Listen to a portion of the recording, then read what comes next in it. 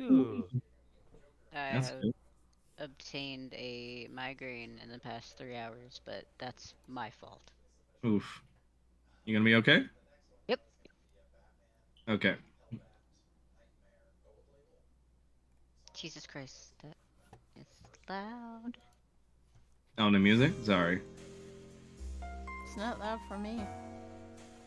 Is it too quiet for you, Mel? Or No, No, no, it's no, just no. fine for me. Oh, It's loud for me because I'm using a different browser. oh, I see. So I haven't Oh, edited any of the jeez. settings. Yeah. Oh no, I use both Opera and GX. Oh, there's a difference? Yes. Ah, I wish that I thought it was GX just Opera GX. No, I Nope. didn't know it was just Opera or Opera GX. GX is specifically for gamers. I see. So it's I wish we would get on GX the same thing we have on Opera, which is tab islands. So it pretty much groups up all of your tabs together automatically, so you don't lose track of where everything is. Oh, that sounds useful. But yeah, other than that, it's literally the same. The only difference is you just have games on your main screen in GX. Pump. Hey, gamer. Yo, what up? The guy that keeps getting away with shit. Not Wild true. life. Totally true. Yeah, he literally catches shit for some things. It's okay. Maybe he won't get away with shit in this time. With these stats, probably not. We'll see. Well, I mean, you are a child. Are you supposed to be like Detective Conan? Look Yeah, at it. kinda. Okay. Yeah. Which is hilarious for what's gonna happen. But I will say I absolutely, and when I looked at your stats, I was like, a little bit low. Oh wait, you're a fucking kid. That's right. You're not supposed to be like a fucking demigod. That's why I was like, yeah, these Good at stats. specific things. Yeah, these stats make sense. Everybody that I have mentioned the character to, they're like, so Conan. Yeah, Yeah, I guess Conan's probably the most popular version of it's this. hard. I mean, it's hard to beat the original. Yeah. Could also be Dennis Shinichi. the Menace. What do you say, Jabila? Could also be Dennis the Menace. No, also he does use a slingshot. Good old Dennis. Oh god. I can Good call old it. Dennis. All right, is everybody in? I am. Yes. Yes. Perfectly loaded. It's loaded quickly. That's surprising. It's loading. Should I be seeing anything? is Loading my quickly because this is a one shot and not the Barovia thing where I have a crap ton of things in it. So you know, this will be a lot faster, I'd imagine. Should I be seeing anything? Because I do not. No, Okay, just we're gonna making sure. we're gonna start with a little bit of intro, a little bit of Max, I Yeah? can see the BG. where are you? Where did I? You should be in the same BG. Did I spawn you and never despawn you? Is that why? No, I'm just saying, if we're not supposed to see anything, I can see Oh something. no, it's because when we were testing your token that one Yeah. time, I spawned you, and so I think it just automatically lets you see. It's fine So- though. It's just a beginning. Okay. Don't So stop. I'm no. just gonna pretend that I didn't see anything for roleplay. Yeah, I mean it's nothing major. It's literally just the train. Oh yeah, I know. I just Um, yeah, I appreciate you letting me know though. What do you say, Shrine? I do not have the option to pop out my sheet. Oh That's- boy. That's weird. Can you open it though? Yeah, Oh, I can open it. I can't pop it out either. I don't think But it you turned can't. me out. You just can't pop it out, but you can open it, right? Yeah. Okay. For That's a now, figure. so let's keep it like that because Okay. we don't want to stress them out again because Yeah. that was some Getting- stupid I'm getting shit. with you. PTSD again. Hey, I stayed with you like up almost all night for that. Yeah. Mhm. I still thank you for that, but oh my god, it's a foundry sometimes. But all right, let's get started, folks. A welcome to the murder mystery one shot. We're gonna go ahead and do a little reminder on the setting. So the setting, you guys are about to board a train called the Lightning Rail Express, right? And it's a bit of a marvel for the current era because you know D&D medieval era, yet you know, kind of fucking advanced for what it does.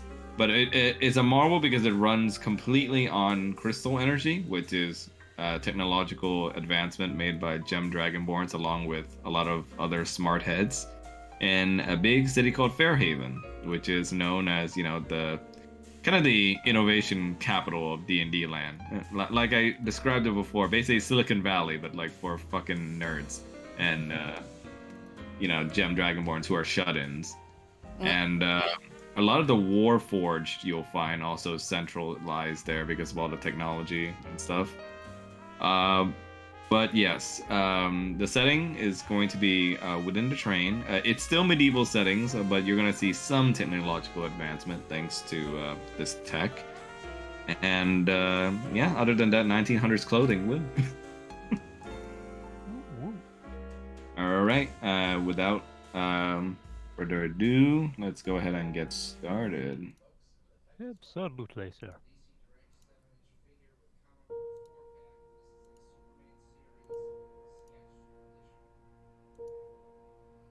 Let me know if the music gets too loud.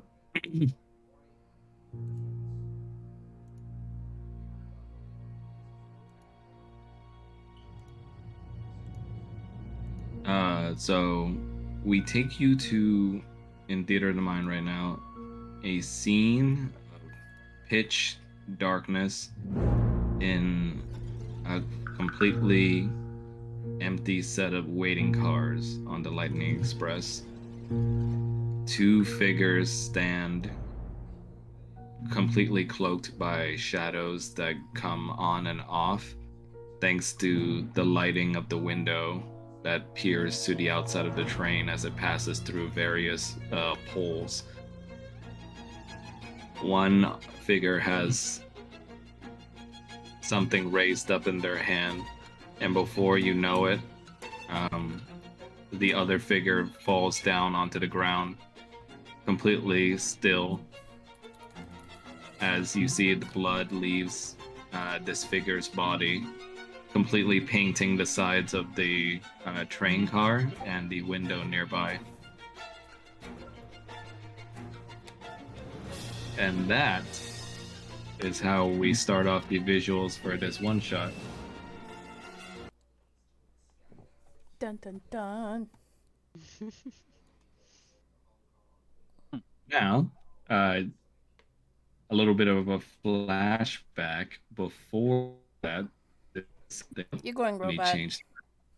Oh, sorry. Can you hear me? Yeah. Okay. Yeah, sorry. So we're now going to cut to a little bit of a flashback before those events. One of the flashbacks, anyway.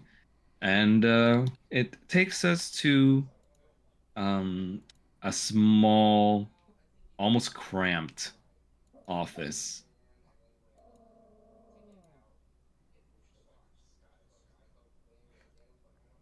You do not own a token revision in the scene. You guys should be able to see through the camera token. I Nope. cannot. Yeah. Can't see shit. I can't. Oh, interesting. We are in the darkness. All right. We are in the void. Also, All right. because it's smaller, we can really see everybody's icons or the cursors now. All right. Let me see if I can change this. One sec. I like Forgive going me, I crazy in am my mouth. easily amused. Since I know you guys can see it, yeah, I get it. Yeah, basically. How's the? Can you guys see now or no? No. Oh, is it because I didn't turn vision on for the? Yeah. You gotta- Womp you gotta use the womp. TV I the can TV see it. thing. Okay. Now you can see it, right? Yes. Yes. Okay. Now. Oh my god, he's so cute.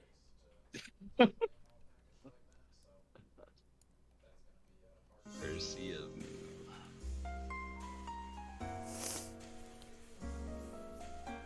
Saturday, September. Small little office. My board filled with string as usual. None of it adds up. He always eludes you. Always. Always leaving that damn card of his. And you see that this small child is looking at a conspiracy board that's completely like lined with like pins and strings leading from one photo to another of different places and different heists, Oh, and no. all of them leading to one photo in the center. And let me show that.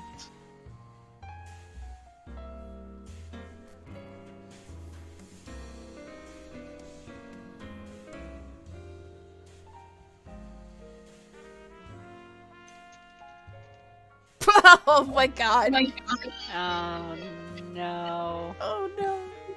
Oh Oh, no. You're I'm hunting so yourself. sorry.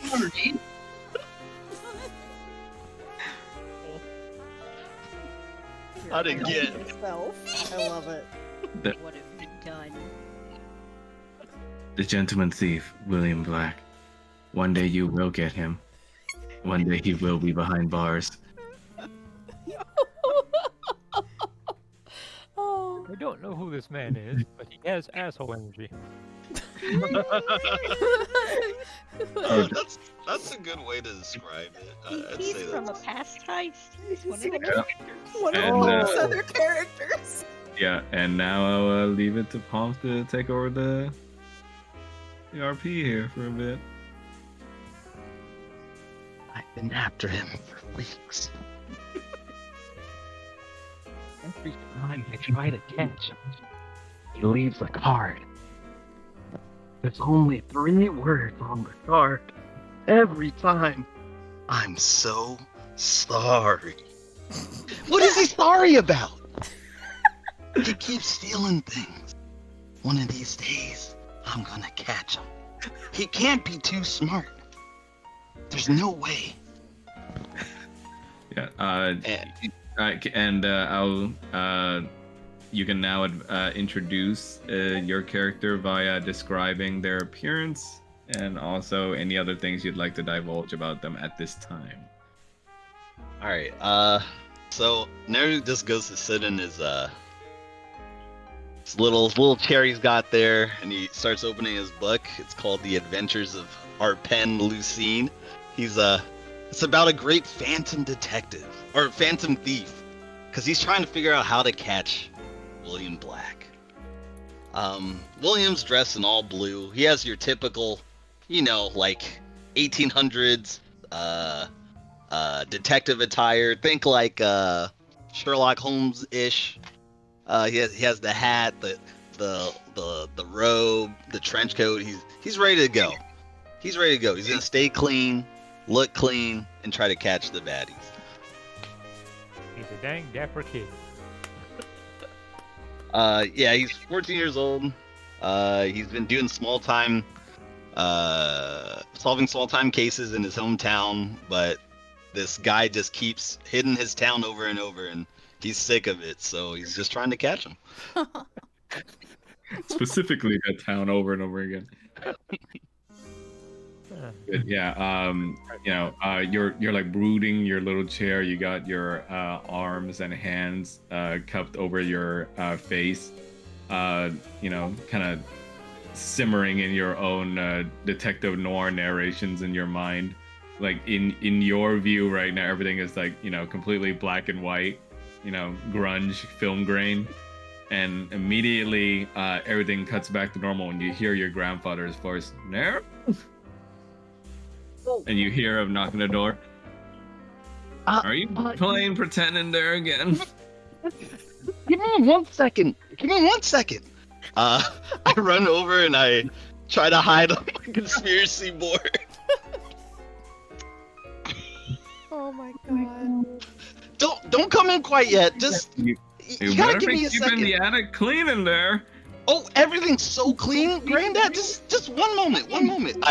I grab all the papers, I shove them into my desk, and I flip the conspiracy board down so you can't see it, and I go to open the door. Through the door, you see your grandpa, but more importantly, he has someone else beside him. He pokes his head in to look around a little bit at the surroundings, and he's just like, why is it so dark in here? Did you turn off the light? I I was just I just woke up from a nap actually, Granddad. You woke me up. Is it? Well, turn on a light or something. Damn, it's dusty in here. I gotta I flip on the switch. See light. Yeah, just like the way you like it. Just make sure to clean up this mess. You always gotta keep all these papers everywhere. I'm so sorry. I'm so sorry, Granddad. I just I'm studying. I love studying. You know me. I love reading books. Just normal kid stuff. Uh-huh. Well, for a normal kid, you sure got a lot of weird customers. And then he stands out of the way and reveals a rather beautiful-looking woman behind him in a fur coat, who's he gestures to and goes like, "She's here to see you, son." Oh, I stick out my hand, but in my mind, I start trying to do a narration, and I go, "The dame. She looked a little raggedy. She looked a little scared. What could she want? Hi, my name's Neru." Can you move your token back a bit? Oh, sure. Sorry.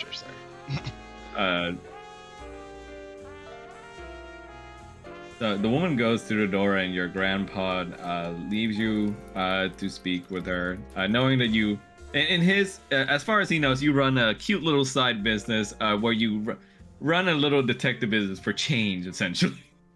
And, the woman comes in and looks around at the now brightly lit office, and she goes like, "Well, I sure hope I ain't bothering you." Oh, Miss, how can I help you? Well, Why don't you take a seat? Take a seat, and we'll talk.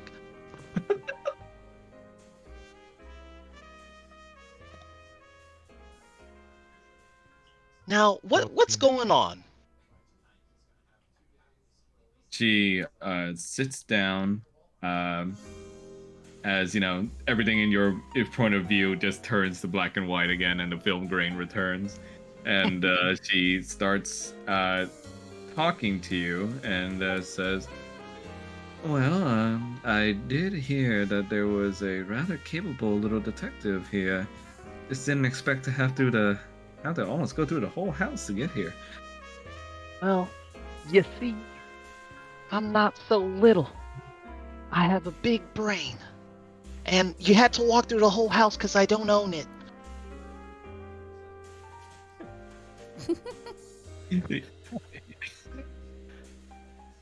God damn it, Paul. She looks at you and goes like, "Oh, well, I mean, I suppose that's rather cost effective. Well, I came here because I was looking to hire your services." Okay, well, first, we gotta talk about what's involved in your little problem, and then we'll talk, money. Alright? She looks at you and goes like, "Oh, well, as for the problem, it's really, I would dare say, our shared problem." I don't know who you are. You haven't said your name yet. Who are you? Instead of responding with words, she instead hands you a small little folder that has some parchment papers in it. And immediately when you open it, you see a picture that rather shocks you. It's a clear picture of a man that you so far in your life has known as the one that abandoned your mom. What? Your biological father. Okay, alright. How do you have this? Who are you? I'd rather not answer that right now. prefer to stay anonymous with this tip, but I'd like to hire you nonetheless. Okay. Alright. I can work with anonymous, but it's gonna be a little bit more expensive. Ah, Also, See? you have to explain why did you bring this picture? I don't want to see this man ever again. Well, I just so happen to have an opportunity for you to meet the man face to face and potentially get some answers. I happen to know that he is of some negative significance in your life. That is something we both share. So, I would like to offer you a job on the Lightning Express train. Let me think about it for a second. Inner monologue. The dame came with pictures of my father? How could she have done this? Who is she? Why is she showing up in my office? Only time will tell. Maybe I need to accept this case. Yeah, I think I can do that. Yeah. I want to tell him exactly how I feel. Well, that's perfect, dear. Because, as far as I know, he's about to be headed on that train, headed to Fairhaven. You can probably intercept him there and have a big chat with him. While you're there, though, I will ask for you to keep a sharp eye on things. What do you need me to keep a sharp eye on? Let's just say I got a bad feeling something might happen on that train. Okay, well, I'm a minor, so if something bad happens to me, you're gonna be in big trouble, lady. Says, well, your train fare will be taken care of. I'll take care of the accommodations and everything. I just need your services and your high intellect there to take care of the situation come what may. We have a deal. But I have to ask. Why did you ask a 14-year-old? There's plenty of other private eyes. None that are related to this man. I feel like I'm making a big mistake, but I hold my hand out. It's a deal. Perfect. Now, do you take a check? Because she hands you a check and it is way more zeros than you've ever seen in your pay grade as a local village boy detective. Oh my god, lady. I'm gonna have to open a bank account. She looks at you and goes like, yes, well, I'm afraid I can't help with that part, but enjoy the riches should you get the job done. Alright, well, I guess I'll be seeing you, lady. I need to go talk to my granddad real quick. You can just show yourself out. There's the door's right there. In fact, I need you to get out of here. I'm a little freaked out right now. The lady is a little put off by the way you shoot her out, but she leaves through the door. Granddad, where are you? Hello? Yeah, it's theater of the mind for the outside parts of this room. But yes, he goes up to you with his cane and asks, "Yeah, you didn't bother that nice lady too much, did you?" She kind of bothered me. And I hand over the file. And he goes like, "Oh." Now, why do you think some lady would want me to talk to my dad for? I don't know, but thought we told you to not keep this man in your mind anymore after what he did to your mother. I need some closure though, Granddad. He did a lot of bad things to us. You're a 14-year-old. You need sleep and to do your homework. My homework's already done, Granddad. I do it every day after school. When I get home. He goes like, oh, kiddo. Even for my age, I gotta say, you need a social life. I'm plenty social. I have books. Oh dear. He rubs his temples and just says, so the lady's asking you to go talk to him, or? He said she'll pay for my train ticket. All I have to do is talk to him and pay attention to what's happening on the train. Sounds pretty easy. Well, I've never heard of anyone paying money in order for you to talk to somebody else before. Yeah, I haven't either. It's a little sketchy, but well, How much is you he know. paying you? Well, I show the check to him. Your granddad sees the check and his glasses fall off his face as his eyes widen. You can almost hear like his cracked like wrinkles on his skin widen as he opens his eyes and goes like, "Oh, Yeah. It's not a little game I do anymore, huh, Granddad? you sure this is legitimate?" He starts looking behind the check and seeing it. It looks pretty legit to me. Let's go to the bank. I You need to sure put the this is money like in last time where you saved that one cat or whatever and they paid you in play money? Okay, hold on now. I let my guard down for a second. That was one time. I don't find cats anymore, Dad. Or Granddad, I don't do that anymore. I solve real cases. I know better than to try and talk to you through your numbskull when you get like this, little grandson. Suppose it's time for you to try and go on a little solo field trip for once. You need Yeah. a chaperone? No. Absolutely not. Please stay home, Granddad. You actually will make everything worse. He just looks at you and goes like, alright. Just don't get into any trouble, alright, Neru? Trust me. I will not get into any trouble. I cross my heart and hope to die. Immediately, Slam cuts to a bright, shining light being shined against Neru's face.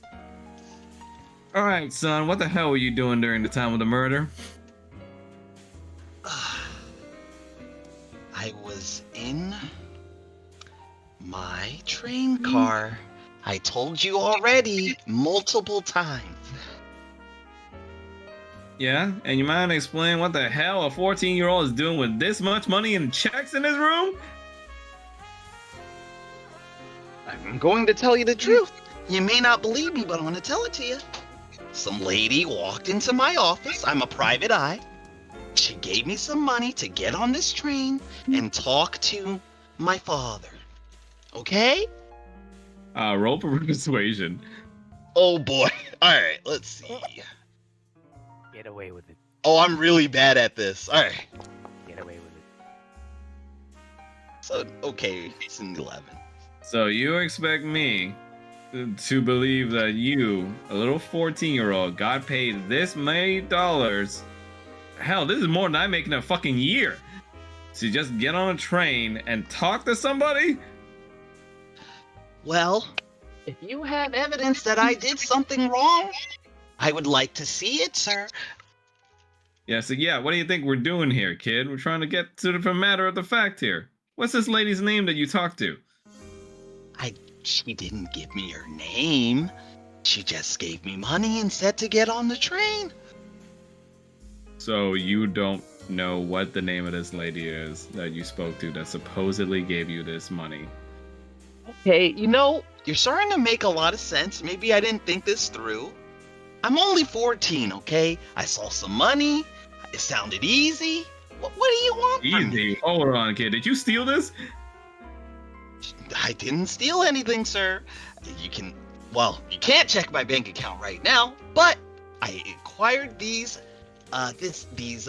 funds legitimately. Roll for persuasion with disadvantage. Man, this is some bullshit. Let's see.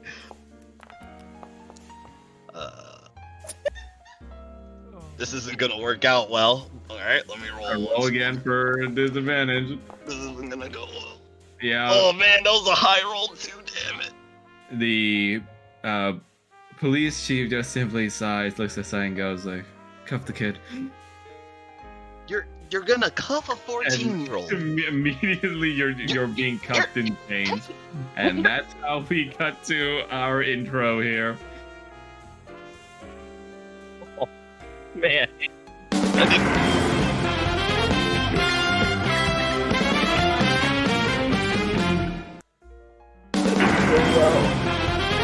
to do it. Murder on the Lightning Express. I would have totally made an episode title card there, but I have no video editing skills. Oh man, that would have been wild. I can do that. Next content. I am good at that. I will definitely ask you for that, Rattles, in the future then. But, alright. Now we cut to another flashback. After what happened in Neru's office, but before boarding the train.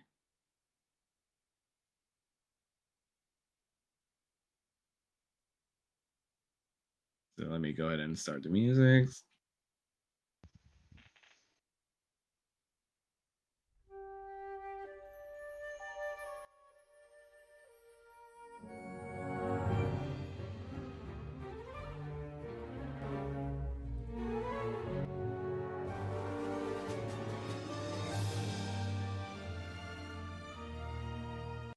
Oh, wait, not this one. There we go.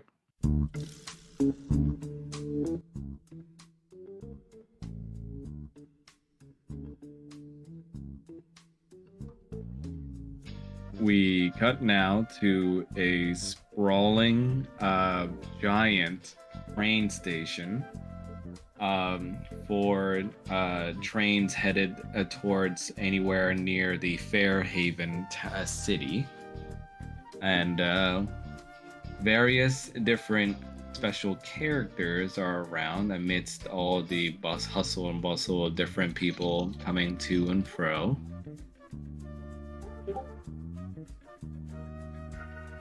Mel. We cut to a prominent figure over here. You guys can see my ping, right? Yes. A rather stern-looking man in a business suit and vest, with glasses, looking over various documents. And by his two sides, attended to by a Dwarger dwarf, who is his right-hand man and also bodyguard. So, Jabilo, why don't you go ahead and give a description for what your character looks like? Blocks Boompile. He would otherwise look like a tall, intimidating, stout human, except for the fact he is much, much shorter and much, much stouter. And much, much cooler. Just sitting there on the bench, just watching the world pass by, waiting for his friend, another friend, air quotes, to come to decisions. And he is a Dwarger, yes? Yes, he is. He has very whitish coal skin and a beard that looks black, but only because it's dyed. A bald head, and he wears some very serious black shades that are almost just like a blind person's glasses, just very, very dark. They cover his whole eyes like a little box kind of thing. Don't let any light in whatsoever. And he's just chilling with a pink rose in his lapel. Oh, okay. There you go. And on his... One more detail. Oh, okay, go ahead. There's a very stout-looking umbrella by his side. A lot of things are very stout with him. Yeah. But on his other side, Rattles, I'll hand it over to you to describe your character's appearance. Harkin is a Azamar, and she has a very fucked up wing on her left side, followed along by she does not care so much about clothes, so she's wearing about just a shawl on her top half, and so you can see a very long range of burn marks going up here to her neck, and she's wearing a mask. And currently she is arms crossed, constantly tapping her foot. And you see this stern businessman look over to Harkin's direction and ask, like, all right, Miss Harkin, do you have all the medications ready for me? I do. You have to take them in 20 minutes, so can we please get on the train? Yes, I know. But a man as busy as me is gotta get some work done, right? So plant your legs down and calm down. Besides, it's not like you can really. Besides, it's not like you can really just take in the sights anyway. I'm just gonna pretend you didn't say that. He looks over to you, Blocks, and asks, like, all right, Blocks, how's the itinerary looking? Looking good to me.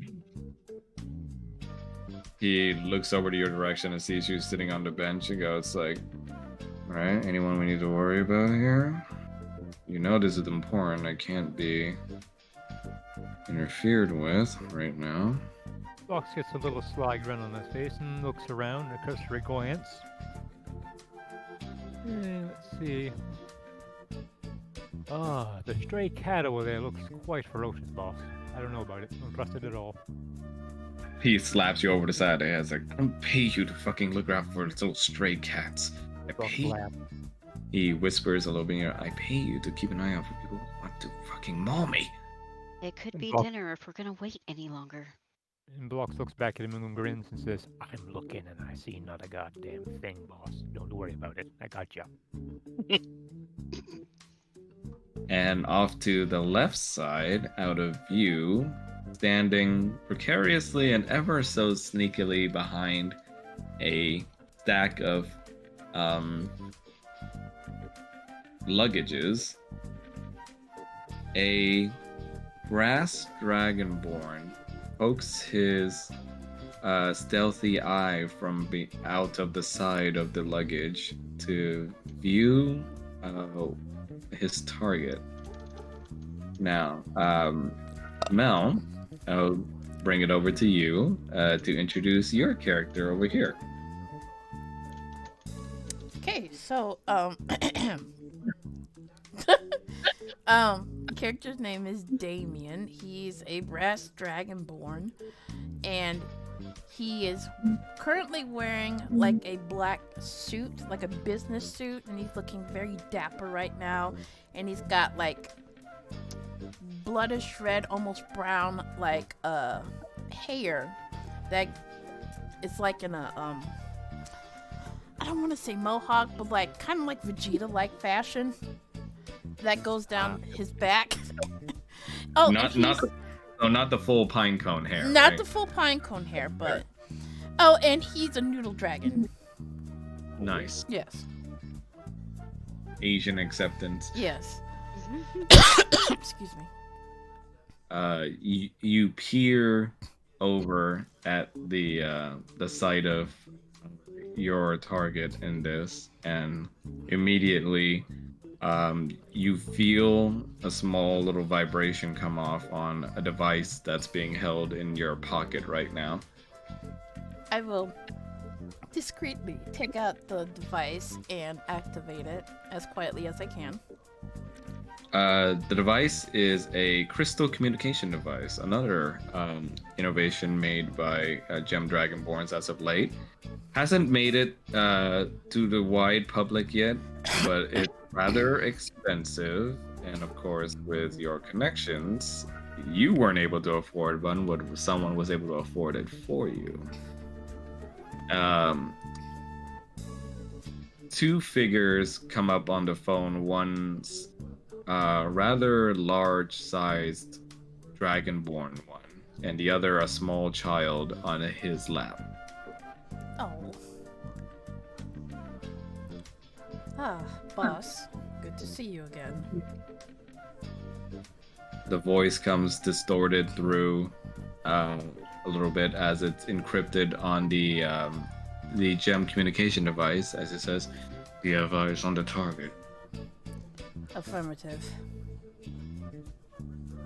All right, you know what to do. I trust you in being able to do this. I understand. I will not let you down.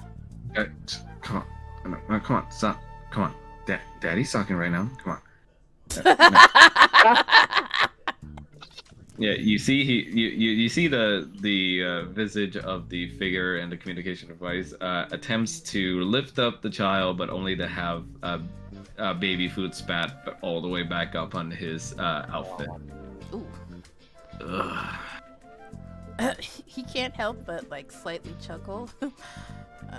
Congratulations, sir. You must be very proud. I am. But I'd be more proud once this job is finished.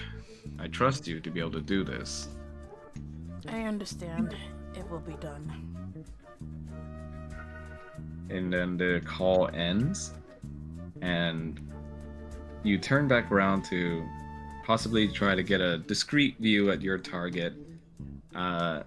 And I need you to roll for stealth.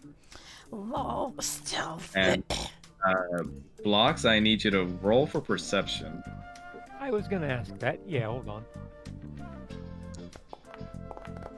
I've never used this particular thing before, so Oh, excuse me. Yeah, so you just pull up your character sheet, Oh my. okie dokie. and then you can just press perception from the skills list. Perception.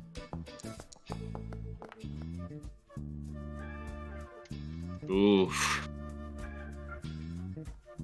You both got pretty damn high rolls, damn.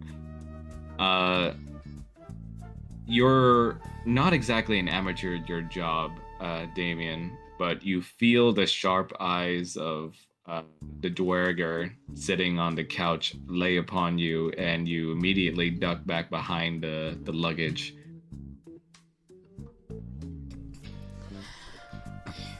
Dwerger's gonna be a problem. The Dwerger is currently looking over in Damien's way. He pulls down his glasses just a little bit like it's an 80s movie and exposes his eyes. His irises look almost like cataracts, the way they're gray and glowing. He grins in that direction, puts his glasses back up, and goes back to doing nothing. Might have to kill him too. Just the thing we love to say in a murder mystery.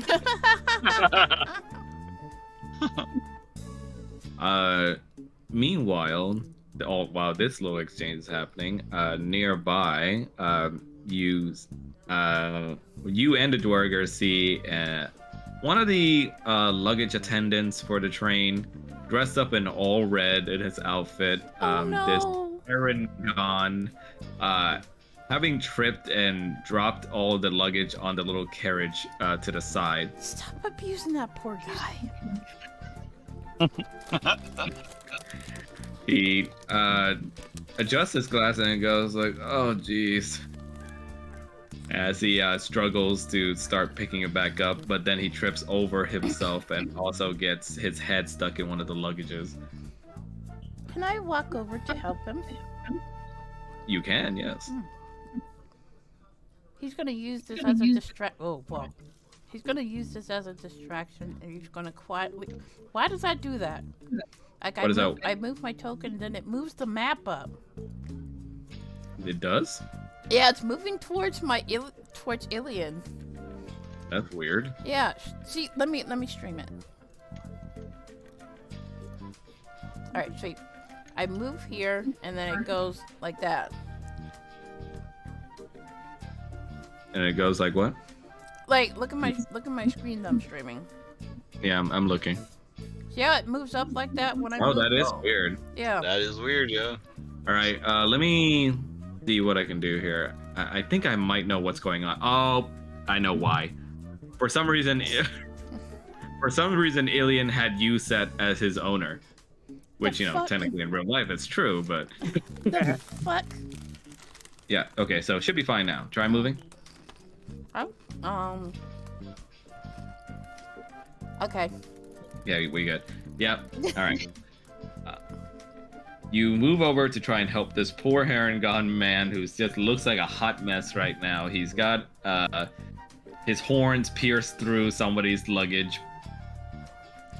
Excuse me, sir. Do you need some help? Oh, yes, please, thank you. Damn it. He hurriedly searches the name tag on the luggage to ask for it. Venice, is that you, sir? No, I'm afraid not. I'm so sorry about your luggage. I'll help clean it up. It's no trouble. Just let me help you. And he's gonna pull off the luggage from his horns. Ah, thanks so much. Oh. Quite a tumble you had there. And he's gonna like fold the. Fuck! I pressed the Welcome, wrong Mary button. I pressed the wrong button. Yep. Yeah, Paul figured. And that was talking. Okay, so he's going to say like it was quite a fall there, and he's gonna help him like fold the clothes back up and neatly put them back into the suitcase. He goes like, yeah, I still adjusting to the divorce. Oh, I'm sorry, man. That's gotta be Oh rough. no, it's fine. My ex-wife is rather civil about it. You know, I get to at least keep 20%. 20%. Oh, you know, it's generous. You know, and I really don't deserve any of it. Ah, she's scamming you, dude. And 20% was kid. Probably, but near. 20%. As this conversation is happening, nearby, walking out of the floral shop that they have here in this train station, Shrine, it is your turn to introduce your character. All right. Venice Totor. He is a tall, pale human man with a wide-brimmed black hat perched on his head, covering some wild black curls. His neck is decorated with a white ascot that's pinned in place with a golden rose pin. He wears a long black coat, a purple vest, green pants, and calf-high boots. Next to him, there's a bag that looks like a doctor's bag, and a black cane with a silver raven's head handle is hooked over one arm. Currently, he was leaning forward and staring at the display of flowers there with keen interest. Oh, he's a doctor. I thought he was a rabbi. Could be Well, I the same mean- thing. He is rocking the Vicar look, Yeah. or is it Vicar? I don't know how to pronounce Vicar. it. Vicar. I think, Yep. yeah. Yeah, my man's rocking the Vicar look. I mean, I always thought it was Vicar, so Yeah, another version of him is named Bakar. yep. You were busy inspecting the beautiful flowers they have on display here when on the side you happen to hear your name being mentioned as you see your main luggage, which is this.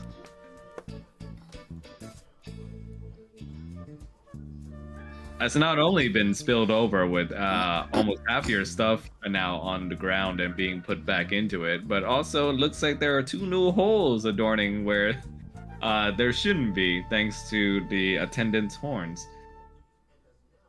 Oh dear. Yes, And right.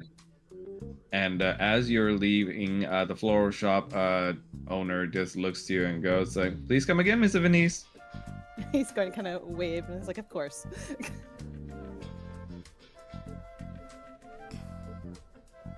you see, as you draw closer, the attendant looks over to you and goes like, "Are you Mr. Venice? I'm so sorry. I was trying to retrieve your luggage from checking." It's all right. It's all right. Are you all right? Well, that's sort of a deep question for me right now. He's gonna pat him on the back for reassurance. Oh, thank you. I'm so sorry to have made a scene. It's quite all right. He's going to lean down and start putting what's left of the stuff into his luggage very carefully. I'm so sorry, sir. I'm so sorry. It's all right. Accidents happen. Okay. Is there any more of your luggage that's missing? Oh no, this should be all. He's going to kind of gesture to the doctor's bag, sort of next to him, and just be like, "I believe that's everything." Okay. Oh, I gotta go back. There's more luggage to get. Thank you so much. Before you go, he's gonna toss a gold piece at him. Oh, thank you, sir, for the tip. And he's just gonna nod with a smile. Be a little more careful, yeah? I'll try. He immediately, as he turns around, does that thing where his ankle twists a little bit too much, and he falls over again with his shoe flying off his left foot. Oof. I'm okay. Poor dude. I was just trolling a little bit, having watched the whole thing now that he had. Why is your guy so fucked now? No, he's talking about Boris. Oh! Yeah. I was like, what? Yeah, he hurries. He doesn't even bother putting on back his shoe. He just carries it in his other hand and he like shuffles off to do his work. Whoa. He's going to take a moment just to make sure that everything is in, that everything is in his luggage. Everything is indeed in your luggage, especially the thing that you were afraid would be noticed by the attendant.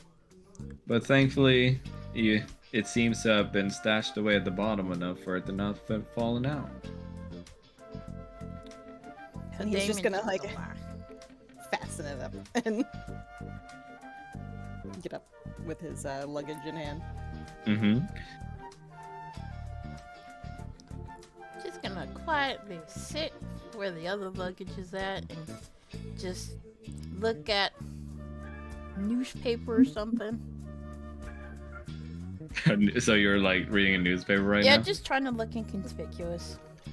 Okay. Why don't you go ahead and roll for performance for me? Performance. I will perform for you. Oh, that was so close to a 20.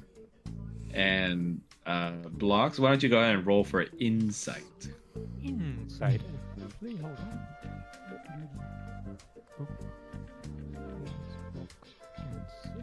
Yes. Here we go. Oof.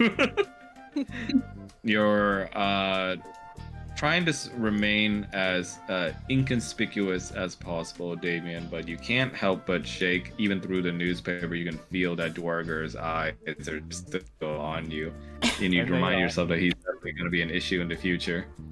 He's not even looking directly at him, as his glasses would indicate, but he is sitting there with his hand on the side of the bench, just grinning. And with that, our boy detective makes it onto the scene. Why don't you describe what Neru's up to right now over there in the little bakery? No, so Neru, he's a kid. He's hungry. He saw some food, and guess what? He has a lot of money now. The most money he's ever had. He's about to buy a bunch of pastries. Oh god. Nice. You load up on pretzels, on little bits of salty pastry that is clearly overpriced at this train station as they try to take advantage of travelers, but you don't care. You can definitely afford it now.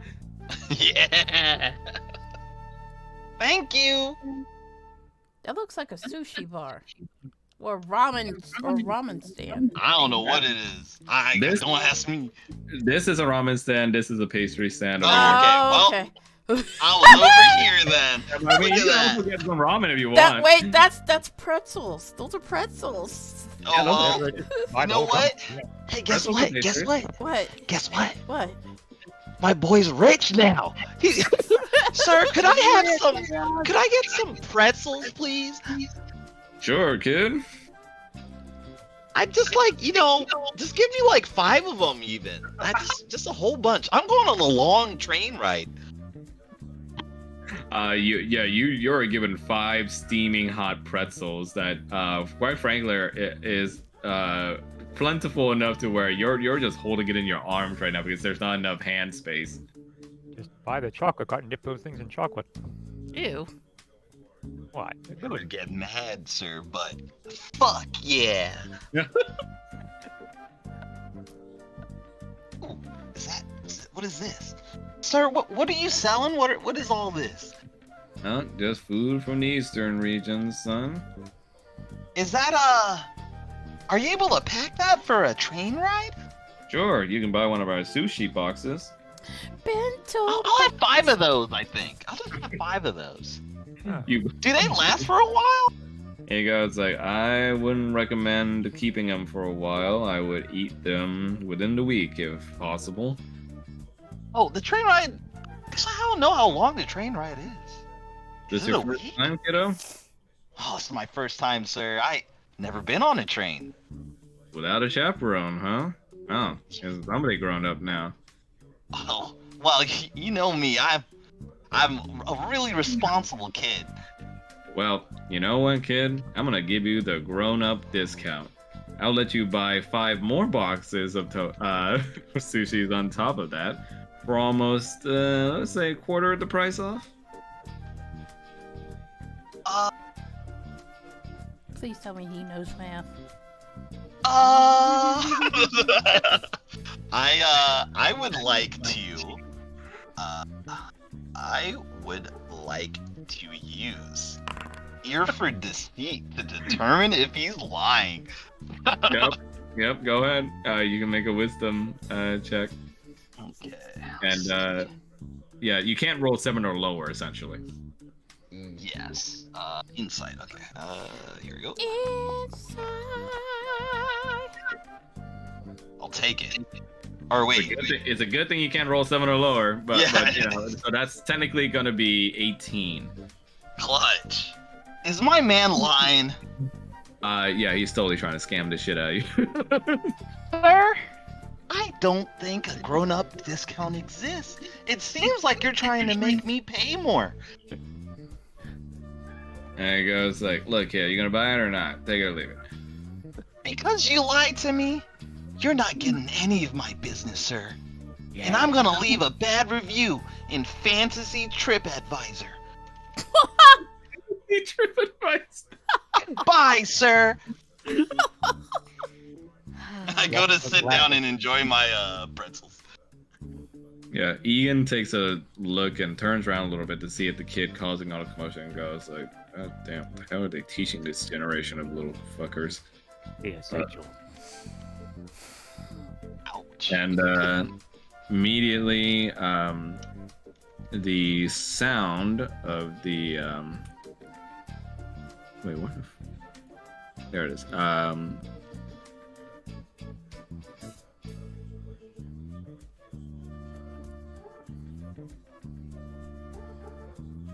What the fuck?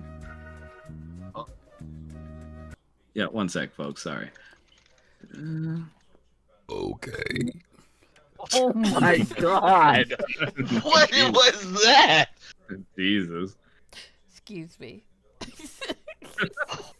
Jesus. Like, I like how he's just like, excuse me. Well, it's impolite to not say excuse me. As demure as a backfiring car.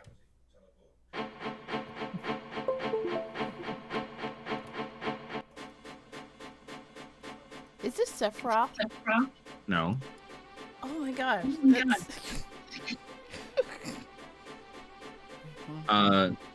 You guys hear the loud whirring and also horns of the train having arrived, and therefore cueing all the passengers to be boarding soon.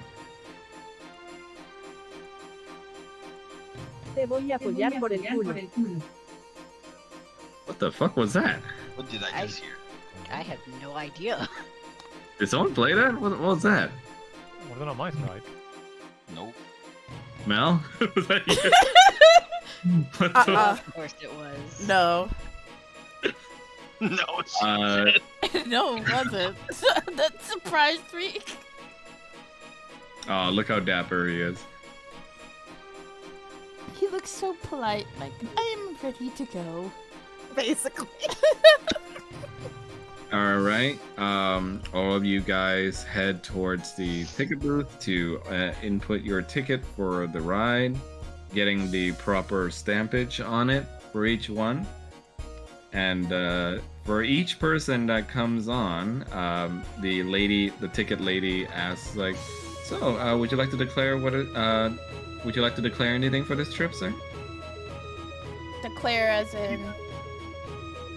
Like, well, when you travel, they ask you that to say, like, oh, you know, I'm traveling for pleasure, or like, if you like to declare anything on like your little ticket as to why you're traveling. I'm traveling for sightseeing. And Venice. This is just traveling to pick up some plants, actually.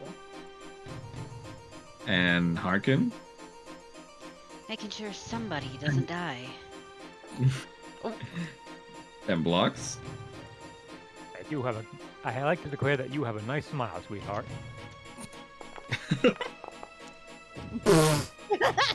Roll for performance.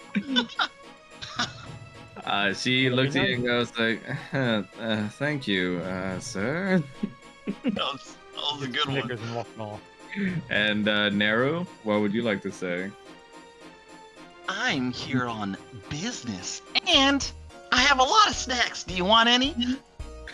She goes like, oh, no, thank you. I think those are for you, little man. Here you go. And she stamps the last ticket, which is for Naru, as Thank everyone starts to board the train.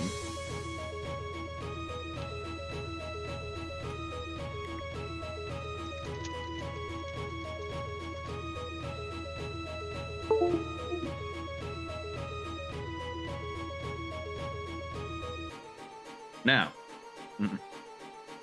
I swear to God, Mel, I know that's coming from you. No, it's not. And Pomp, yeah, it's from FF8.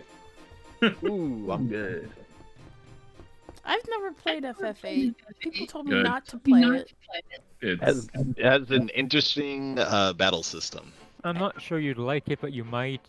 You know, you've played games I thought you might not like, but you actually finished them, so you might give it a try. But Hmm. you Also, probably I think hate the plot twist is really dumb in my opinion, but yeah, it.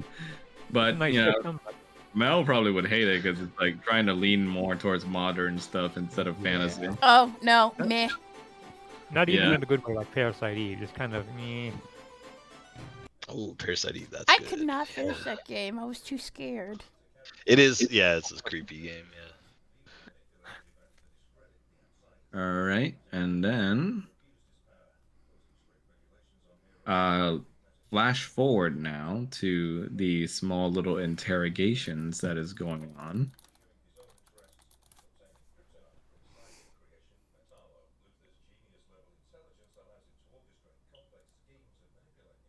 Like what they do to the poor alligator.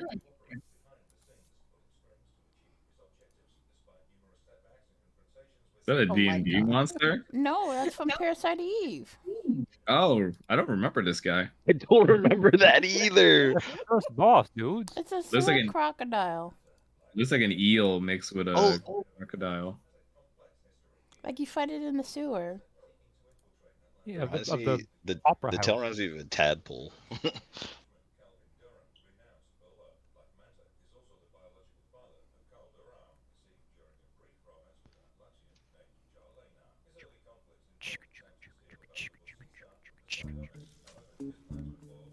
That We was cut now to a rather dreary-looking scene, as many people are forced to be in the deluxe car of the train.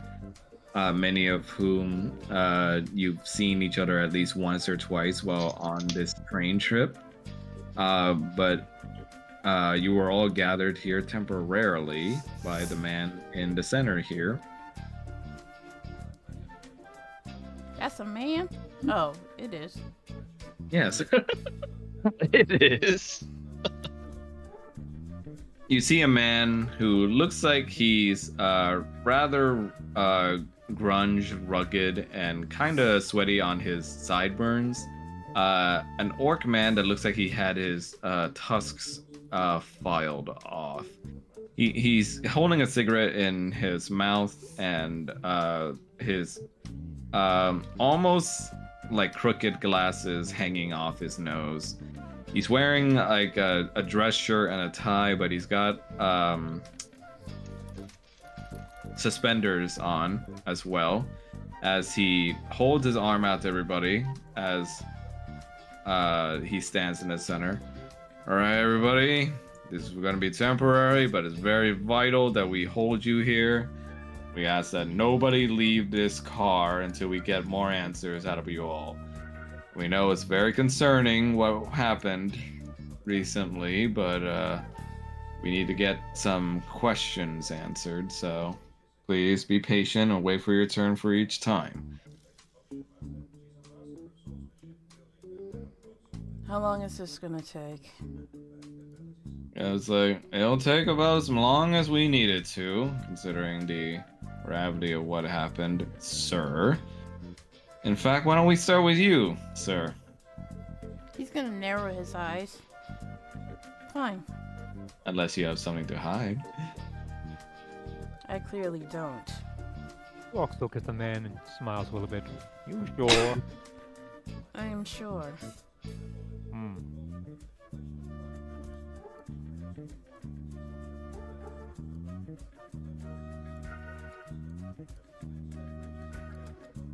Right, he sits you down and shines a light against your eye brightly. He's gonna like wince at the eye and kind of just make a disgruntled grunt. He starts writing down on his notepad. He says, all right, well, for starters, for introductions, since everybody's here anyways. Hello, sir. My name is...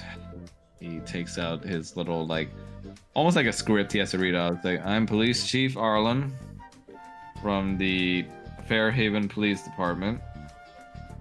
Sent here to take care of this little situation, so why don't you go ahead and give me your name?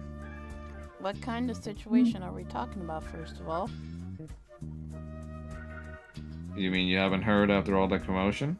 No. Somehow I doubt that, but there was a murder. Really? Yes, a one Mr. Egan Baker, over in the waiting room cards. Now, for my questions, sir. Now, what was your name? Damien. You got a last name in there, or...? No. I'm an orphan. I see. Alright, well, Mr. Damien, may I ask what it is you're doing on this train? I'm on my way to Fairhaven to do some sightseeing. Sightseeing, huh? Well, why don't you tell me what you're looking to see there in Fairhaven, sir? The Gem Dragonborn technology. You don't really strike me as the type to be into that sort of business. I get that a lot. But I'm a bit of a fanatic. He spots the holy symbol on your person and says, right. Well, what is your profession, Mr. He looks at you warily with like squinted eyes. I'm a bit of a freelancer. A freelancer, huh? Yes. Well, that's conveniently vague enough not to tell me anything. I'm telling you the truth. What more do you need? Go ahead and roll for deception. Deception. Disgrace. Let's see, deception. Evil displayed as the scar on his face. My god, these rolls. Oh, okay, I'll take that. You see that you're casual enough about it to not raise suspicions, but this man specifically seems like he knows something enough to be wary of you. And could you please tell me where you were during the time of the incident, Mr. Damien? I was in my car. This is going to be one of those situations where I privately DM certain players about knowledge that their character specifically has. Okay. So should I wait for you say before you type? Okay. This case closed music is making me feel nostalgic. Ooh, excuse me, sorry. You're really good at that. I'm a bit gassy, I'm sorry. A bit.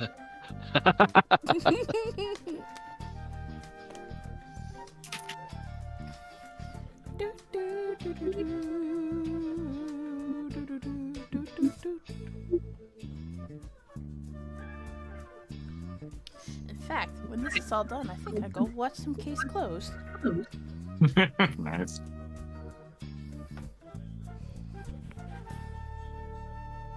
The first season where they have big ass ears and shit.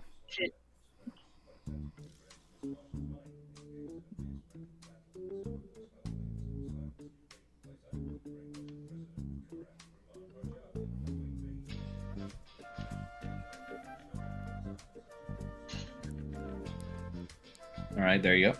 Alright. Well, if you must know, I was in my cart, waiting to arrive to Fairhaven. Right. Speaking of the cart, Mr. Damien, we did do a once over passenger cars here, and we found some interesting paraphernalia in your luggage. Really? What did you find? He takes out from underneath the table a pair of scimitars. Care to explain these, Mr. Damien?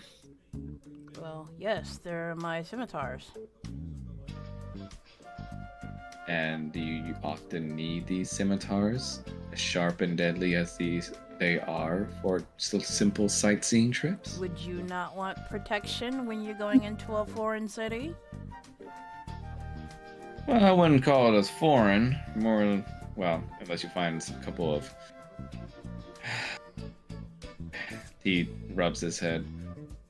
But I'm not here to argue with you, Mr. Neither am I. Damien. It's a rather harmless city, so I find it hard to believe that you would need this much gear in order to stay protected, as you state so, on your way there. Nothing there but inventors, so a lot of shut-ins. At most, you'll find one deadly warforged there or not, but unless you're doing something wrong, they won't attack you. Well, be as it may, I never go anywhere without my swords. Huh. And you did get these checked through security while you were having your luggage checked, correct? Oh, absolutely. I told them I need them for self-defense. And did you follow the standard storage procedures and had them clearly up and out of view in your storage compartment? I did.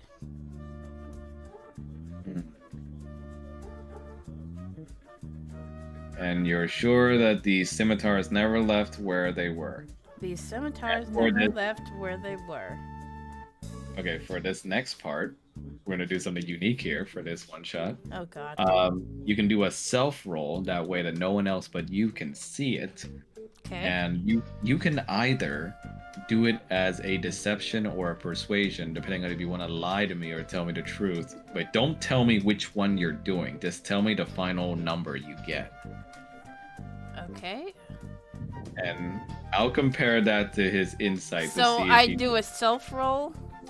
self-roll. Okay. All right. Let's see. You can either do deception or persuasion, but don't tell me which one you're doing. Okay.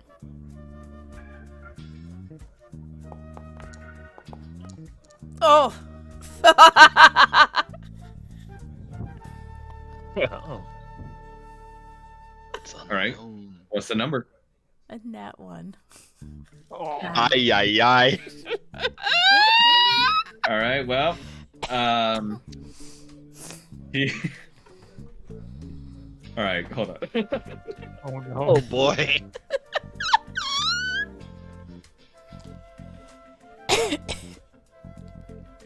He looks over some files and takes out a little folder. Well, in the interim between when we were able to get here and when we were investigating the cabins, we also did a little bit of research on your name, Mr. Damien. Is that so? Yes, including your record. Do tell. You are no strangers to prisons, Mr. Damien, and no strangers to murder charges either. I was a warden once. Yeah? And how did that turn out? Didn't like the job. Didn't like the job, or didn't like being on the other receiving end? I didn't like the job. He squints his eyes at you again and goes like, well, we're definitely gonna have more questions for you, Mr. Damien. I think it'll be good if we keep you contained here for the meantime. I would much rather go back to my cart. Well, we insist. And I insist. I need a nap. You try to get up and you see two Warforged enforcers standing by the door, just menacingly standing before you. Just gonna stare at them and kind of just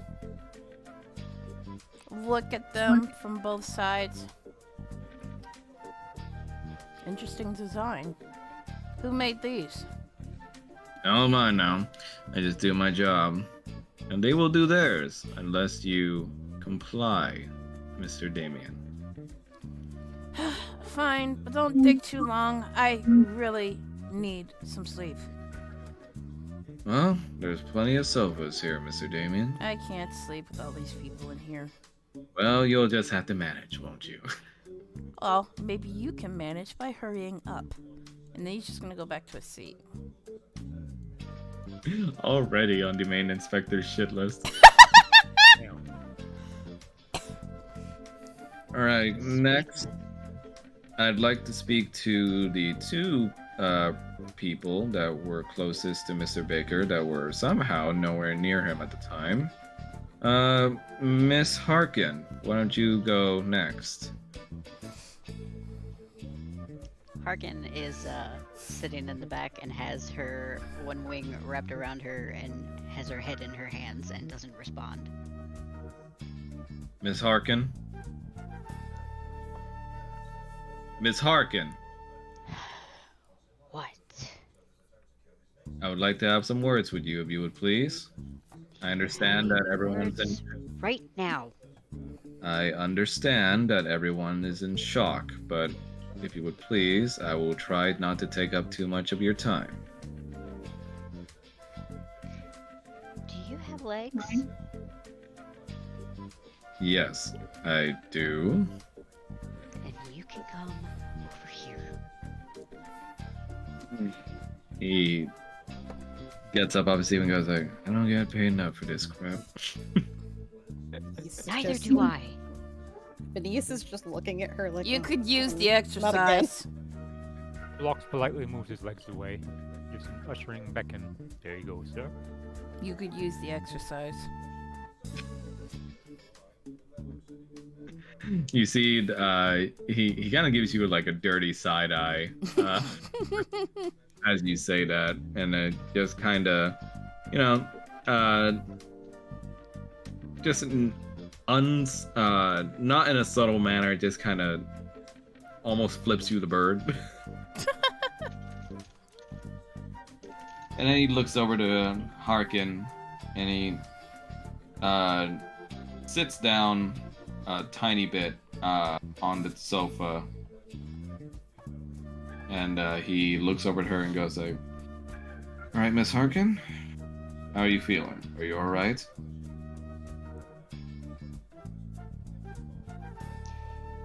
You know, sometimes I think people are blinder than me. What do you think?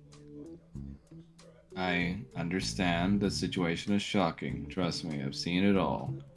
But I just have a few questions for you. You were one of the people that had access to Mr. Baker's room. Therefore, your testimony would be important. Alright. So, just clearing some information I've gathered from the other members of his staff. You are his personal nurse and attendant, correct? Yes. Could you please illuminate to me as to the reason why Mr. Baker needed a personal nurse and attendant? I'm not obligated to say that. I understand it's a bit of a private issue, but if he had any conditions that may have played into this investigation, I would deeply like to know. I assure you he did. He didn't have any conditions or diseases? My God. He did, but it has nothing to do with any of this. Well, I would still like to find out anyway, Sarkin. You insist. If you... That is all I can tell you. He sighs and goes like, was it terminal? I would at least like to know that. It's treatable. I see.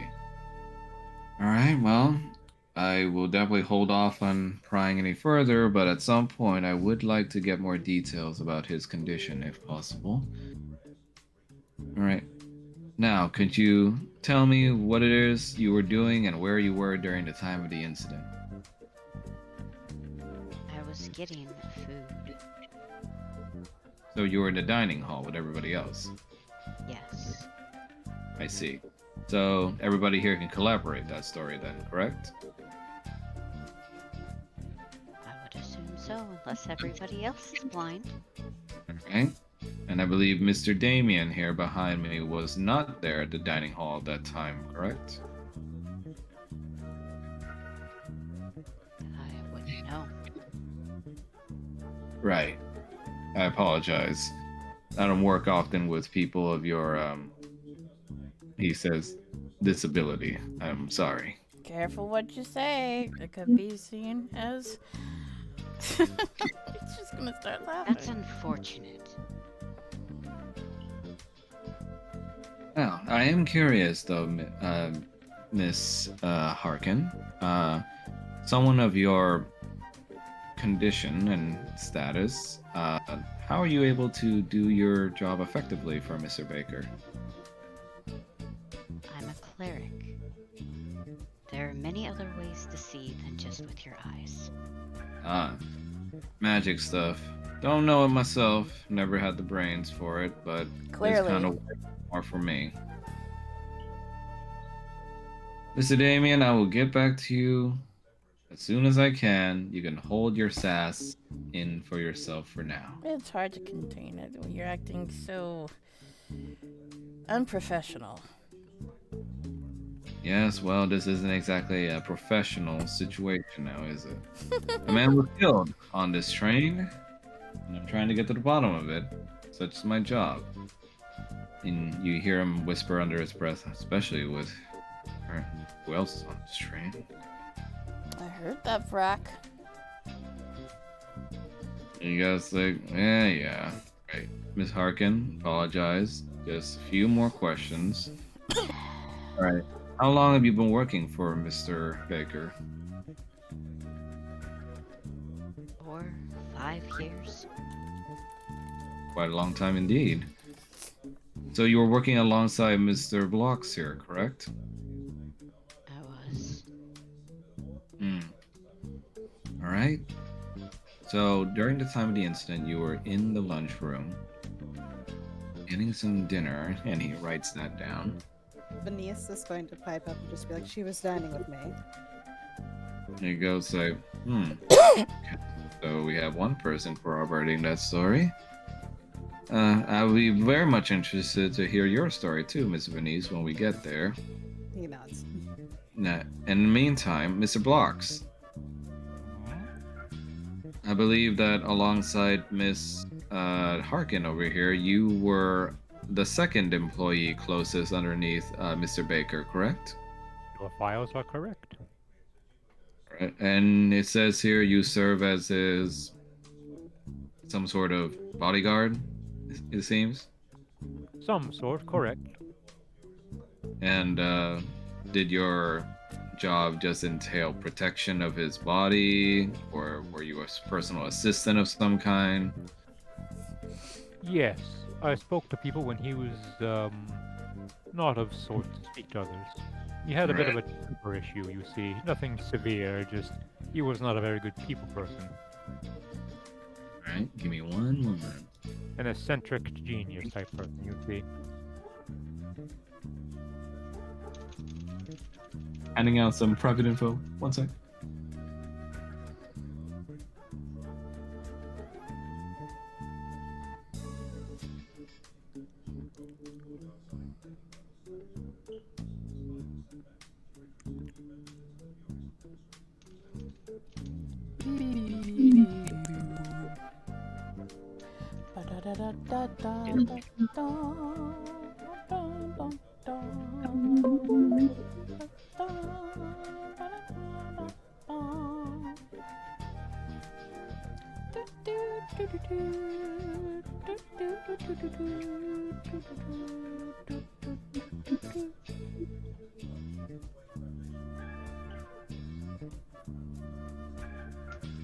All right.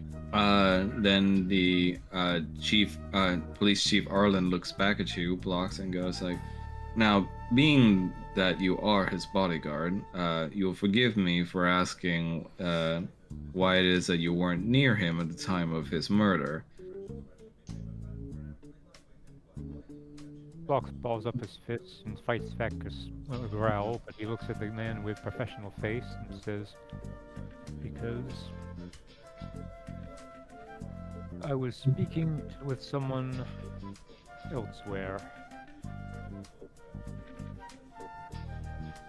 He goes like, "Would you care to reveal who it is that you were speaking to, sir?" An old flame of his, in first class. Old flame, huh? All right. I believe we might have an idea on who that is.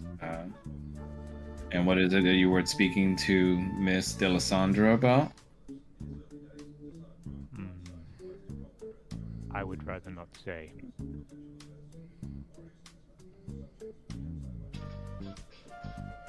If it pertains to the investigation, sir, we would like to hear more about what it is you were conversating about. I understand that. And he goes further along and goes like, "All right, well, can you at least describe the condition of Mr. Baker before you had left his side?" I can do that. A little bit agitated, but he always gets that way before we travel anywhere. Otherwise, he seemed in good health and reasonable temperament for him.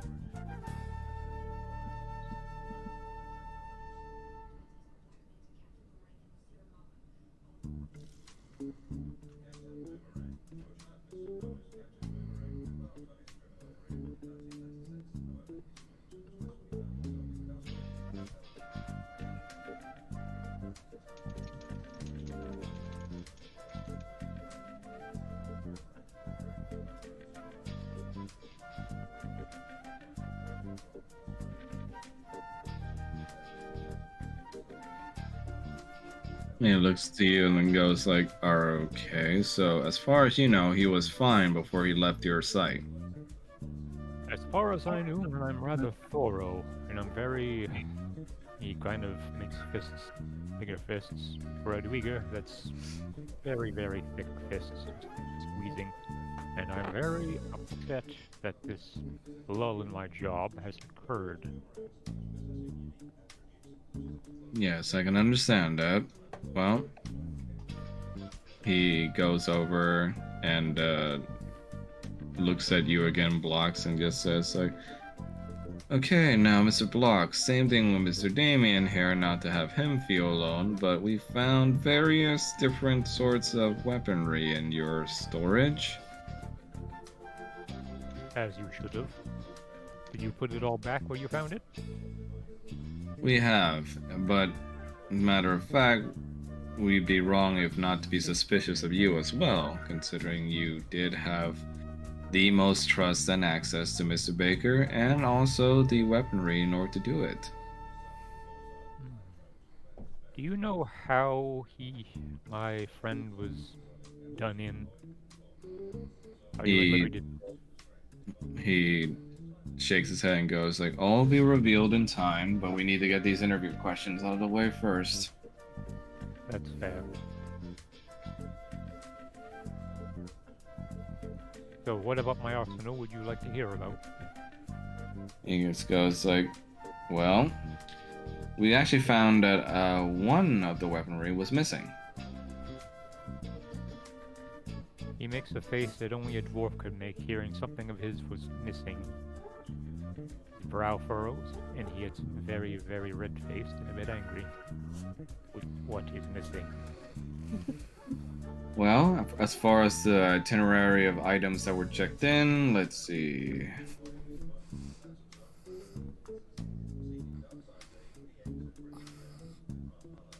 I think from what I can see here, the missing item was the pair of knuckle dusters.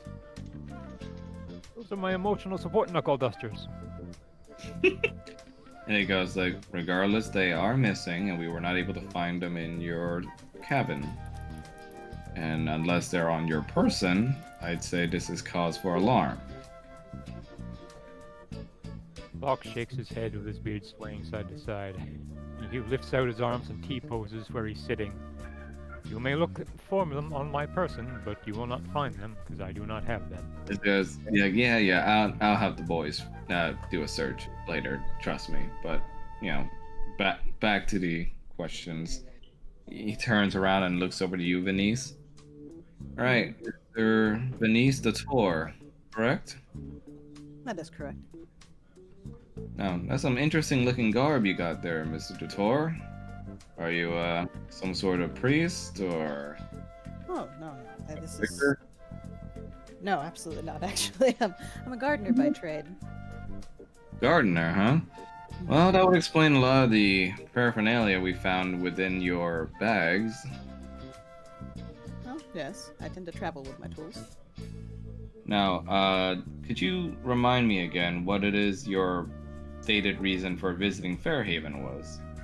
I'm actually going to Fairhaven because there's a shop that specializes in plants that has produced some new strains of roses. I'm interested in picking up some samples. Ah, so real botanist, are you? Degree. He looks at you and goes like, huh. And you start to notice his eyes are getting a little suspicious on you.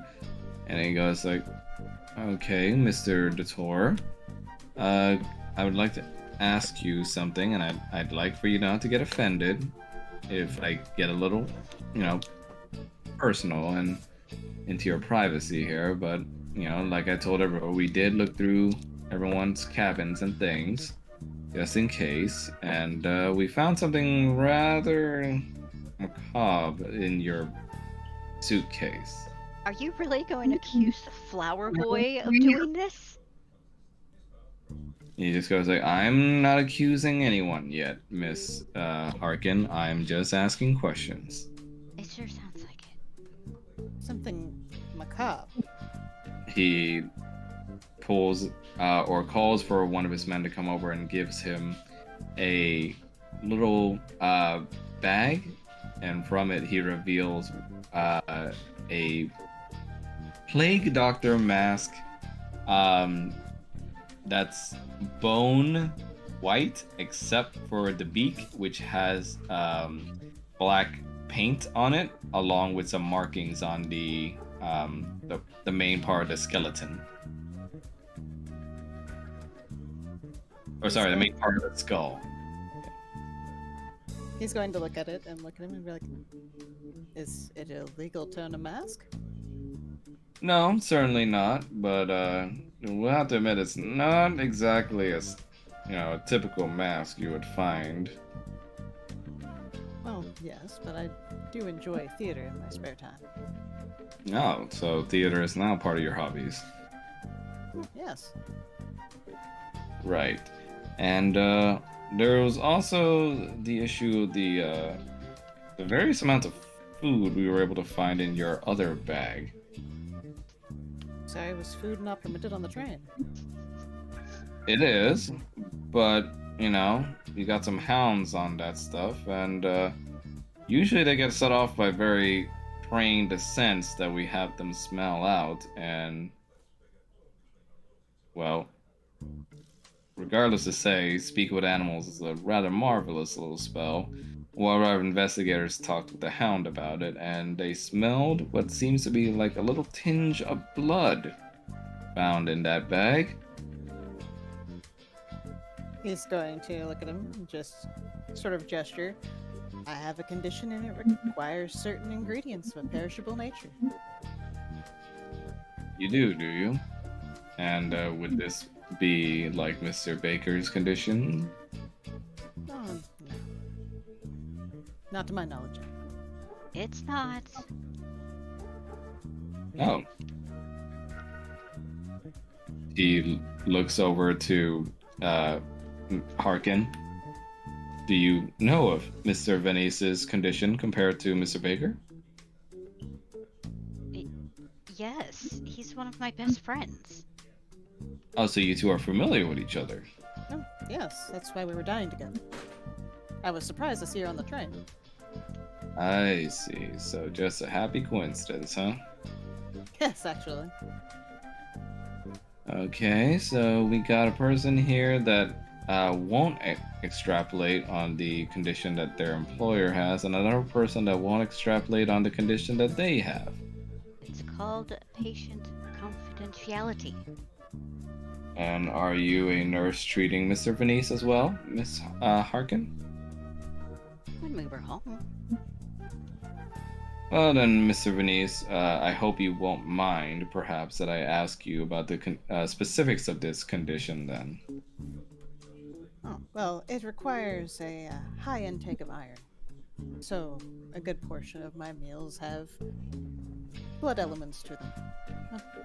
Blood, things like that. Iron, huh? Huh? Oh. Considering that I have a low potassium myself, based on what the doctor told me recently, I don't exactly blame you. I've been there. Still, though, it is quite disturbing to find both this mask and those blood food items in your bag. I hope you won't blame me for being a little bit put off by it. I understand, but I assure you, they're not related to each other at all. I see. Alright then. Then, I guess all that's left is, where were you during the time of the incident, other than when you were dining with Miss Harkin over here? Well, finding that Miss Harkin was on the train, I've spent most of my time with her, actually. Is that so? Mm-hmm.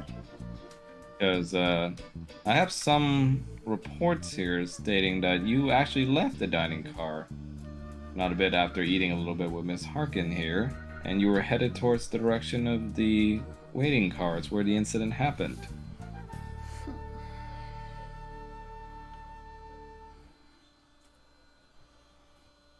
Well, I did need to go and get something from one of my bags.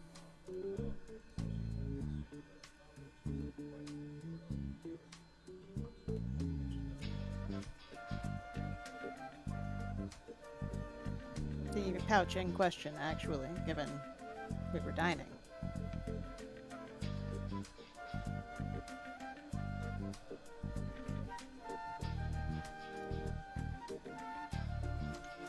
He looks. Sorry, I was DMing Shrine.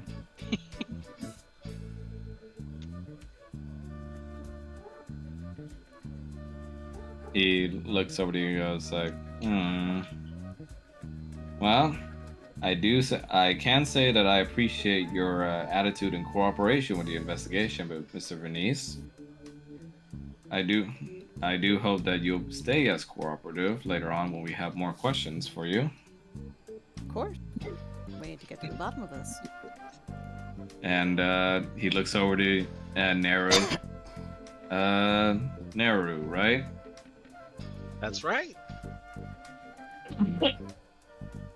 Now, son, if you want me to find your parents, I can. Well, I'm old enough to be here. That's why I got on the train in the first place. Granddad said I could handle it on my own. Ah, I see. So you're a solo passenger then. That's right. Oh, well, sorry that this had to be your first trip, kiddo. Can't be fun to have a murder happen right when it's your first train ride alone. Yeah, that's not quite what I was expecting. Now, could you come with me for a second, Miss Naru? Okay. I follow him.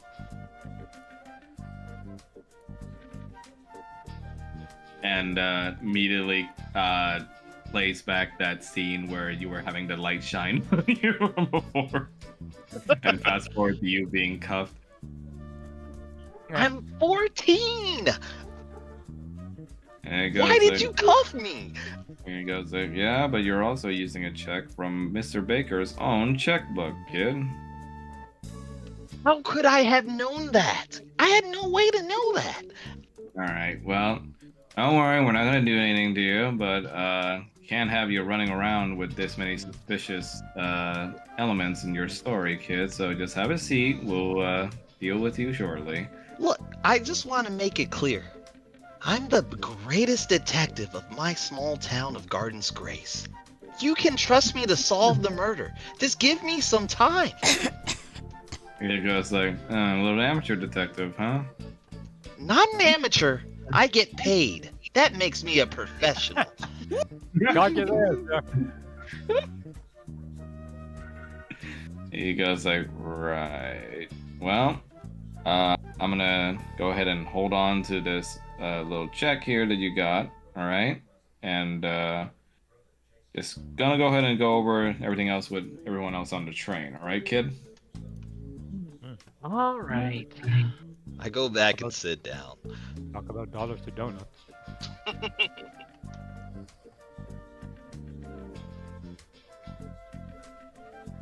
I will prove my innocence yet. He goes like, I'm sure you will. You guys bear witness as the rest of the staff on the train in the immediate area begin getting interviewed. As the next one comes up, looks like a half-orc, well-dressed woman wearing glasses with some tiny little tusks poking out of her lips, as she seems to be wearing some sort of magical crystal device on her arm stump that makes a projected arm prosthetic for her from it. Amy's gonna raise an eyebrow at this. All right, please name and profession. And the woman sits in a dignified way and answers clearly and concisely and says, Constance Otisha. And I'm the main conductor for this train. I apologize for mess. Can't fix everything in the engine room, I guess. And Miss Otisha, where were you during the incident? Well, you can definitely be sure that I was in the engine room. I can't exactly leave there, you know, so to keep everything going and stabilized and everything. So, during the time of the incident, I will be honest and put forth a bit of information. He raises a brow and like takes out a cigarette. Oh. And Otisha says, there was a bit of a power surge during the time of the incident. And that kind of threw everything into haywire, so I was busy with my crew trying to fix that. Is it like, what kind of power surge? That's it. Well, see, how to put that in layman terms. Well, the engine that runs this train is set up of two parts. One of those two parts had a bit of a snag in it, a very huge snag. And needless to say, it kinda threw the magical engines running through each of the train cars into haywire. So, yeah. And you see Police Chief Arlen scratches his head and looks at his notepad. Well, then those reports of magical abilities going haywire during that time makes sense then, right? And Constance only bows her head again and says, my apologies again. And the inspector looks at her and goes like, well, we got your other crew members too, who can also corroborate your alibi, and also lots of other passengers who say that they know you as the conductor. So I will say that's all the questions I have for you now, Miss Constance, but if there's anything else, we will let you know. I'll let you get back to your job of, well, steering this thing. She bows her head again and thanks and just quietly gets up and leaves. Venice mutters to himself, who was steering it while she was here? Thanks she's for not that. The brain. Harkin heard it and just trying not to laugh. Most trains have a whole crew, ma'am. Did you know that? just Nero sitting next to you, Venice, with his handcuffs, just like looking up at you with his little frick. Oh, this is true. Yeah, next up, you see a rather flamboyant looking gnome man walk up, hopping onto the chair. He's wearing an entirely red tuxedo outfit with white pants that look like they're tight enough around his legs to, you know, stretch or make a stretching noise whenever he moves. And he's wearing a big corsage thing on his left lapel. That's like a big flower on it. He wears glasses and a little bit of blush makeup on his cheeks. And he sits rather casually on the chair and crosses his legs. And the inspector looks at him and he kind of has to lean forward to, you know, talk to him at eye level. And he says like, all right, name and occupation, sir? And he goes like, oh, Hortex Bellowmane, darling, but you can call me Bellow for now. Just don't call me whore. And Arlen just goes like, right. And I think you, looking through your files, you said your business on this train was to have a business discussion with Mr. Baker, is that correct? Oops.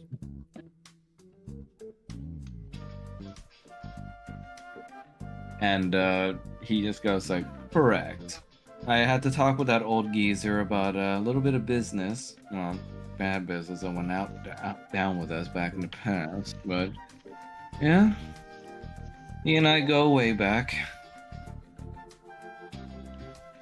And you see Arlen looks at you and goes like, right, and your occupation was, and he goes, inventor, I suppose you can put it. Though I'd rather you put it down as visionary first. And it says, right, and inventor of what exactly, sir? He goes like, machines, dear boy. Anything of the make. Weaponry, warforged, robots, even prosthetics, I've got you. And Arlen's just like, ah, I see, so you're from Fairhaven then? It's just, no, I can never live like those geeks. A little bit too outgoing for that, but yes, I am headed there after this though.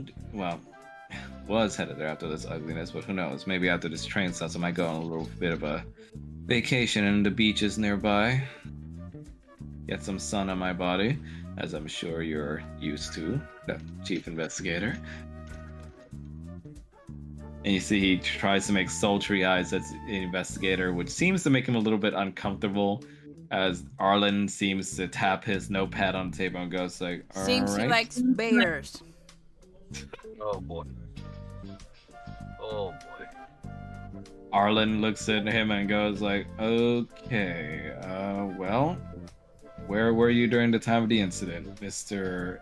Hortix? And he goes like, you know, I was over in the first class cabins, just doing some makeup in my car, when I heard a commotion come about. Commotion? Yeah. Heard some two people talking some sweet goss outside of my cabin, and then, you know, some power surge happened, or whatever, like that lovely girl mentioned, and suddenly the lights were out, and also, well, my makeup was undone. I think the makeup part was the real tragedy of the incident, if I have to be honest. And he goes like, I see. It doesn't sound like you care much for Mr. Baker, or at least you don't seem to be distraught over his death. And Hortix just goes like, are you kidding me? After what he did to me, I'd say whoever did it, well done. Oh, don't write that down, of course. I mean, I don't want to go to jail or anything, but you know, good riddance, I'd say. Fox turns his head to look at the man's back and frowns a little bit, but then turns away. And you see Chief Arlen goes like, I see, some very strong words then. So your testimony is that you were in your first class cabin, correct, sir? Well, you looked through your cabins and found various blueprints on things.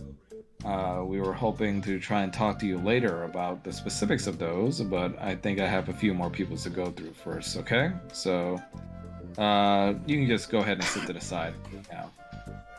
And Hortix just nods, gets up from his seat, and just kind of, like, especially Damien on the side, you can see him winking at Chief Arlen, but Arlen just tries to ignore it.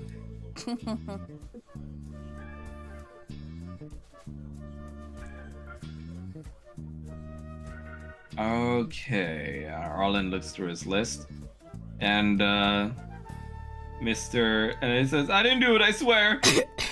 Oh my god, the poor guy. See, Boris goes like, no, calm down, sir. No, I swear I didn't do it, please. I don't make enough to be a murderer, please. I can't lose this job. And he goes like, settle down, no one's accusing you of anything yet, just sit down. And he goes like, okay. And okay, so your name and occupation, sir? And he goes like, Boris Shufflefoot. Used to be Boris Swiftfoot, but I'm afraid Miss Swiftfoot is no longer with me. And Arlen says like, I didn't ask that far, but okay. And you see Boris goes like, you know, not that she was a bad woman. No, she was lovely. It's just I I suppose I was taking too many failed vacations or something, and she thought I was having an affair, and things led to another, and No. here I am. Rip. And Arlen just says, like, again, sir, that's not what I'm asking you. Please calm down. And he just goes like, okay. So you are a luggage handler slash service busboy, is that correct? It says here. Yes. I help people get their luggage and also help to bring food, carts, and things to the different cabins. And Arlen says, right. So during the time of the incident, it says here, or at least the testimony you gave to one of my boys is, your cart tripped over during the power surge and you heard the gunshot, correct? And he goes, yes. It was loud enough and my big ears were rattled. It felt like my heart had stopped for a second. So while I was trying to clean up the cart, I heard the fire go off and then some glass shattering. This was, I think, like 15 minutes after dinner time. Oh, I'm sorry. I'm just nervous. And Arlen just goes like, all right, well, we appreciate your time there, sir. Did you happen to hear or see anything else while you were moving the food cart? Just one thing. And it cuts to a footage of, as you guys are seeing in your minds, as the players, of Boris trying to clean up the food cart, and he hears Egan's voice shout out, "How fucking dare you!" before the gunshot fires off and his ears stand right up and it shocks him to the point where he hides behind the cart before the glass shatters sound goes off. And yeah, that was it. That was all I heard. I'm sorry if I can't help more. Arlen's like, no, I think you just gave us something pretty huge. Did you happen to hear who he was talking to? He shook his head. No, I'm afraid that was the only thing I could hear. He's like, alright, well, why don't you go ahead and get a water or something, Mr. Boris, and go have a seat, and try not to talk to anyone else before you can catch up to your breath, alright? Okay.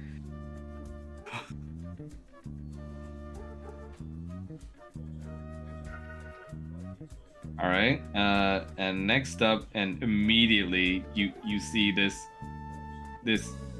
incredibly grumpy looking furred aristocratic woman wearing one of those grandma dresses with the doilies on the sleeves and the neck. She's wearing a little monocle over one of her blind eyes. She's wearing a top hat that looks like it has like rather beautiful looking embroidery of like plants and a little wooden flower on it. And she's like walking around in like that little manner that old people do, where they like, it looks like they're trembling as they walk. But she carries an intensely sour expression with her as she walks. And as Arlen tries, or Boris tries to pull out a chair for her, she simply just whacks him in the hand and just sits down herself. And Boris just goes like, he sits down, and before Chief Arlen can even start talking, she goes like, ostentatious nonsense, flimflammery.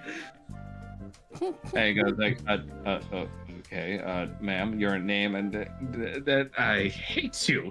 I hate you, little orc man, bothering my time with this nonsense. Now this murder, it's both hot and cold in this room. Terrible. I hate you. And you see Chief Arlen just is taken aback by her response, and it goes like, okay, yeah. I see here on the record your name is Miss Lady Ophelia Bristlebritch. What a And she- name. And instead of responding, she simply just sneers in his direction and spits at his shirt.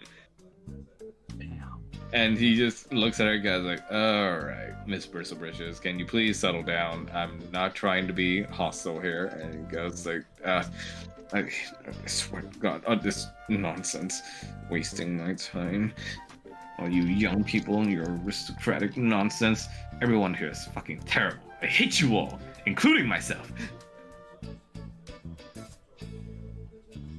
And you see Chief Arlen just looks at her and goes like, okay, I'm just gonna try and move this fast. And then immediately she cuts back with, I hate you! Jesus. And Arlen just goes like, okay, well, can you at least tell me where you were during the time of the incident, Miss Bristlebrush? You seem to be in a bad mood. And I was like, I was trying to have some of those ghastly food in the dining hall when I saw that particular nasty little boy over there trying to sit near me. And she points to Neru. What did I do?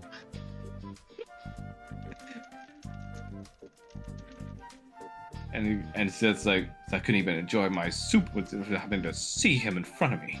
All these other people too, especially the Dragonborn with his red spiked up hair.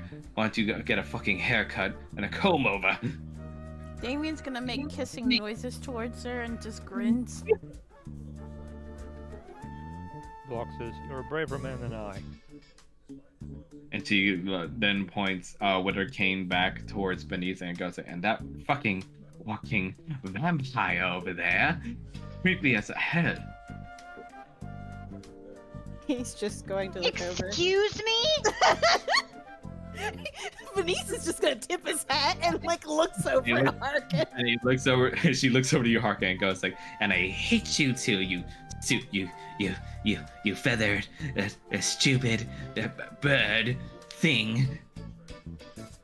Oh, honey, I have more than enough sedatives if you need any.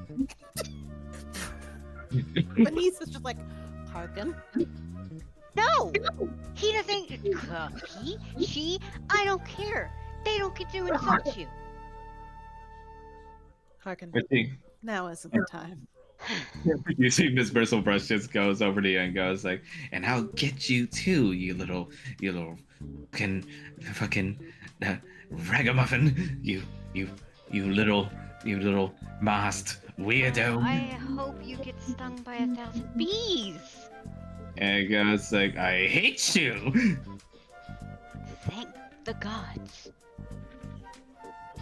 And you see Arlen just goes like, all right, can we like just get her seated elsewhere? And he just goes like, unhand me, fucking.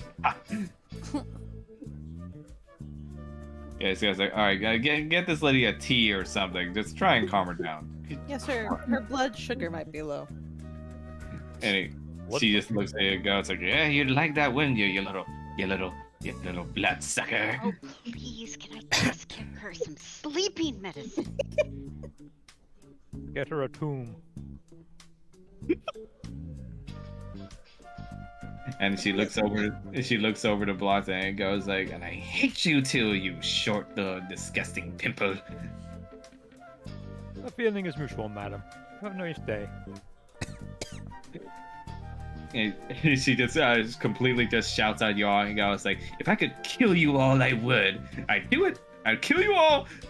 I Definitely think have we another have murder our on this train. murderer. And you just see Hortix kind of look over to Arlen and just goes like, are you sure it's not this old biddy? I mean, she's been threatening to kill everybody all fucking evening. I don't think she could kill a jar of pickled beets. And you see this old lady just throws her cane over at Hortix and it just says, I'll ask your opinion when I can see it, you walking flame. You and your obnoxiously loud outfit. And Hortix just goes like, ow, you fucking little old bitch. Can we arrest her, please? And Arlen just leaves his notepad on the table and he goes like, all right, everybody, settle down. You see that he leaves his desk as he's busy trying to get the little argument to calm down. And while he's doing that, what is the group up to? Just sitting there waiting to go back to his room. Venice just sort of puts his hands together and is just like, well, she's pleasant. She's a mean old lady. I've seen worse, but they had green skin who were trying to eat people alive. She's covered with fur. She might have green skin. I wouldn't know. You have We a could point. find out. I don't want to touch it.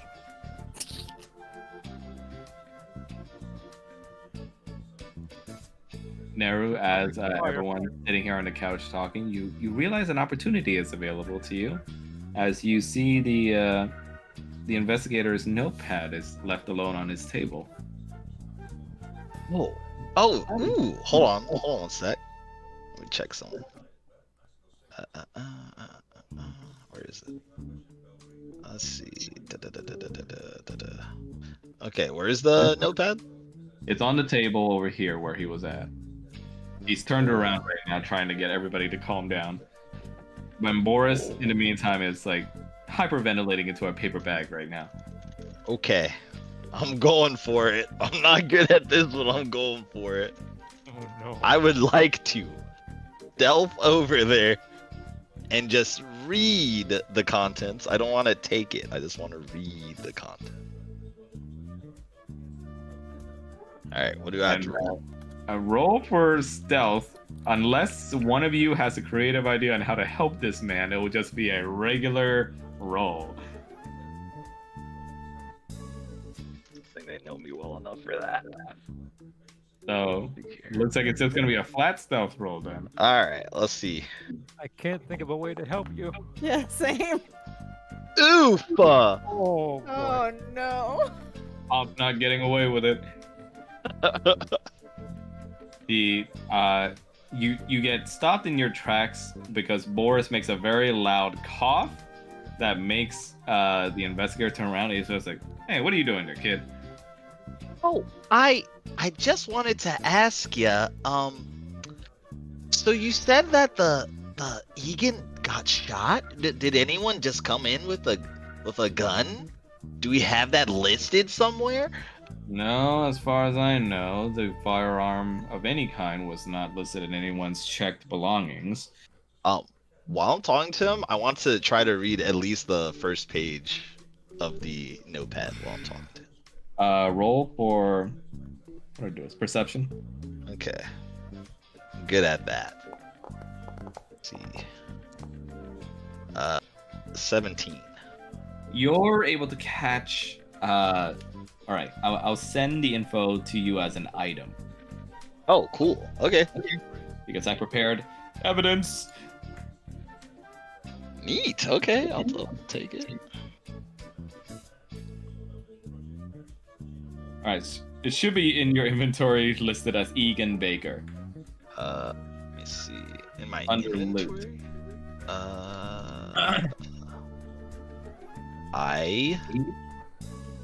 Yeah, you were able to catch a photo of the body that is on there, along with the notes that are in the description for the item. So when I click inventory on my character sheet, it says this section is empty. Do I have to? Let me try closing it and opening it again. Maybe that's why. Yeah, I think something was a little weird. Nope. Still says. Hold on. Make sure I'm not crazy first. Yep. Still says the same thing. What are you probably rolling, Mel? Food. Food? He's eating rations. Oh, okay. Yeah. Oh. Yeah, this is what I'm seeing on that on the inventory tab. That is so fucking weird. Alright, let me see what's going on.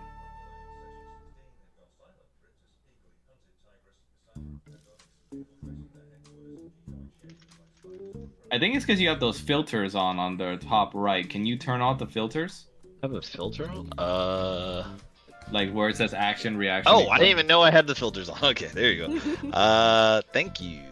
Okay. Yeah, I think that's Cool. what- All right. Well, anyway, while I'm talking to Arlen, I would like to stare daggers at Boris. I want him to know that he should be ashamed of himself. Boris just looks like, I was like, I'm sure I did something wrong, but I'm sorry. Lots of snickering for some reason. Anyway, so yeah, what do you care to tell us if anyone came in on the train with a gun? Kiddo, you got cuffs around your hands right now. The last person I need to tell you about murder details is you before we get conclusive evidence. So go ahead and sit down. Okay, I just telling you. Greatest detective in Garden's Grace. I'll be able to solve the case. That And- rhymed. Kid.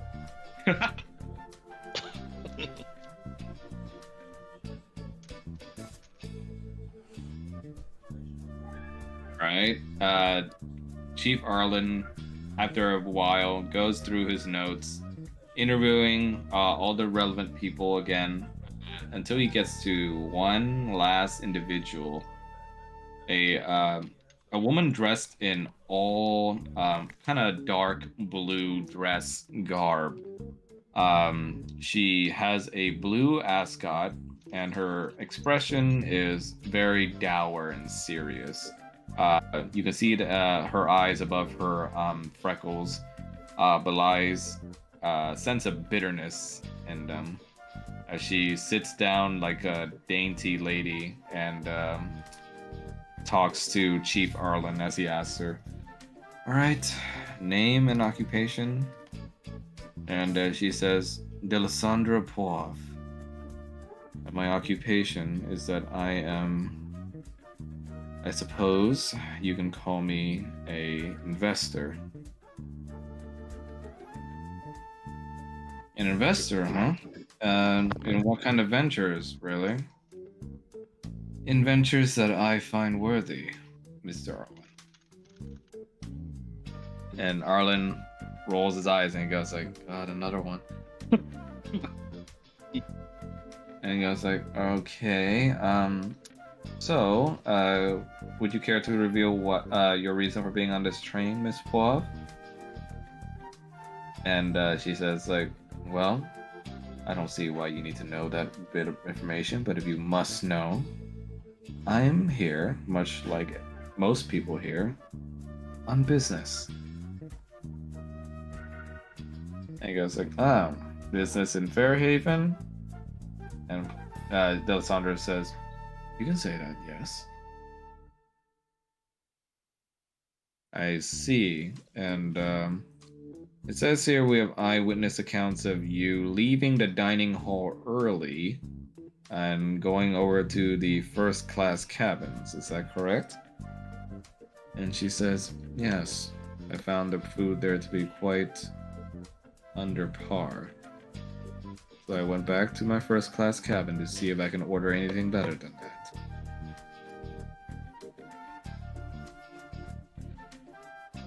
And you see Chief Arlen says that, "And did you happen to get your order, or?"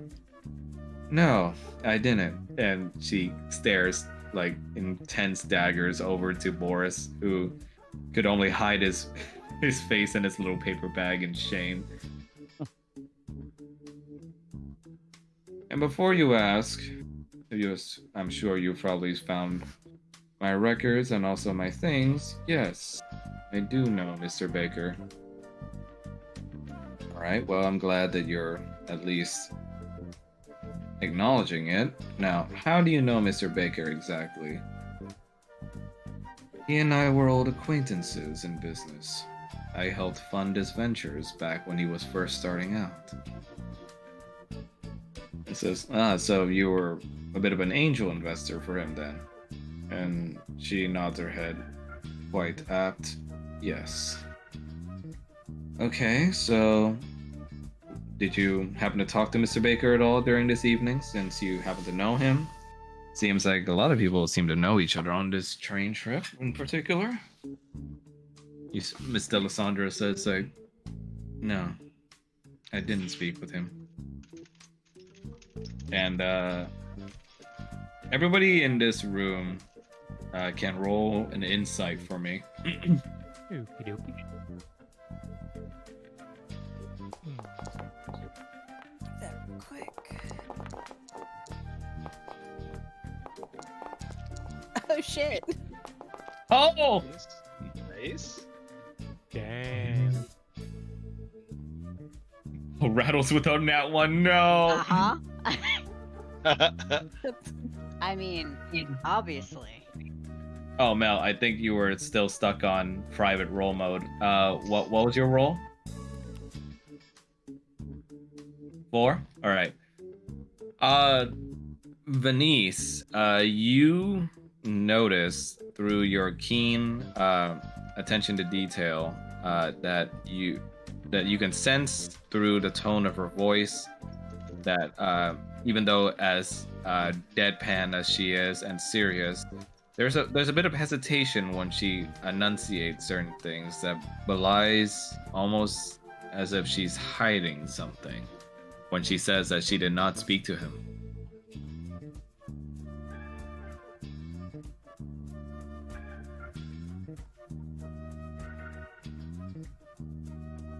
He is going to actually lean over to this 14-year-old. Oh my. Okay. I suspect she's lying. I will take that into account. Can I use? Hold on.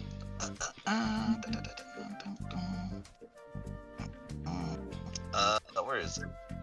I can't find it. Can I use this to determine if she's lying? Oh, hold on. I didn't click it. There you go. Found Here, it. see? Yeah, you can. All right. I will roll insight. Let's see here. 27. Now, are you trying to spot if Venice is lying or that she's lying? If I think that is it Delisandra? Is that it? Delisandra. Yeah. If she was lying when she said that, because Harkin's telling me that it's a lie. Let me think on what I heard. So, different to Venice, who was able to watch the way she spoke for a lie, for you use your intuitive detective sense, and you're basically doing that thing where you enter your little mind palace and certain things don't add up to you, right? Because in your mind, someone of Delisandra's supposed nature, who you're able to perceive as someone who's probably holding down a lot of vindictiveness inside of herself, and also a lot of bitterness, she definitely would want to have some words with Baker. So her saying that she did not speak to him at all on this train seems a little sus to you. Taking this information, I come out of the mind palace. Harkin, I think you're right. She seems like a liar. Yes. I'm gonna put this in my notes. Don't worry, I'll solve the case because I'm the greatest detective in Garden's Grace. Yeah, Proud of you. you all look at this earnest little 14-year-old who's, while in cuffs, trying to write down on like a little piece of parchment note some notes for himself. Venice, you realize that he's trying to take notes too much like you are. Venice is just like, I can make a copy of mine if you like. Don't worry, sir. A great detective has to take his own notes. He's so cute. I'm not cute. I'm 14, and I got on the train on my own. That's more than I bet you did at 14. This gumshoe in the whole pack. What did you say? This gumshoe steps in the whole pack. Damien, inside your head, you're thinking, great, now there's not only a big annoying detective, there is a small earnest one too on the trail here. And even though your involvement with this is a little different than how you had planned, you're thinking that eventually these two are gonna probably sniff onto a trail that's a little bit too close for your taste. So you think you should probably, in your mind, collaborate with these people in order to try and at least keep them off your boss's trail.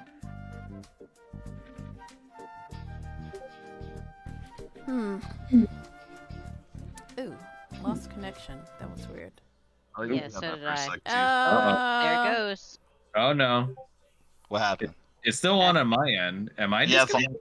I'm in Server right is now. currently Currently stopping. Oh. No. I'm not getting that. Your I'm not server is yeah. currently stopping. This page will let you know when your server's ready to be started again. I didn't Oh. stop the server. That's weird. Maybe we got momentarily disconnected, and some people got, all the way disconnected. Watch The it be murderer was a server maintenance. maintenance man. How fucked up would that be? Oh, I would. oh, I would be- mine oh crashed. no! Now it's stopping on my end too. Yeah, same. Are you fucking No. serious? Please don't let it be maintenance. All right, hold on. There is now no start server button. Oh no. And do they have like a Twitter Enter or server like a... startup I'm checking the password. All right, here. Yeah, but does it mine says enter Yeah, server startup same. password? All right, here we go. The start button has returned. Oh, here you go. Page will let you know. There you go. I see The it loading. server is in the middle of starting up. This page will Yeah, let you know. Yeah, I'm starting up the server again. That's so fucking weird. What the fuck just happened? I Well, don't that's know. happening. I'm gonna see if Foundry has a status page.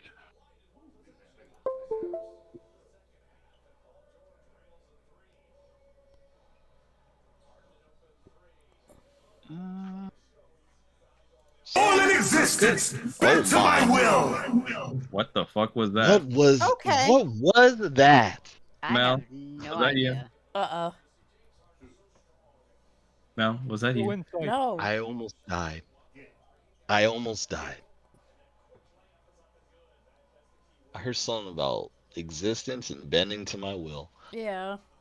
That was an FF14 thing. Was it? Oh. Yeah, it was Zodiark's line. Oh. Oh, God. I completely So, forgot about that. So I'm like, what the fuck? Yeah, that wasn't me, dude. Well, that was new. That Like, was it's- very new. I'm just like, is somebody accidentally activating like the soundboard thing? Is that why? I don't know. The timing was insane too. It's the page will let you know once the server's ready. Is that still going? Yeah, I see it loading right now. It takes a bit to start up. Oh, Sorry, okay, Yeah. no There we problem. go. it's still loading. But how's everyone doing so far? What's everyone thinking? Pretty good. Good. Having a good time. You know, just still burping. I'm gassy, but you know, can't really help with that. But you know, I might need a link again to the Get it. Hold I on. think I pinned it, right? Yeah. the one you pinned. Hang on. Okay, all right. Let's see if it'll. Okay, there we go. Yeah, because when I first pulled it up, it was just like bad gateway, and I was like, Here we go. Oh wait. bad gateway. Bad Can't take it away. Interesting. Fix your shit. I'm gonna throw you in the ditch. Wait, is it giving a 502 bad gateway thing or something? It's just loading for me right now. yeah, no, it's loading Oh. for me. I had that before, but now it's just. So mine finished loading, but my name is not in the. Oh, it put the Barovia in there. What the fuck? Oh, is that am I on the wrong one now? Is that what They happened? put our main campaign. Well, there you go. Okay. Sorry that Okay. they clicked Blaze the. isn't in here. All right. Well, sorry, non-Barovia people. I don't know why Foundry's doing this. I'm gonna go in and switch it to the murder mystery So one. back out and just refresh and just let him do his thing until we're ready. Yeah, I'm gonna try and switch it to the murder mystery one. Sorry. Okay. It's all right. Stuff happens. What the fuck is happening, Mel? I know it was you. Absolutely, No. she's trolling, dude. She's trolling, dude. I already know. It's an evil thing to do. I didn't swear do to it as God. ba- I didn't do it as bad as Moo did. I mean, it should have been obvious given the theme of sound effects. I mean, I swear to God, woman, I will give you 3 levels of exhaustion. Bitch. At least I didn't interrupted like Moo did. Just making this Okay. my shit. That was funny. All right, starting up the murder mystery again. Okay, hit that young refresh. Went There off you go. the rails on a crazy train. All right, I'm back in. That was a weird little disconnect. Yeah, It was. it happens. Agreed. Technology. Alright, Not too big a deal, though. refresh again.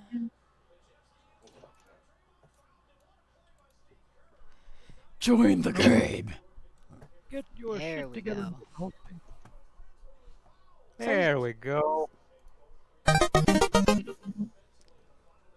You fucking love that sound effect. You I'm love gonna me. die. I'm sorry, Pop.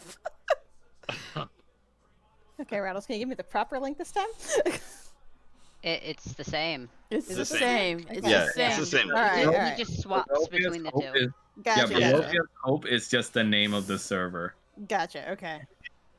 I feel like you should change it to the overall world you have and just have everything encompassing in that. Yeah, and then I just figured like because at the time I didn't know that I would also be using this for one. Doing, shot. yeah. Yeah. All By right, the way, so Foundry is 20% off. they have an anniversary thing. Max has Nice. been pushing me to get to use Foundry, but I just can't. I don't know. Yeah. It's easy to learn. We're so back. If you get it, I can mod shit for you on it because that's what I'm doing for Yuka. Yeah, you can also have Rattles help you as co-GM too. Mm. Also, okay, back to this. Yeah, so finishing with Damien's thought, you're thinking that it'd be probably a good idea for you just to collaborate with these fools, just so they don't somehow get the trail of your boss on the case. He's gonna sigh and gonna look towards the little boy. What do you need? How can I help? Oh, you're gonna help us? Are you also a detective? Not really, but you know, I'm pretty good at finding things. Blocks chortles. Okay, well, I'll share. I was able to read the first page of the police chief's notebook, and I know what the possible murder weapons were. So, if we could find those, maybe we can figure out what's going on. Okay, since you're sharing with your notes with everybody, I'm just gonna add the Egan Baker item to everybody's inventory for the notes on the crime scene. Sounds good. Yep, there you go, Mel. There you go, Shrine. I didn't get anything. Where are you sending it at? Look in your inventory under loot. Oh.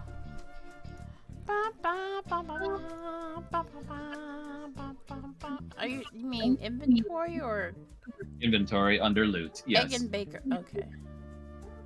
Cause of death.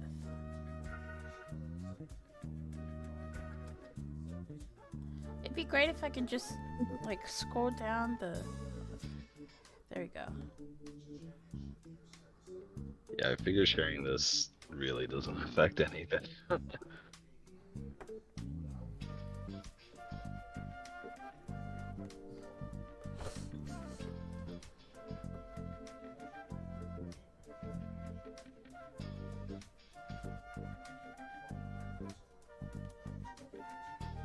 Alright, so you guys take a moment to look over the boys' notes. I'm just gonna take a screenshot so I can look at this later. Cause Yep. like trying to open it in the character sheet is annoying as fuck. If you You can middle click, bookmark if it. you, Say it again, Shrine. if Oh, you middle click it, it pops it up. Yep. I oh had my the same god, thing. I love you. If you want stuff to be more easily accessible on your character sheet too, you can also just bookmark it, and it will appear on the front attributes page instead of having to go to different tabs. Mm. You can press. Yeah, there's a bookmark button that looks like I don't know how to describe it. Like a triangle is missing at the bottom of a Yeah, rectangle. it's a little pennant or a banner. Yeah. Press that, and then that item will appear on the front page of your character sheet. Interesting. Yep. No, I'm role playing. Oh. You're meaning the bookmark thing. Okay, continue. Sorry. So he was sprawled on the silver chair on his belly. The knife stabbed into his back, and then he has a hole in his chest. So was he attacked twice?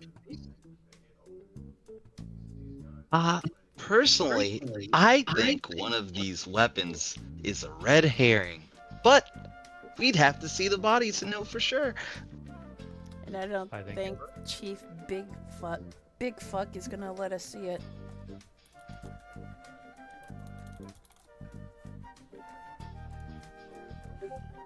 Yeah. We may need to do a little bit of sneakery, maybe a little subterfuge. Oh, I bet you're pretty good at that, huh?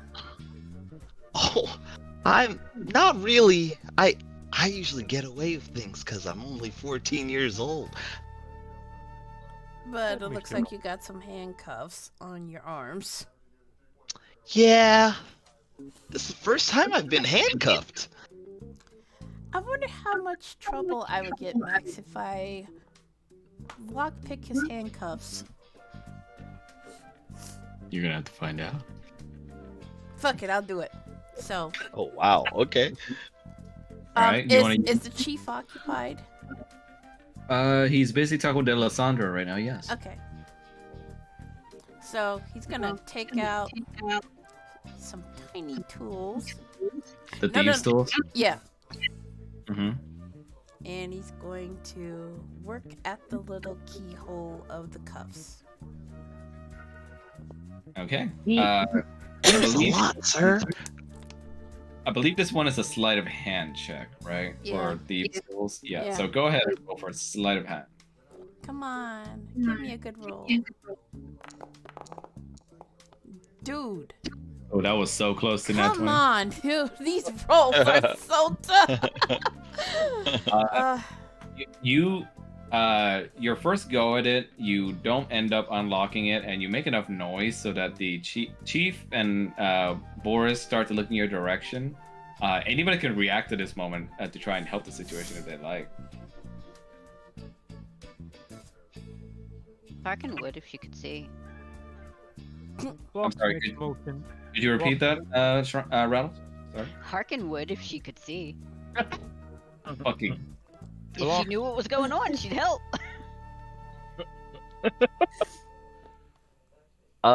Okay. Here's what hold on. Let's see if I can do some shenanigans.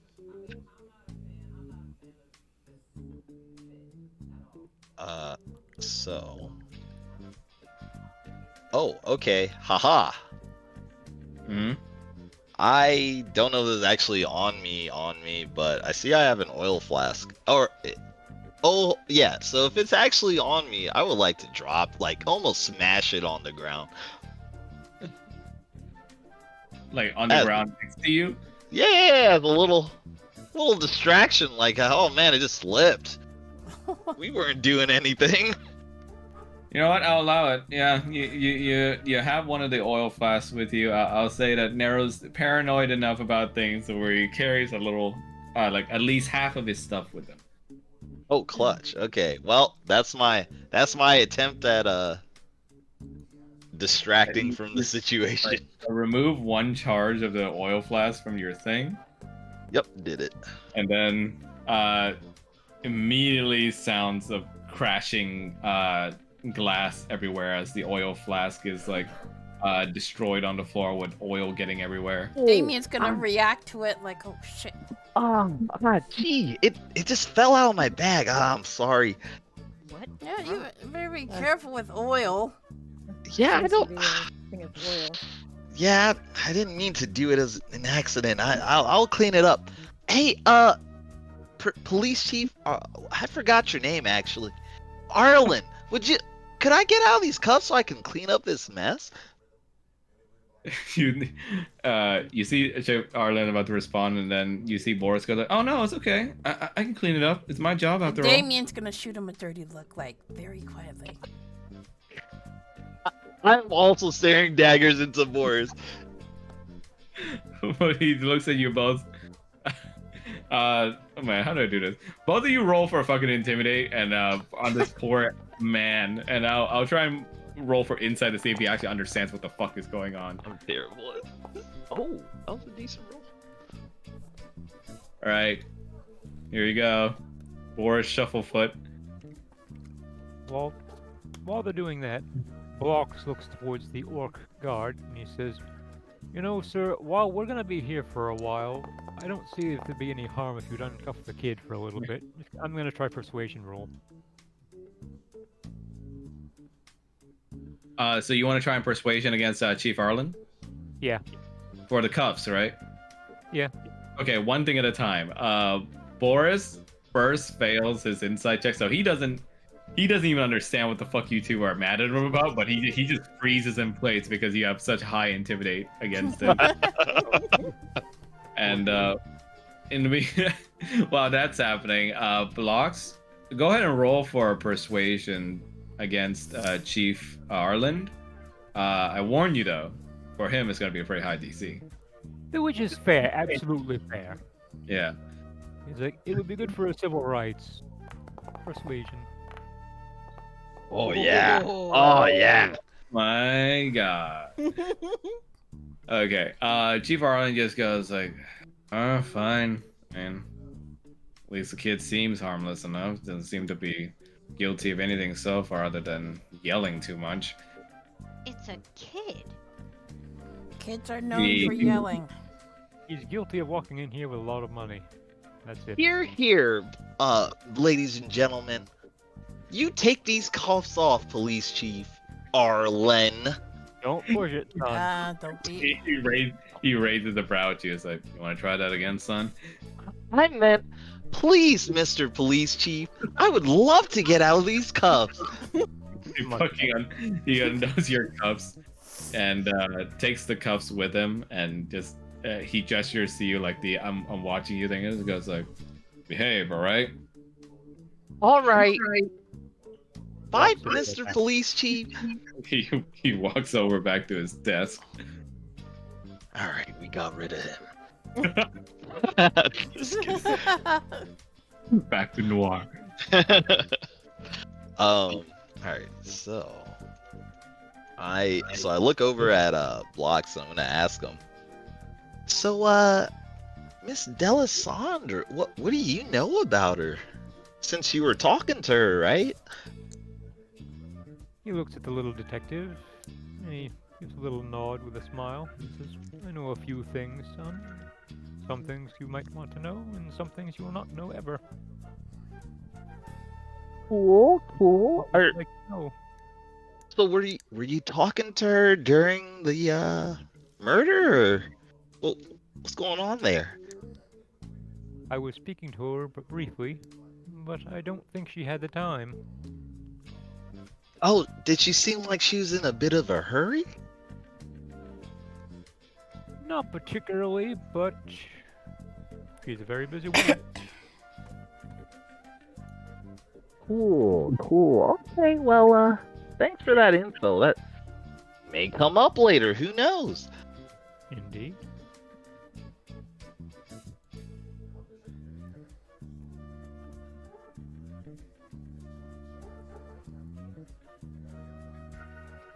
Venice is going to use prestidigitation and clean this oil off the floor before Boris can, Oh, can clutch. kill himself. Boris is kind of sheepishly, almost like slowly steps forward. I don't know what I did in order to insult you. I'm sure it was my fault. I'm sorry. I'm gonna do one of those like fake, corporate smiles and say, "It's okay, Boris. We all make mistakes." Corporate smile. There's no war in Boston, say. Yeah. And he just bows his head, it's like, okay, I'm sorry again.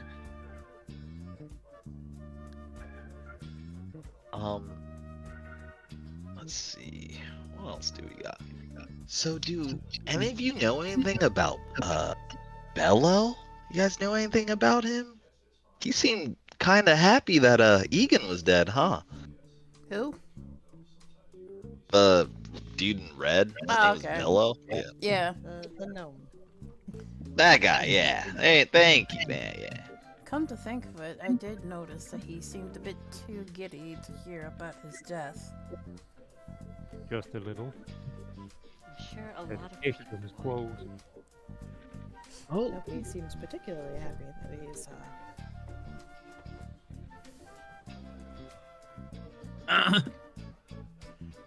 Maybe we can find something in his room. Well, we gotta get out of this car first. Kinda stuck. Something to think about. Anybody need to go to the bathroom? Oh. I need to go to the bathroom because I have a really small child bladder. Yeah. Yeah, Kinda- yeah. God damn it, Bob. Look at my shit. The Holy voice, just, shit. Alright. Oh, what did you say? the voice just makes it like hearing The Rock at 12 years old. Damn. Alright, so Damien's walking forward. Yes. Okay, so what's he doing? He's gonna walk over to the police chief. Listen, police chief, I know you're busy. Mr. Damien, if you have more comments about my weight, I'm sure they can wait until we're later. No, it's nothing of the matter. Listen, I need to use the restroom, and the kid needs to use the restroom, and I know you don't want us to leave, so how about I watch him, he watches me?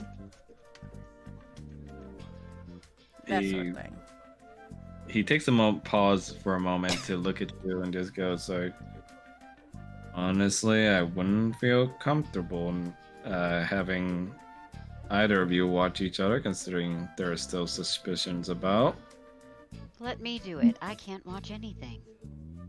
Then why would I have you do it? Because I'm responsible. Listen, all I'm saying is, if you keep us in this car for any longer, you're gonna be responsible for cleanup duty. All right. How about I send a chaperone with you all then? I'm doing the pee dance. You know what? Fair enough. Yeah, let's go with that. They fed us asparagus for lunch. Oh, God. And he looks over at Boris and goes like, Mr. Boris, as an employee, wouldn't you mind keeping watch of these people? I'd send one to the Warforged, but, they don't exactly account for complex thought yet.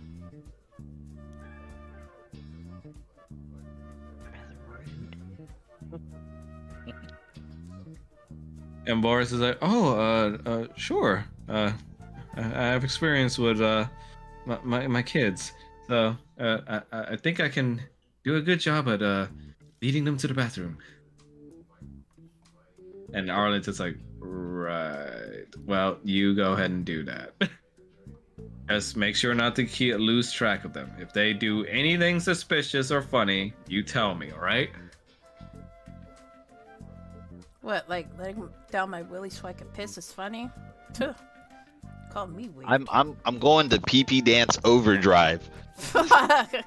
Really gotta go. I have to go right now, sir. Arlen looks at you and go, all right, just go. He's gonna motion his head towards fuck, I forget the kid's names again. Naru? Naru. Like, let's go. Just remember, Zelda. Excuse me. Neru. Oh wait, there's nothing. in Oh. Don't worry, I'll move the map. You guys try to get more info while we're away, okay? It's just Wait, a awesome little nod. Wait, so who of all is going? Not everybody, or I mean, everybody can I go. mean, everybody could go. Everybody. That's probably Why a bad don't we idea. all go? It's probably. I mean, it doesn't really. I mean, it makes, yeah, let's do that. I thought Yeah. everybody was going to the bathroom. Just picture Harkin just being like a small school teacher, like okay, everybody line up. Oh, Even if you don't God. think you can go, you're gonna want to go. God. All right, let me go ahead and move your guys' tokens over to Zakab with the bathroom. Bathrooms in my elementary just- school were so I gross. I just imagine this dude turns around and notices everybody just got up. Yeah, my school bathrooms are pretty gross too, Mel. Mm. Alright, where I'll is- be right back. Oh. Okay, I'll look for Take a the. break. Yeah, sure, why not? It'll coincide perfectly with the fact that you guys are looking for a bathroom. I'll change the Perfect. map while you guys are doing that. Perfect. Because I also have to piss. You know what? I gotta go too. What the heck? It's like it's kismet. It's contagious. All right, I'll be back. Okay. Yo, put the P in people.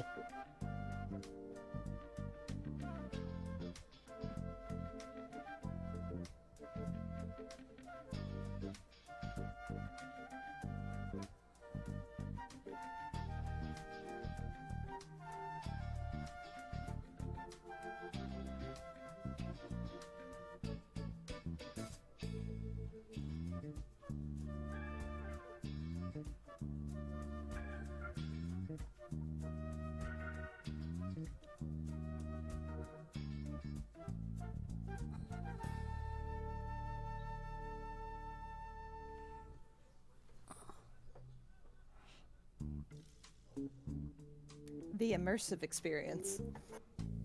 Of everybody going to the bathroom, yes. Yeah. Buddy system. Yeah, I know that's definitely a thing with girls, where mostly they go to the bathroom together. That's just to put on their makeup. Is it? Sometimes. Is it a cooperative experience? Sometimes, like a group of girls do that. Or is Yeah, it also- or is it mainly the we're gonna exchange some words in the bathroom? Yeah, it can also be for safety depending on what you're doing. Oh, true. Yeah. Or who's out there, yeah. Never hurts to have someone watching your back at a club bathroom or something. Yeah. Rattles, I- you're muted. I say as I've only ever been to one nightclub ever. That's when you hijack the male's restroom. Yeah. I don't know why I Honestly- said male, men. The males. Ooh, They're the only- mailroom, if you Sorry, will. I'm bitch. so sorry. My alpha brain kicked in. What'd you say, Mel? Who are we? Who the fuck are you, bitch? Huh? Group girls room is definitely a protocol. Sometimes you might get a call on the cell phone from, "Hey, I'm in the girls' bathroom. Come." We are the You fuck another dragons, person. where we suck, fuck, and eat butt. What? What? What? It's the slutty dragon scene from Rick and Morty. No, do you just like has D&D become a kink for you? Because you always seem to be looking at porn every time we're doing these. Like I'm just saying. Don't judge. Yeah, I'm don't judge. I'm not judging. I'm just saying. You are judging. I'm not judging. There's plenty of people that have it. Don't judge. I just realized this is the second time we're going to have a game where Boris ends up in the bathroom dealing with us. No, that's right. I mean, I could always put him to sleep. At I'm sure every he hour. needs a break. Is that just gonna be a thing with Harkin? Is she always gonna ask to tranquilize people? Yep.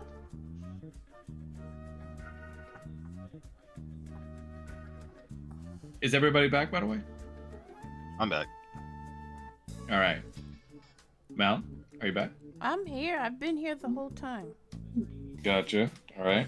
So we should all should be back then, right? Slut dragons. I'm back. The fucking dildo staff on that one slut dragon though, Mal. Oh Jesus! Just notice the staff. But yes. So you guys go to the one car directly down, and see that you are now arrived back in the first class cabins, and you see that the rooms there, of which there are 2 so far in this car, which are locked. Boris takes you down further and goes like, "Follow me, everybody. Would be rude to go into other people's rooms. I think the bathrooms are only in there, so it's a little bit of a walk, but we can keep going for the common bathrooms." Is, Boris. Oh, is go this ahead. theater of the mind, or are we on another map? Because I'm still seeing the original map. Yeah. Oh, so Really? Yes. What the fuck? Wait, what? Oh, we're supposed to be on a new map. Oh, yeah, we're not. Hold on. This figured it's. There we go. There we Oh, go. now I see it. Ah, there we go. It is very dark.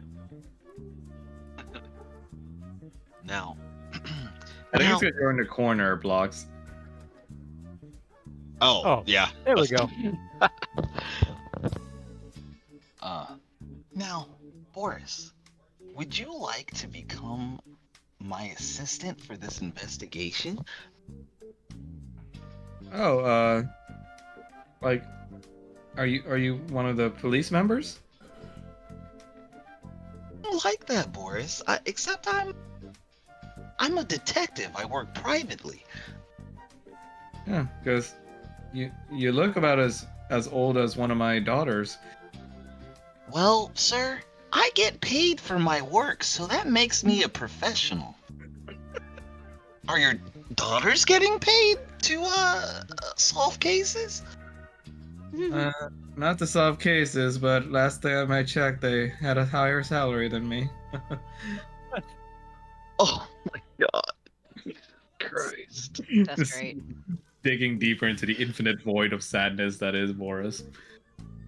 Think of Okay, it this way, Boris. fella. Small retirement fund. Oh my Please find this man somebody to fuck. After 20 kids, I think he's okay with not fucking for a while. Please find this man somebody to fuck. Oh lord. And Boris looks at you, goes like, what do you mean? Well, Boris, do you know where the crime scene is? By any chance? You mean where the he gulps a bit murder happened? Yeah, the murder. The murder, Boris. Do you know where that is, huh? Yes, but we're not supposed to go there. It's off limits, and I think it's guarded by those big scary robot people. Surely you could show us where it is. I'm just supposed to take you to the bathroom. Just a little detour. You know, give us a tour of a train.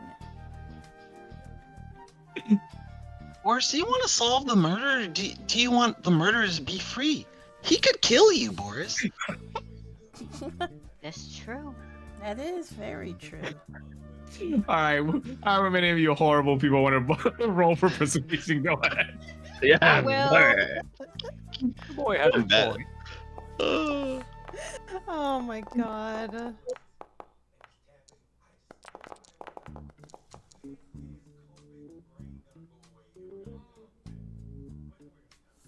God, it's such a high number too from Damien. Jesus Christ. Based. All right. You see, he looks over to your side, Damien, a little bit, and he goes like, I don't know, Mr. Damien. I could lose my job. Aristotle. Would you rather keep your job or your life? What does that mean? He like jerks away from you a little bit. I mean, if you let this murderer get away, he could strike again. And murderers always return to the crime scene, from what I've heard. You could be his next victim. You think so? Most murderers that I've dealt with strike again. And we don't know who it is. And no offense, sir, you do look like a very easy target. No, please. You do look very murderable. No, Oh, God. no, please don't say that. No. I've seen easier, but they were flowers. Oh my god. Venice is going to look back and be like, I have seen many flowers that were much hardier. Harkin's just gonna burst out laughing. Boris is like biting his like little claws at this point, and he's just like, he looks around. He's visibly almost sweating. I think we're I'm murdering. staring at Boris. All right, okay, but you can't. But don't touch anything, okay? I don't want to get in trouble, and no, don't tell anyone that I did this. Please. Absolutely. We swear. Yeah. God. If you don't say anything, Boris, I won't say anything. He says, please, thank you. I can't lose this job. I still have the alimony to pay off. How much alimony do you have to pay? Well, I'm a little bit behind, like 2 months behind, but I'm catching up. God. Poor You soul. need a better job. Because I know, but I think this is a perfect job for someone worthless like me. Oh, come now. Like, talking down about yourself is not gonna help anything. I prefer to see it as beating other people to the punch. Anyways, let's. Jesus. So sorry.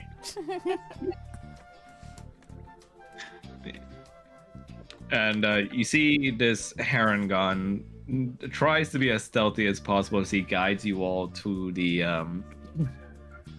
to where the crime scene was. And let me change the map for that.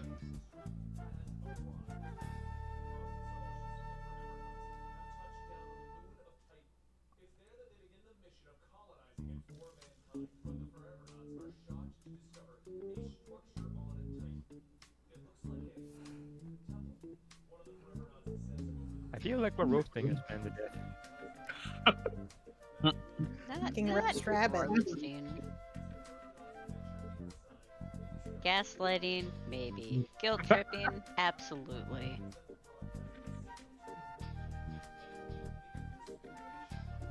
I'm That's- sure his therapist will thank us. Oh my god. That's so that's so terrible. But it's so true.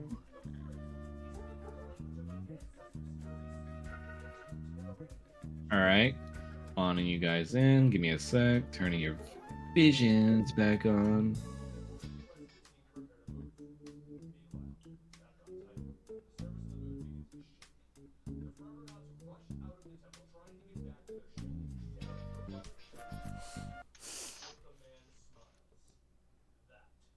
There's like no room. Whoa, the AFK. Accident.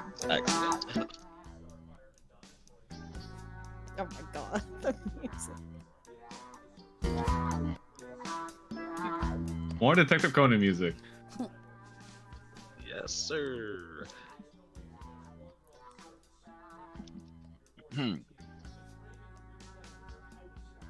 Well.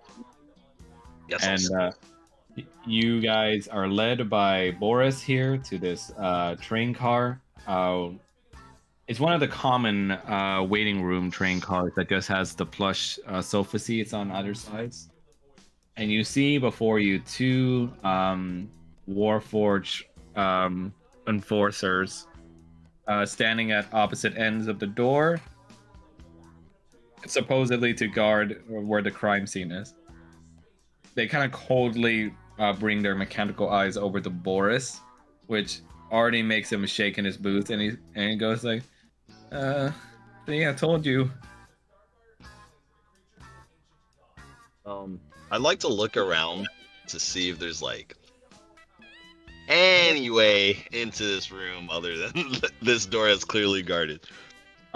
You look to your sides and you see windows that peer into the outside of the train and the sofa seats, but other than that, you just see the windows and the door directly in front. Gotcha. Boris, do these things speak? I have not tried. When one turned its head towards me, I think I almost peed myself. Well, Boris, it's a good time to try. Could you ask them if we can go in? Seems like I'd be escorting him to the bathroom. Man, you want to ask Boris to speak to these robots? That's right. All right. I should let everybody know that Mr. Boris has a -2 in charisma. Oh. Well. He's fine. Yeah. He's fine. Let's see how this Okay. goes. I had no way of knowing. 18 from Fantasia. Oh god. Not Fantasia. There's no way. There's no way. Story. There's no way. Oh wow. There's no Yeah. way. Oh wow. You know, sometimes the roles just know. Oh, They know who wow. they're rolling for. Can Harkin help this poor man? How are you looking to help him? Helping him persuade the these funeral. bitches? Now see, if it wasn't a nat 1, I would say yes, unless you have Damn. a ability that changes that, but I don't think you do. Wait, hold on. No. Ooh, do you have something, Mel? Let me see here. Never mind, it's just a saving throw. Forget it.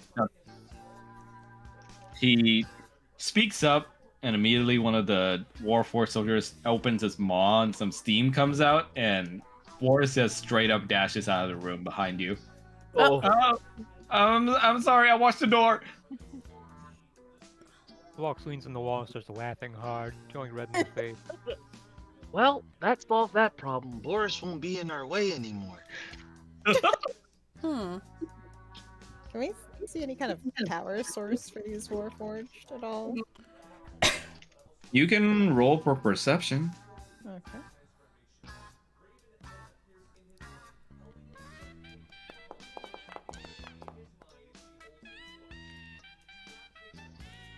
You look over these Warforged, and though you are not technically extremely well versed in technology, you follow the lights of their joints, and you see that the main core that runs them seems to be some sort of crystal that is kept hidden in their chest, but the lighting that comes off of it is bright enough to light up the little indents on the chest plate, which makes a glowing symbol.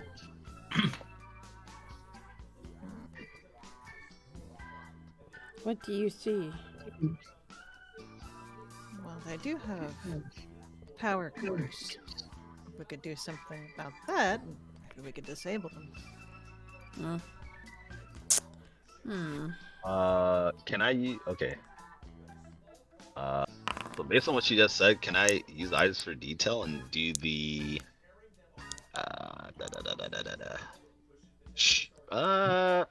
can I do the investigation check to uncover a very specific way to turn it off easily? Very specific, like the exact mechanism to do it. Sure. Go ahead and roll for investigation. That was oddly specific. Very specific. Well, I mean, he's a kid. I don't think he has to. He wants to get into fight.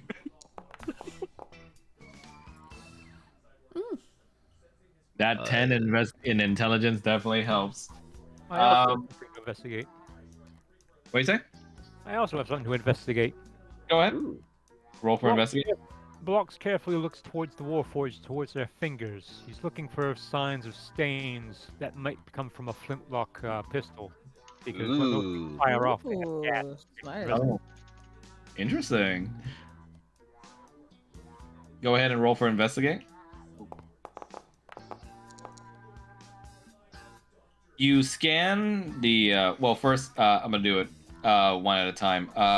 Neru, you scan these constructs for any signs of potential exploitable weak points, and you do see that even though the core is hidden behind the chest plate, there is some sort of wiring that takes place that almost looks like wired guts leading from the crystal inside that connects down to each joints. Okay.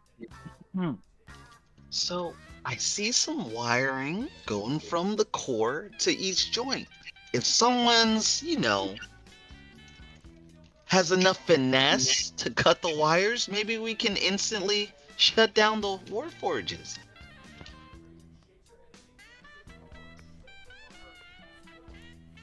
Not me though, because I don't do this type of stuff.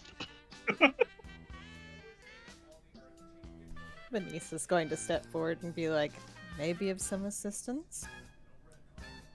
But I don't know how well we'll fare with two of them. Well, you just snip those wires, it'll instantly stop them. Maybe two people try at the same time? Kid's That's got what I a was point. thinking. It's going to be quite messy if we mess up. So I hope you have factored that into your equations. Oh, I'm sure they'll be fine. Sir, as a great detective, sometimes you just have to try things. So why aren't you trying them? Well, He's more I'm brain only than 14. brawn. To live. I'm only 14 years old, sir. Venice is gonna go over and be like, could somebody talk to the other one while I try to take care of the one on the right? Yeah, I'll give it a shot. All right. So, Venice, you're gonna try and take care of the one on the right, and Damien, you're on the left. Yes. Okay, so we're gonna do something special here. You're both going to roll your attack rolls for this. Damien, you don't have your scimitars, by the way, so you might want to borrow a weapon from somebody or use your claws, either one.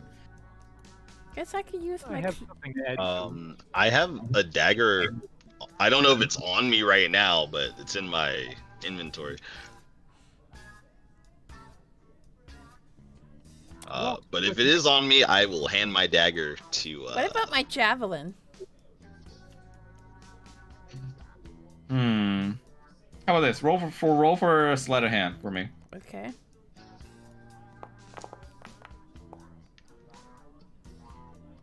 I'm gonna say at that level, just enough. You beat it by one. You were stealthy enough to hide a little like retractable javelin device in your coat jacket through customs. Ooh. Cool. So he's gonna just sneak that out very quietly, looking inconspicuous. Yeah, you take out a little mechanical looking javelin and you press a little latch and the two other spiky ends comes out, forming a full javelin. And the Warforged soldiers, now seeing the weapon, identifies there being a potential threat here, and they start to move. So I'm gonna say for this little thing, it's gonna be kind of like a mini game. You're both gonna roll for the attack roll, and if you're the closer your AC rolls are to each other, means the closer you guys are in sync to cutting apart the wires at the same time. Okay. Denise potentially try to distract them first. Oh, sure. How do you propose to do that? Venice is going to look at them and just be like, we have permission, and he's going to use prestidigitation to make like what looks like a little badge. Oh, nice. Blocks has something to add to that. What he's, Oh, go ahead. what he's going to do is he's going to hold his umbrella, which he keeps with him at all times, and accidentally, air quotes, hit the latch to make it open, and look surprised, like, oops, oh, nothing to see here, oop, it's an accident. Yeah. First, the one near Venice starts scanning the little badge you made with its eyes to try and identify it. So it's distracted doing that. And the one near Damien is distracted by the umbrella opening up. So I'm gonna say, due to that help, you guys get advantage on your rolls. And this is a special kind of advantage where I'll say you guys can use either of the rolls if you wish. So in case like one is closer to each other than the other, you guys can choose which roll you want. Okay. Handy. Okay, so just roll for your AC rolls twice. Or with advantage, either one. God, I'm brain dead right now. AC rolls. As in just like with your weapon of choice that you're using to cut Good it. God, Okay. dude. No. Remember, you're not trying to hit. You're trying to see what Yeah, if your I number know. It's just that these closer to rolls each tonight other. have been kind of iffy.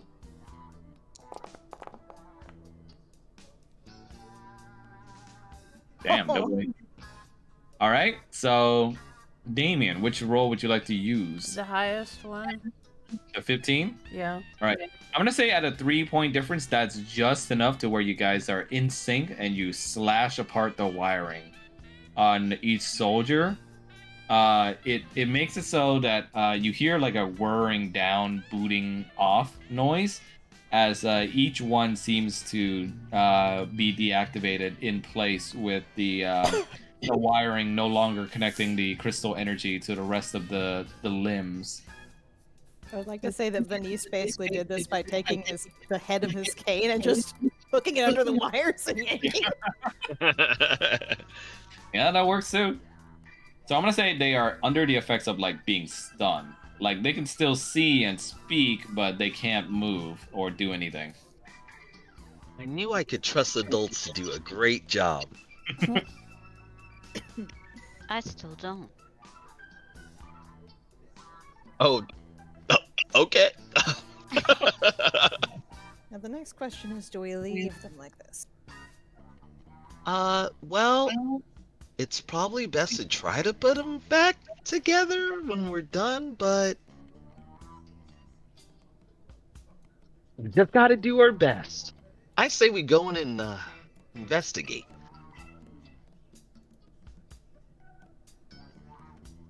Well, And as you're going through the door, you see the robot heads turn to you and just go like, "Stop, unauthorized entry." Ooh, maybe should we try to put some type of cloth on their head? They can't move anyway, right? Like a, let's see. I don't really have anything, but maybe some. Can Harkin take out her beehive Yes. and distract them with a couple of bees? Would you like to? Would you like to explain to everybody? What?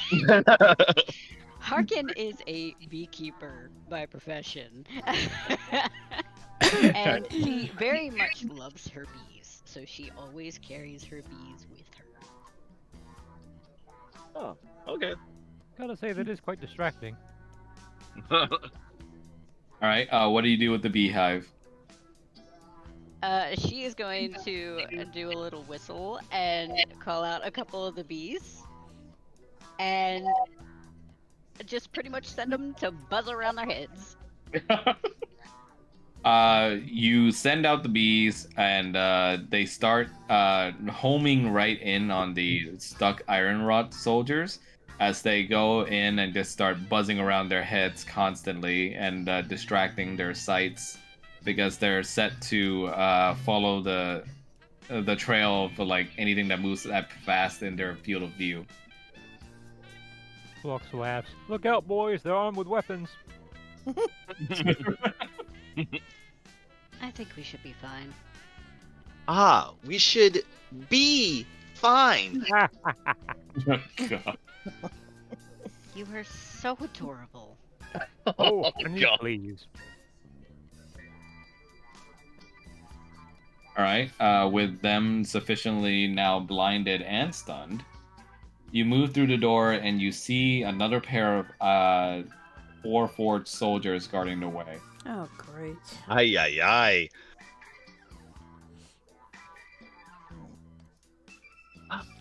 Guys, there's more Warforged. Do we think that trick will work twice? Yes. Harkin's gonna shake the beehive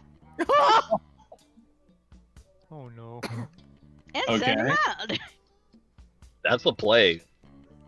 So you're sending them out towards the Warforged. Mm-hmm. All right. Roll for animal handling with advantage.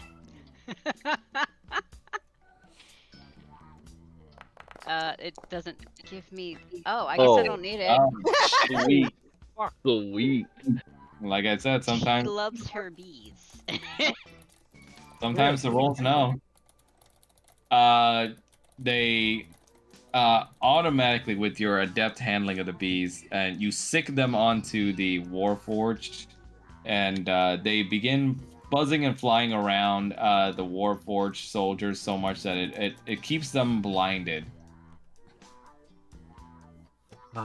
Miss Harkin, excellent ideas. I would hope so. I trained them very well. Get in there. We gotta investigate. Should we try to stun them before we do so? That's Probably the time to do it. Don't hit my bees. I'm not going to hit your bees, Hark. Oh, no. I trust you. I'm talking about the rest of them. We will mind our business. Oh. I'll remember that one. I'll behave. God. Ooh, nice roll, Mal. Easy peasy. I didn't mean to roll that last one, but okay. Dice everywhere. Oh, damn, you guys got the same AC rolls on that third one. You know what? I want to say oh, wait, no.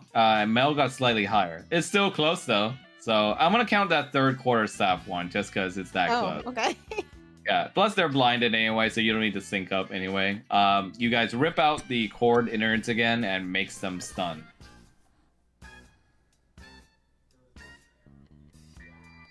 While they're passing by, Blocks looks over their fingers and gives a little sniff closer, where he can actually, perceive the possibility of gun smoke and residue. Just to see. Go ahead and roll for investigate. Investigation.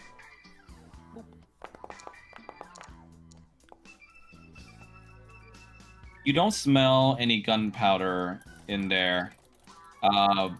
There's something else that you smell on their fingers, but you're not quite sure what it is.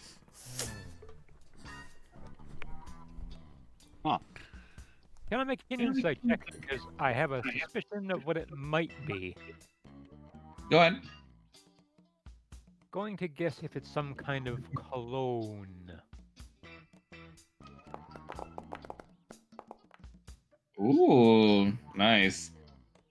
You sense that it's not cologne, but perfume. And it's a very sweet smelling perfume. And you also smell one other thing. Scales. Oh, really? Yep. Scales and perfume. Interesting.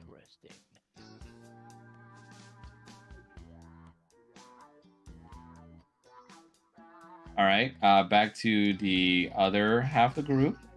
You guys go in and you finally get to where the body is. Onto the crime scene. You see that the blood by this point has like, it's not completely dried out, but it's dried enough to where it's not really fresh anymore. The stab wound on the back, you see the knife is still in there. Harkin's body laying on his belly over to the side of the sofa. The window near him is shattered. Okay. And you I see would- a oh, pool go of ahead. blood that is a little small underneath him. This is Oh. most unusual. Yeah, I don't know why the murderer would want to break the window.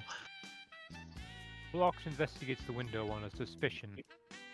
Oh. He's looking for signs of something shot in from the outside. All right. I'll make this easy. Why doesn't everybody roll for their respective investigate rolls, and I'll tell you guys what each of you find. Sounds good. Okay. Ooh. What's wrong with that?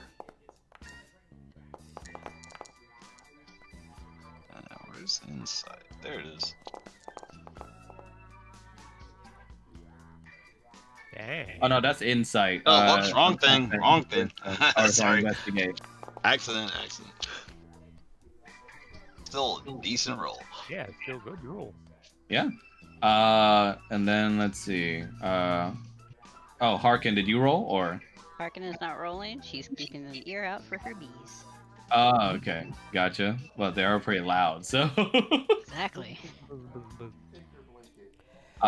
In that case, Neru, I'll go with you first. You're Question. used. Oh yeah.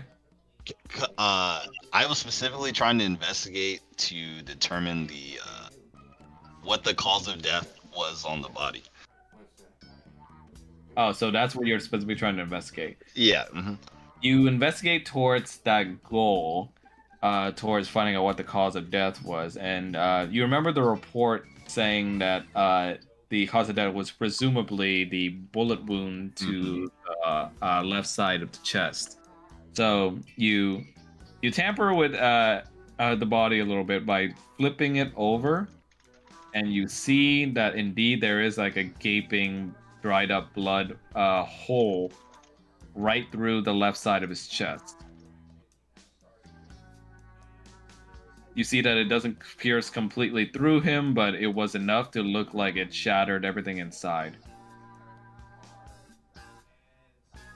Right. And I guess last thing. Yeah. The strange part to you is oh, go ahead. Sorry. No, go ahead. No, you go. The strange part to you is from your experience and research into investigating dead bodies, you don't seem to find any shrapnel or bullet pellets where the gaping hole is, or inside it even. It's a little weird. And next up, let's see, Mr. Venice. How would you like to investigate, or what is it that you're trying to find out on your end? He's basically trying to see if there's anything unusual about the blood, the pattern, or anything like that. You go over the blood on the body, and you do notice something. You notice that the blood is rather in small amounts in the blood puddles. Or the stains of the blood puddles, for there to have been 2 wounds on this body. Like, what I'm saying is, the bullet hole does not seem like a lot of blood came out of it, which is unnatural to you, as gaping as it was. It seemed like there was more of a blood puddle for the stab wound than there was for the gaping bullet hole.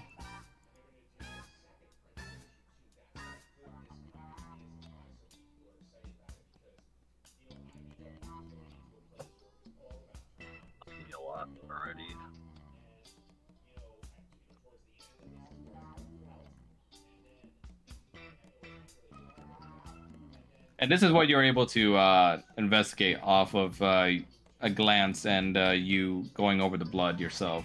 Mhm. Any of you finding anything interesting?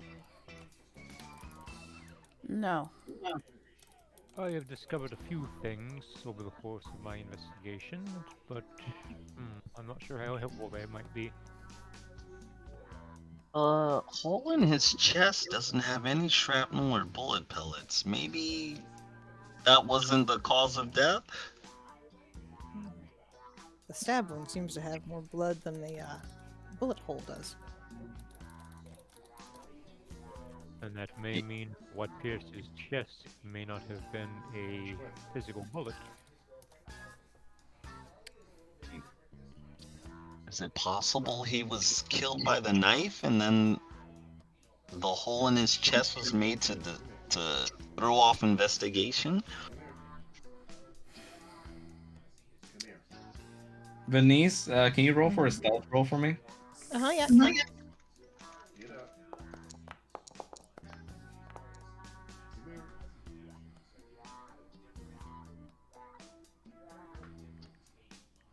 Brian? Yes. Unfortunately, that's one below. Oh my god. That's fine. Out in broad light of the room, you see Venice trail his two fingers over the blood wound on Egan, and then taste it on his tongue. Mr. Venice, why are you drinking the victim's blood? Drinking it, I'm tasting it. Oh, I meant tasting it. He's going to look back at Harkin and just be like, "What were you giving him?" What do you mean? What was I giving him? It tastes medicinal, bitter. Well, yes. He was in a lot of pain. He gets morphine. What? Wow. That's generally what you can give somebody for pain. Morphine's a little strong, don't you think? Not enough for him. Did he get injured recently, or? Not that I'm aware of. I suspect his injury was simply his need. You could say that. Damien, onto your side of the investigation now. You don't notice anything about the blood, but you do notice something about the knife.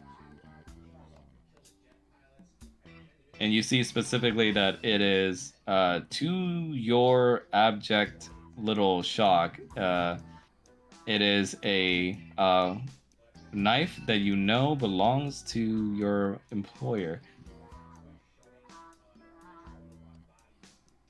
He's not gonna react to it, but he's just gonna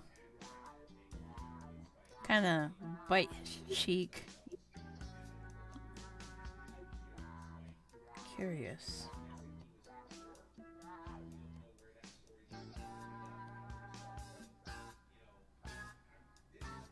Now I'm gonna add in this little tidbit to you guys as an evidence item again.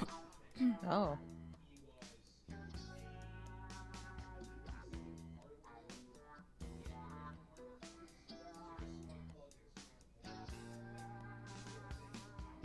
Yep. Yep. Huh? I'm putting the evidence item in your inventories. Let's look at it. Okay.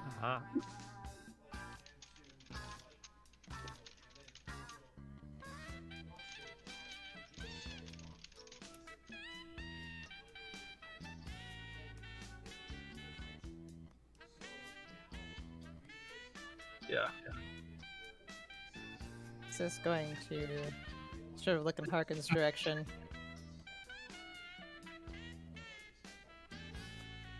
Is there anything about his condition that we should know about?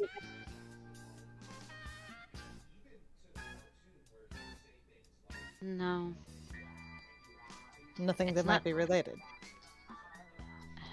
if it was related, I have no idea how. It's not contagious.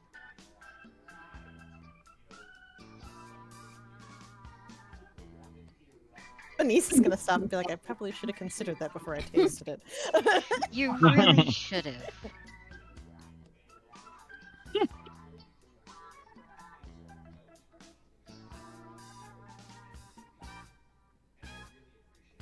Yeah, I really think this bullet hole was after the fact. It just doesn't make sense.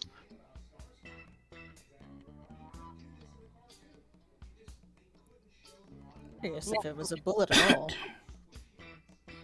Blocks looks at the bullet hole and examines it and tries to determine if the bullet went inside or came out. The direction. Okay, yeah, that's good.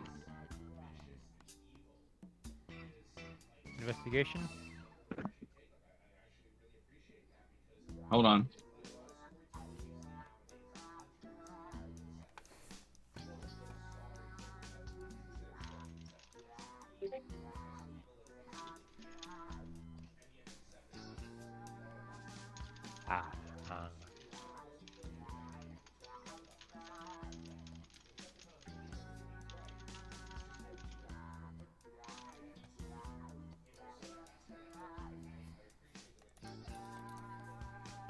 Sorry, folks, is giving some private info to certain peoples. Blocks folds his arms and makes an affirming noise. Just as I thought. As you thought. Yes. This gun that killed this man did not fire lead. Do any of you happen to have the ability to see or detect magic?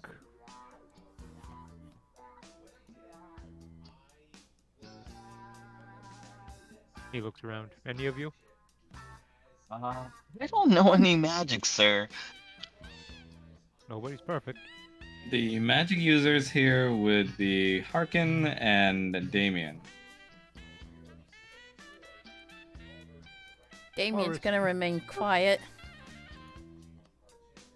Blocks looks at Harkin? the quiet dragonborn while he speaks, but no particular reason, and he says, "Our esteemed friend here was doing some dealings with a certain somebody, and one of their inventions happened to have been, well, long story short, guns that don't fire bullets, but magic. Bolts of it. I never would have noticed that. Well, you're not in the biz, son. Sounds particularly dangerous. Indeed. And difficult to imitate, and quite valuable. And I don't So- recall that they said if they found the weapon or not. I would be surprised if they did. It may not even look like a weapon.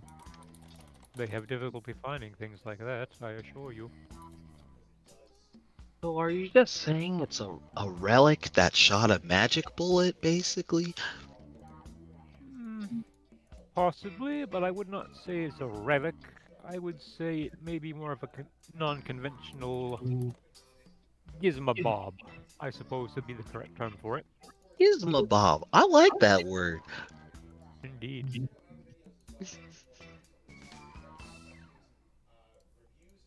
And he gives Damien a sniff, kind of obviously. And for some reason, there was a smell of dragonborn on those sentries. Any particular reason why that might be?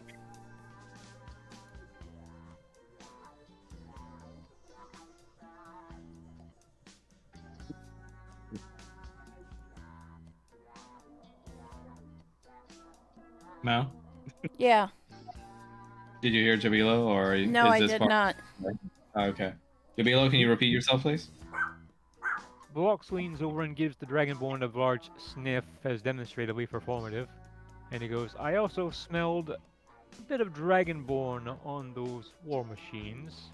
An old resonance. Nothing recent. Any particular reason why that might be? I have no idea. interesting. There was also the smell of slightly sweet perfume. Might have been a female then. Perhaps. I don't know the smell of Dragonborn by sexes yet. Perhaps I'll discover before this adventure is I over. do know a lot of guy Dragonborns don't wear perfume. Don't judge. Ugh. Never knows.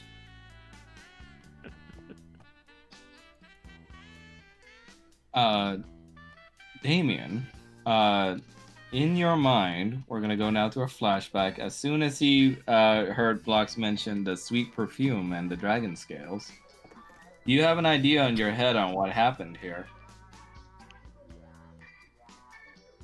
Okay. So I'm gonna go ahead and move the map here.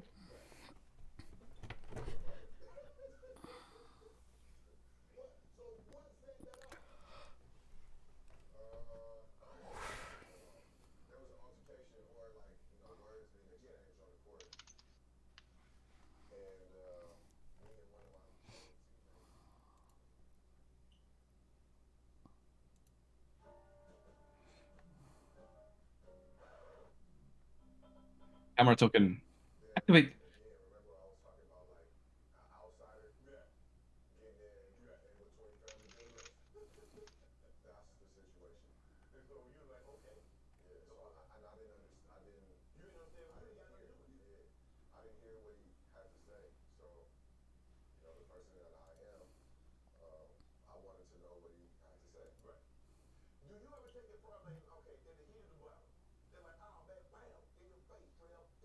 All right, now activate. Activate. Oh, reload. Okay. You hadn't seen the map, right? Can't see Darkness. anything. Can't see shit, No, Captain. I can Your see that, but- tokens aren't there. I I see see it. darkness. Oh, it's because the camera didn't have vision again. God damn it. All right, you should be able to see now. Oh. We cut back to before the murder had happened, during inside the dining car during the time before the incident, where a few of you happened to be in the dining car with Damien walking down, trying to find himself some food, as well as Venice and Harkin chatting it up on the side. And one moment.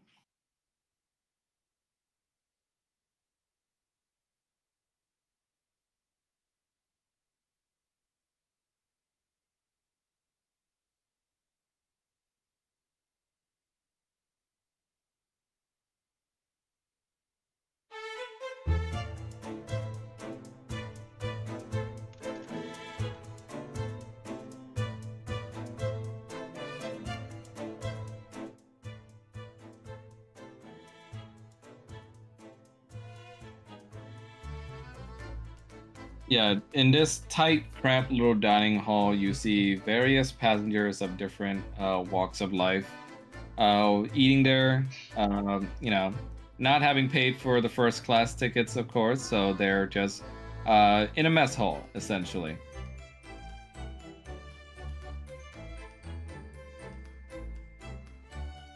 Damien, you walk down the halls and you see some familiar faces from the station.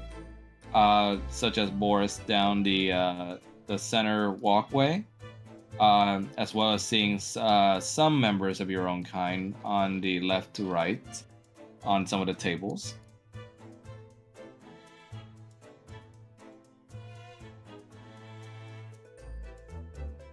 Okie dokie.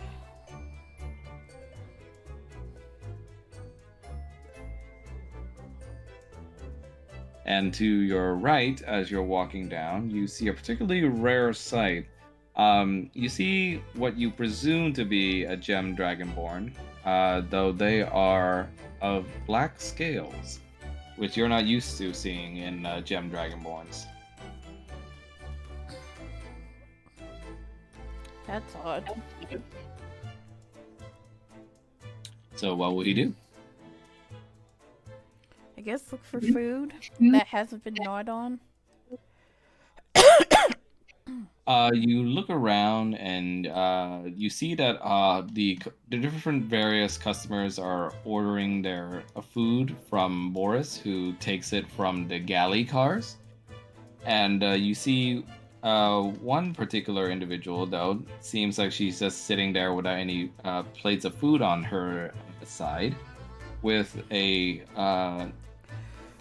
what seemed to be a well-suited Dragonborn watching her from the side, as she looks kind of visibly uncomfortable.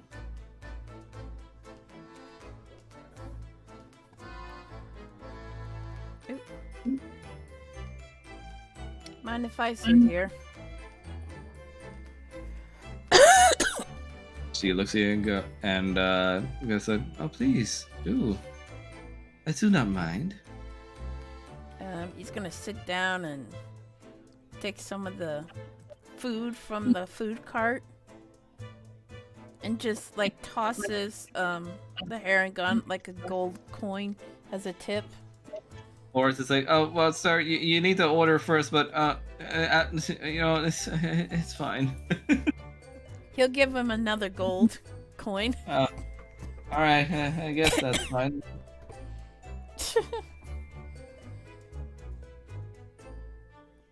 So, can't help but notice that you are sitting here all by yourself. Oh, I just wanted to see what it was like in here. Bit cramped, ain't it? Yeah, but a little refreshing, to be honest. If you say so.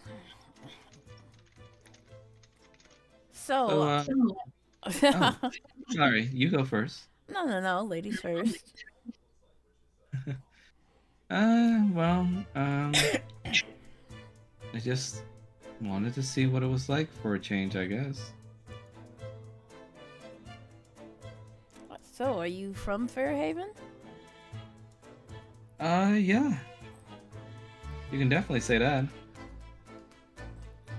My first time going myself, actually, but I've heard a lot of good things about that place. Oh. Well, no worries. We welcome you with open arms, especially a Dragonborn brother. He's gonna smile as he takes a bite of his food and kind of wrinkles at it as it's kind of grainy.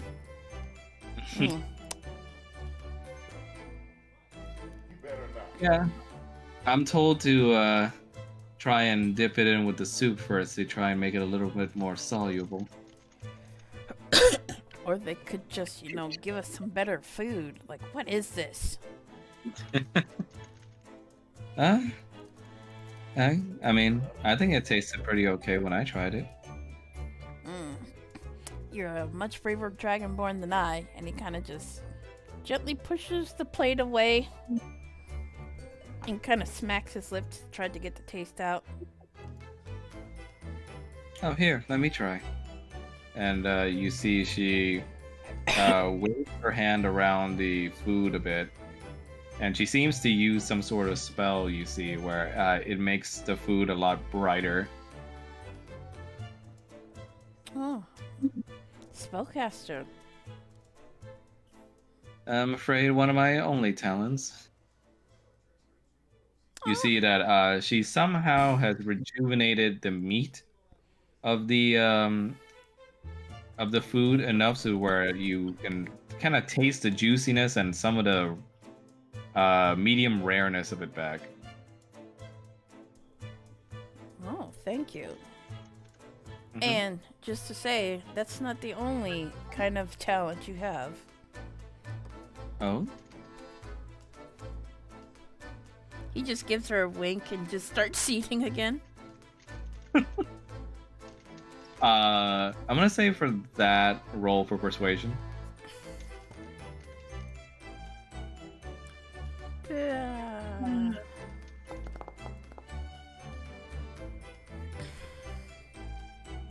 She looks at you and just kind of laughs and just says, "Oh, come now. We've only just met. There's no need for that kind of talk yet. Yet? How intriguing. Well, I mean, I expect we'll all be on this train for a bit longer. How long do you propose we be on this train? Well, I do have to be getting back to Fairhaven, so I suppose we'll get there in about a day's time or two. Perfect. Just enough to get to know each other. And he kind of just gives her a cheeky smile. Nah, I'm just kidding. Unless you want to. You feel Unless. you feel daggers stared right into the back of your skull coming from the well-suited Dragonborn up here. He doesn't even look, but he knows he's being glared at. And go ahead and roll for perception for me.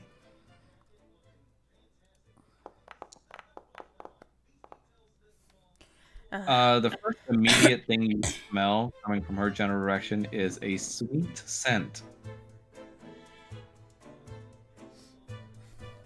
Also, yes, Pomp, it's great at Ace Attorney music. Aha! Forgive me, my lady, but what is that scent you're wearing? I'm sorry, I just smell it from here. It smells rather exquisite. I was about to ask if I stink or something. Oh, no, nothing like that. Just a little bit of lavender. I find it helps brighten up the room a bit, don't you? Oh, I agree. By the way, please forgive me, but I haven't caught your name.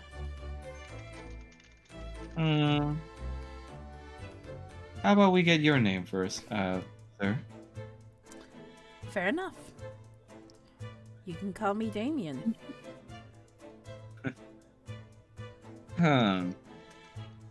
You can call me... She seems to be looking around the room a bit. Skull. What is her name? You can just call me Skull. Skull, huh? I see. Well, Miss Skull, I won't take any more of your time, but if you'd like to chat a little later. And he kind of just gives her like a genuine smile before he takes another bite of his meat.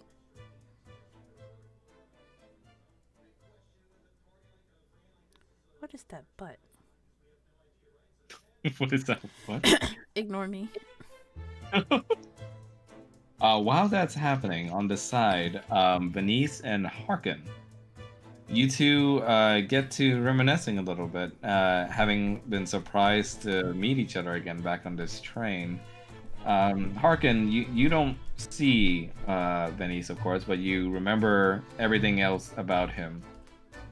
His smell, his general vibe, everything makes complete sense to you as he's near you now.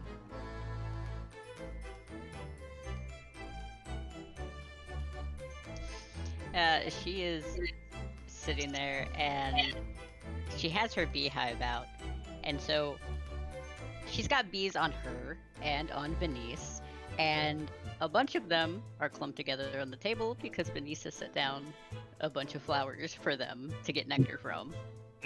That's cute. And he is describing some of the passengers on this train to her. You describe the appearances of the passengers to Harkin, and you immediately see the brass dragonborn in front of you almost get up to leave, but something suddenly strikes the air as odd to you, as you notice that there's a rather really strong scent in the air that bothers your nose specifically.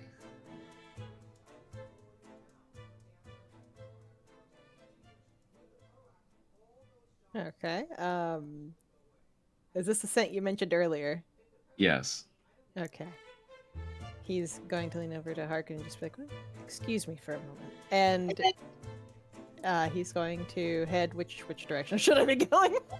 Above. Okay. He always does this.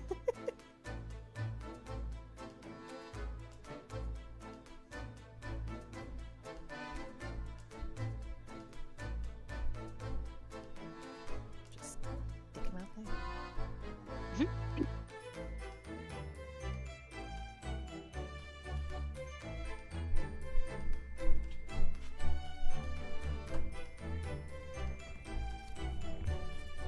Bleh. And he's going to go to investigate the smell. A smelly smell.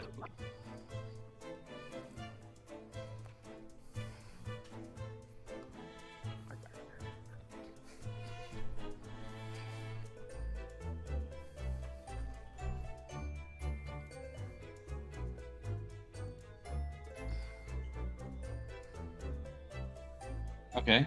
You head above to investigate the smell, and you notice that someone bumps into you on their way out of the bathroom. Oh. You see that it's a gnome gentleman dressed up in You're going completely robot. red tuxedo. Oh, sorry. How about now? Brr. You good? Better yet. Yeah, you notice that it's the gnome gentleman in red tuxedo that bumps into you. You don't know his name, but he seems to regard you with a smile as he looks up to you. He goes like, "Oh, hey there, tall, dark, and handsome." He's just going to be like, oh, beg pardon, because like he walked into it. And he goes like, "Well, hold on. Maybe you want to share the room." He's like, I apologize, but I have some pressing matters to attend to. Okay, fine. Go off.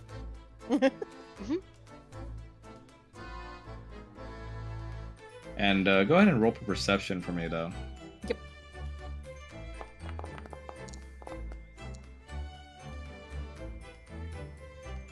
You notice, or in memory, you notice that a gnome gentleman seemed like there was a heavy amount of a weird smell coming from his hands, and you notice that they were very wet. Mm. And you know it doesn't smell like soap.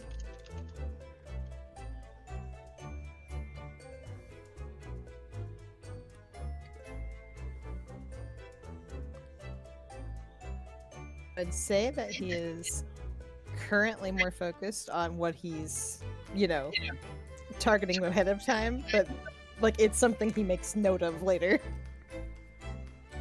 Meanwhile, as you're about to leave, Damien, you see the lady kind of hold your hand, and she's like, "Oh, come on, where was all that bravery from earlier?" Well, I wouldn't want to impose on such a lovely lady like yourself. Oh, please. I prefer a little bit of sincere compliments from here and then. Most people do it because they're afraid of me. I don't see why. Like you are very striking, if I might say so myself. As soon as you say that, you see the the suited Dragonborn head towards you. As he goes like, "Sir, I'm gonna ask you to move away." Why? We're just having conversation. And now the conversation is going to end. Please step back and get away from the lady. Are you her boyfriend?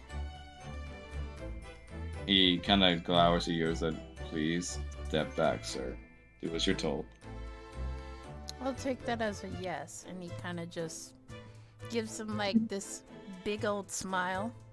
She just waves him off and goes like, "Tiberius, stop it."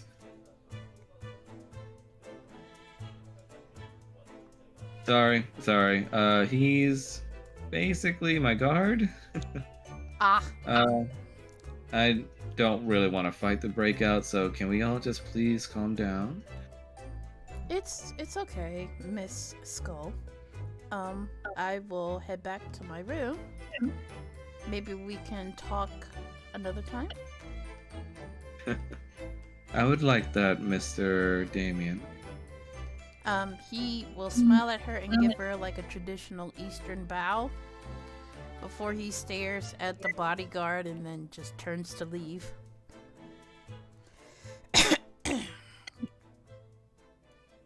Harkin, you take the time to basically look out the window to do a little bit of, feeling against the glass for the feeling of the cold air hitting against it. Kind of Wanna be internally, sightseeing. yeah, internally inside yourself, missing the, the ability of being able to look outside at the night sky.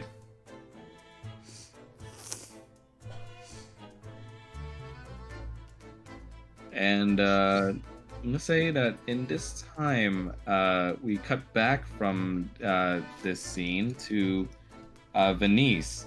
You head out of the train car. This is a bit of theater of the mind. And immediately when you go out to investigate the smell of the blood, you see what looks to be like an entirely dark train car as electricity seems to crackle from every wiring in this place, as some sort of power surge seems to be happening and everything is shut completely off. But in that darkness, you're still able to see pretty well because of your dark vision. And you see what looks like to be a dim figure in the far back, carrying some sort of tool on them that looks like it has some blood on it.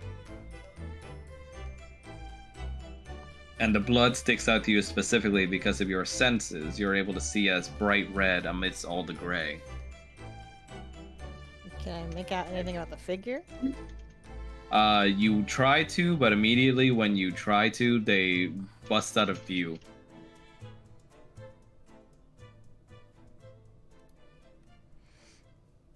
Okay.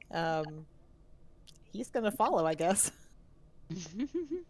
You try to follow against the noise, and when you do so, it is at this moment that you hear glass shatter from your direction.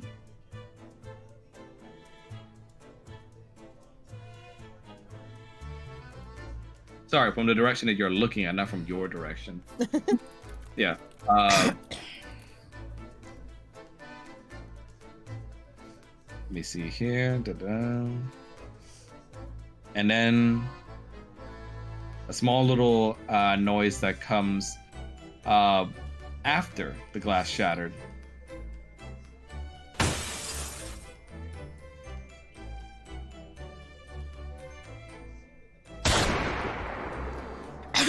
Bang.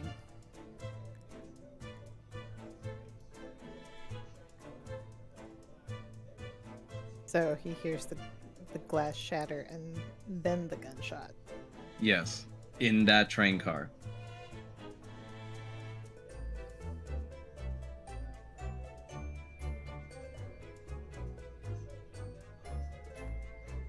Okay, so it's the train car that's like ahead of him. Yeah, the train car ahead of this dining room hall one would be the waiting rooms. Okay. So there's two waiting room cars ahead of this one. Okay. He is going to follow towards the source because he's like is Right. somebody in trouble. You follow towards the source, and immediately when you go towards where the noise came from to follow the disturbance, you find the dead body, and it is now discovered that you were the first one who discovered the body.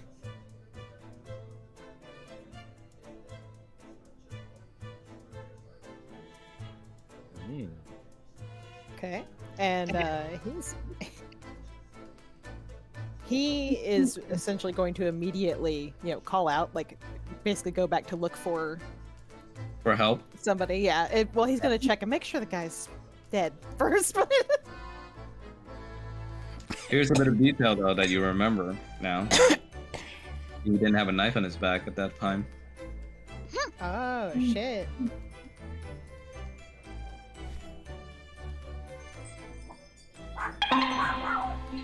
The fuck? This order of operations is very interesting. I had to play the Detective Conan noise. I'm sorry. You're forgiven. But now we cut back from that little flashback back to the murder scene. I hope at least some of you have been keeping notes on this stuff. I'm taking an insane amount of notes. Yeah. Me and Pomp out here. So, Damien, you kind of silently frown to yourself as you remember that sweet scent and dragonborn that Blocks must be talking about must be that woman that you met, since she's so far the only female dragonborn you've seen on this train. Damien is going to lean towards the body and smell the the scent again, and he's gonna look like pretty angry. And he moves away from it and starts like rubbing his chin. Where did you go?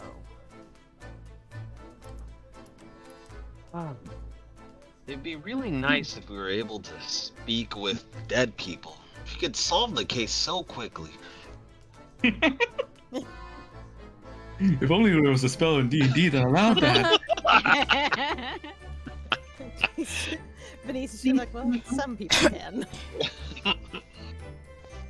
Does the body look like it's in the same position like that I found it in, aside from it being moved when we were investigating? It was, yes. Yeah. Just, you know, with a knife in the back now. Yeah. I think I know who we have to talk to. Venice is going to basically explain the knife, just like when I found the body, that wasn't there. Right?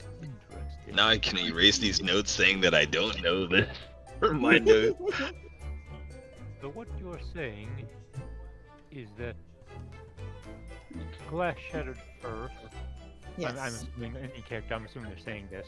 Yeah, he's explaining. Glass shattered first, and then you heard a shot, and then there was application of the knife. Yes, that's what it seems, and oddly enough, there was a passenger who had the smell of blood on him. Do you know what they look like? Yes, he's the little gnome. Oh, that's Always the big. gnomes. But that was before finding the body, before the sound of the gunshot, even. And did you say there's blood? Where was the blood? Do you remember what you saw the blood on? Well, I didn't see it. I smelled it on his hands. Oh, you smelt it.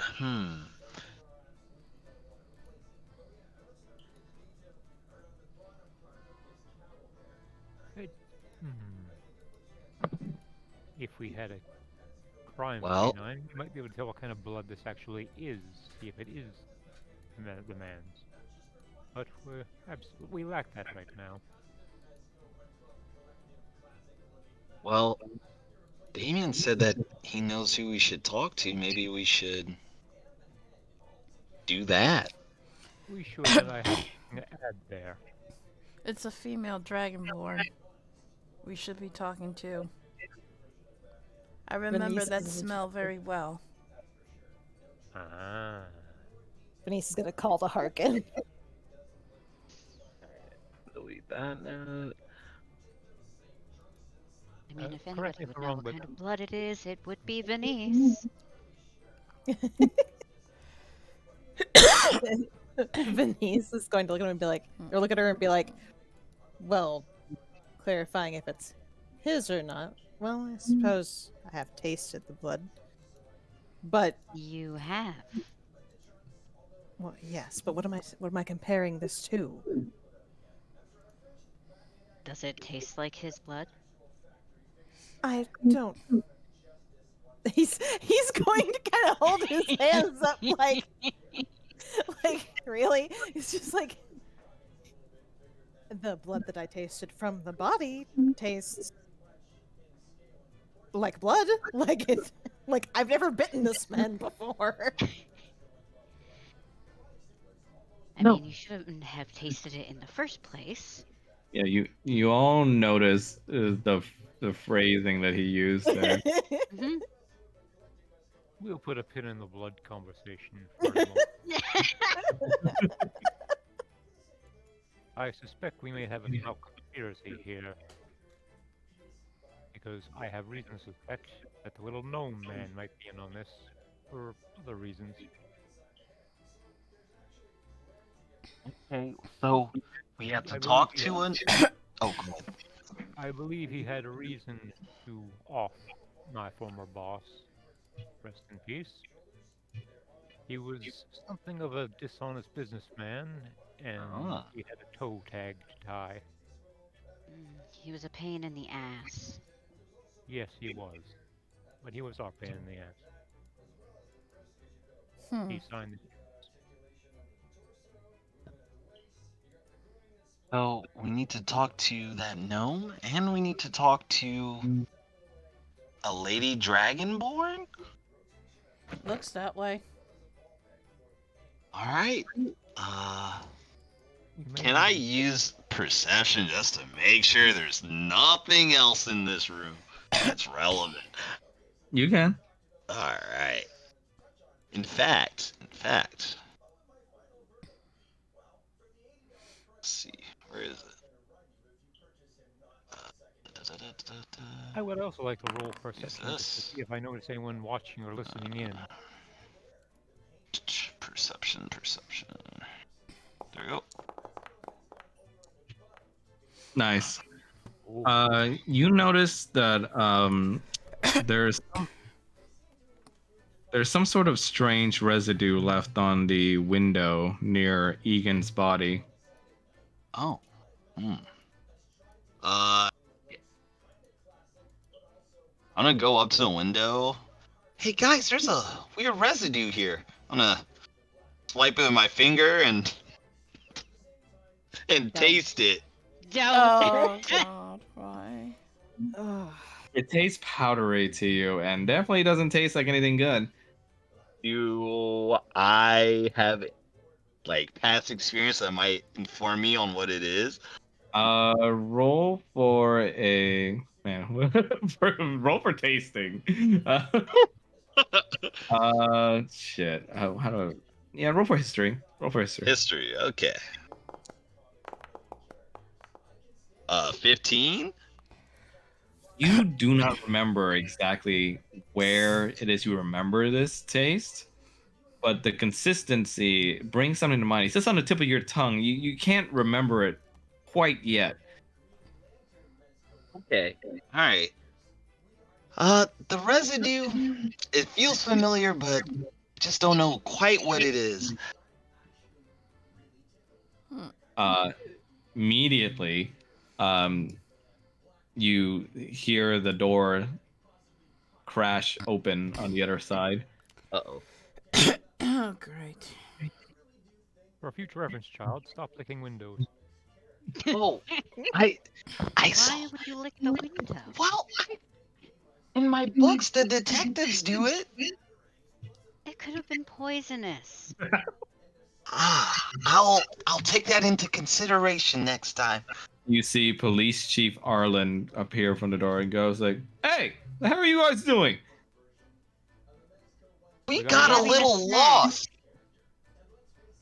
This is a little long to be taking for a bathroom break for all of you. And what the hell are you doing near the body? Get the hell away from there. Oh, The God, it's late. Warforged let us in.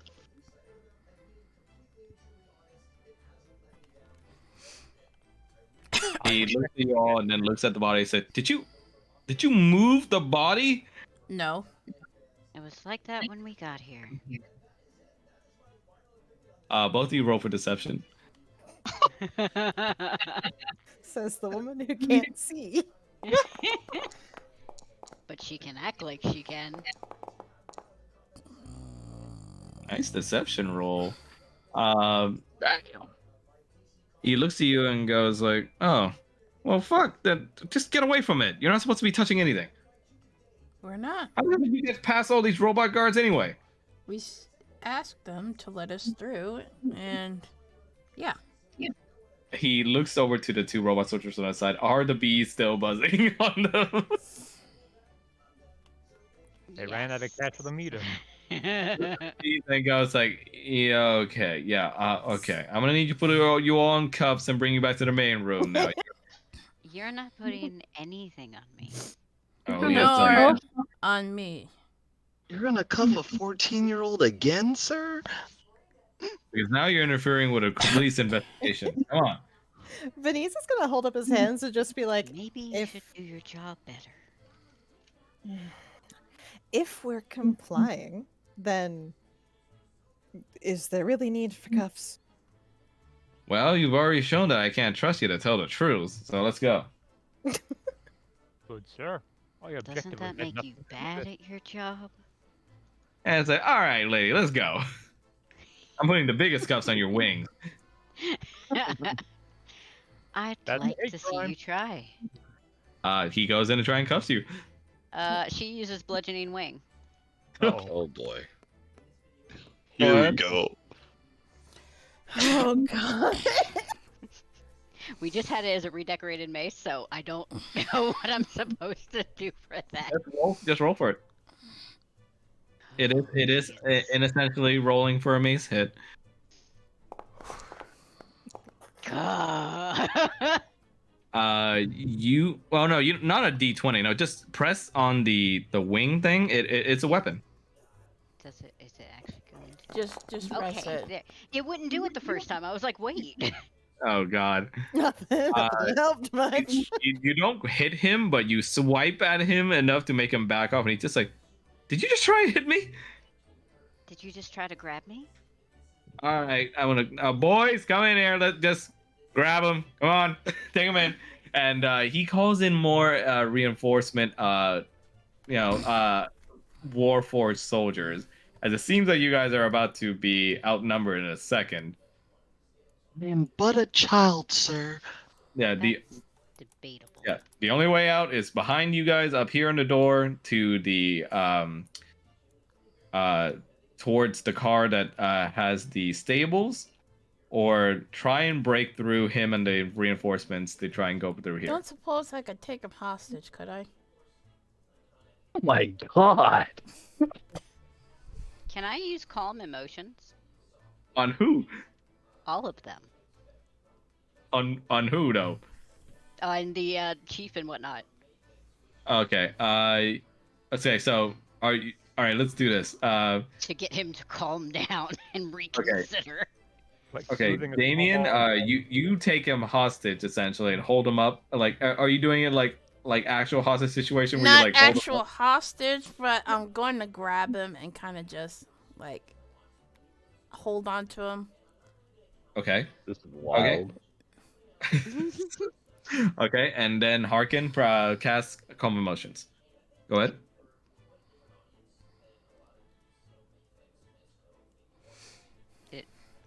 Did it really not? You gotta press. I did. Let me see. Did you click the target? You may have to- Wait. The sheet is in the way. Oh my god. Get out of here. Nice. And you're now concentrating on Calm Emotions. Wow. I love my new little concentration reminder. That's a good one. All right.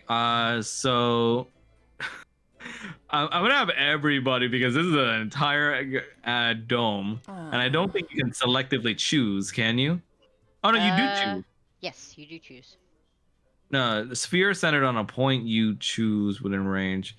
A creature can choose to fail this saving throw if it wishes. If a creature fails. Oh no, you can't choose. It says you choose where to put the dome. So we would just have Oh, to do God. Yeah. I think this is That's well positioned. So- Yeah, I think. This is Yeah, fine. so everybody roll for charisma saving throw. Oh, I'm so bad at this. All right.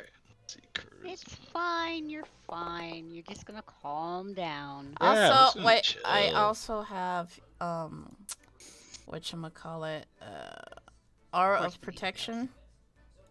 Oh yeah. So everybody gets a +5 to their saves. Oh, Oh, neat. that's helpful. Paladin things. Paladin things. I hate paladins. I'm sorry. I,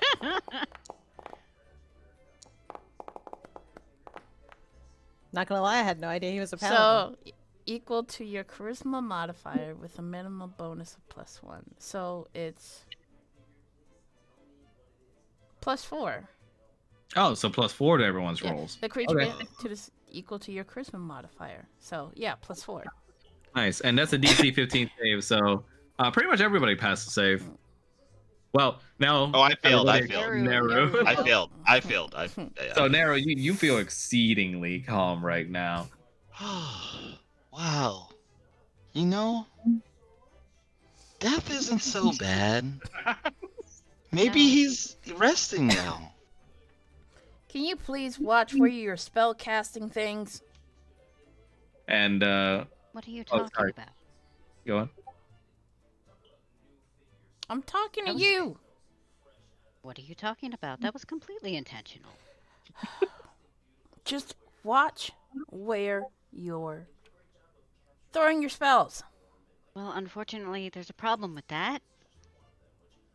Hey, hey. Not my problem, dang. but if you do make it my problem, it will be your problem. It's already Dang. my problem. Chill out. Naru. He's over here high as fuck. All right. I'll do the charisma saving throw for Police Chief Arlen. Oh no. I was gonna solve the case, but then I got high. Nope.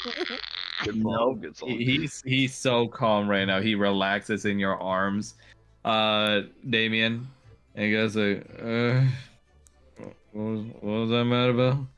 You were mad about absolutely nothing, and you are gonna have us help you solve the murder.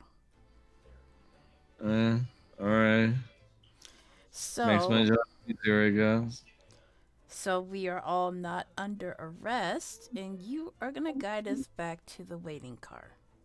Yeah, all the reinforcements now come, and they see him in your arms, Damien. How do you react? He's gonna kiss the police chief on the cheek. Oh no! They get weirded out by the sight, and he goes like, "Chief, you all right?" Oh no, he's fine. He just wants a piece of Dragonborn, that's all. Fucking Mel. That's kind of crazy, huh?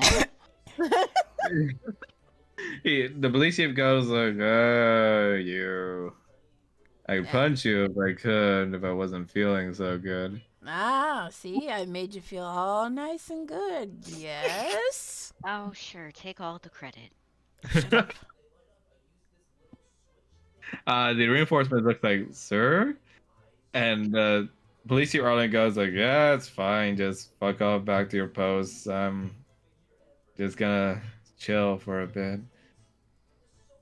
Feels like my cholesterol's been at an all-time low."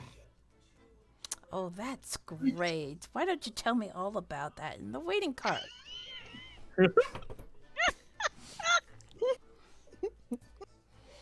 He goes like, "Yeah, fine." Lead the way, Chiefy. Chiefy. God. Bye, Egan. Harkin's just gonna give him a thumbs up. Yeah, we're just feeling fine. After you, Officer Bumfuck. Wait. So does this sphere follow? As Let's see. long as she's concentrated on it, I think so. Oh my God. So you had it pointed on the chief, right? Uh huh. So the chief just has a following sphere of calmness to him now. Oh God. At least for 1 minute. Okay. You drag him back to the waiting car. Let me go ahead and move you guys back there.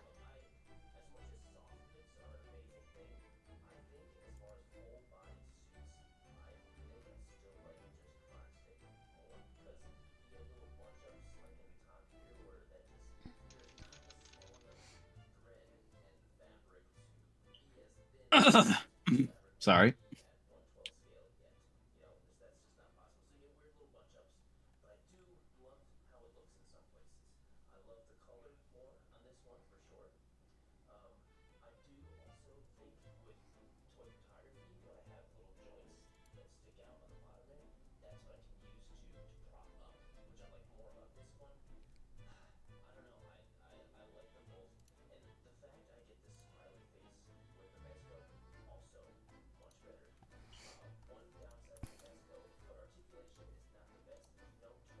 It's suddenly quiet. The DM is passing secrets. Probably.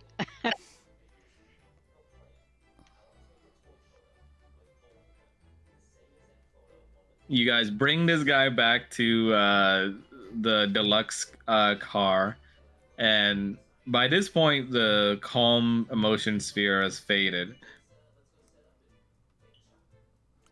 Damien by then is gonna have him. It's gonna let him go.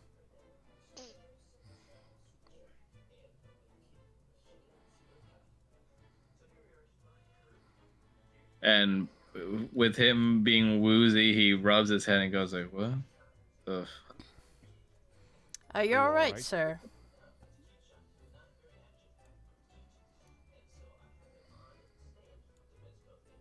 Let me see here.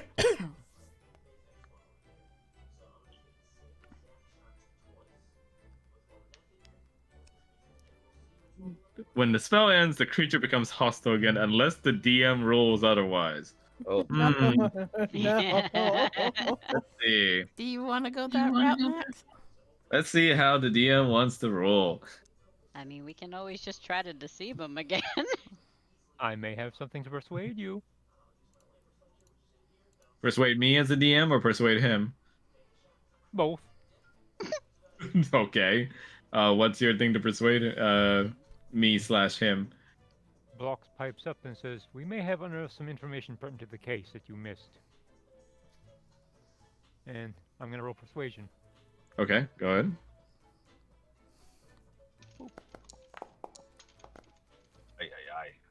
Oh no. Oh no. He looks at you and goes like, I don't even want to hear from you right now. Did you cast a spell on me? No. I can't cast spells. No. You I slipped. can't use magic, sir. And you kissed me on the cheek, you bastard! And he grabs you by the collar, Damien. Oh, you going in for a second helping? He's like, I'm gonna put you behind bars, I swear to God, you shady little dragon. What are you talking about? You're the one that kissed me. Everyone's kind of just looking at this situation right now, going, what's going on? If anything, I could have you sued for harassment. And Lady Bristlebrush simply just like spits and goes like, "The fucking gay dragons. Simply ridiculous. Go back to your coffee. Excuse me? I hate you." Did he say go back to your coffee? Yeah. Oh, I thought you were gonna say go back to your coffin. That too. Now, Mr. Police Chief, we can do this easy or we can do this hard. I'd like to see what you mean by hard. Do you really want to know? And He goes, just "I'd like gives to her see- this big ass grin. Go ahead and roll for intimidate.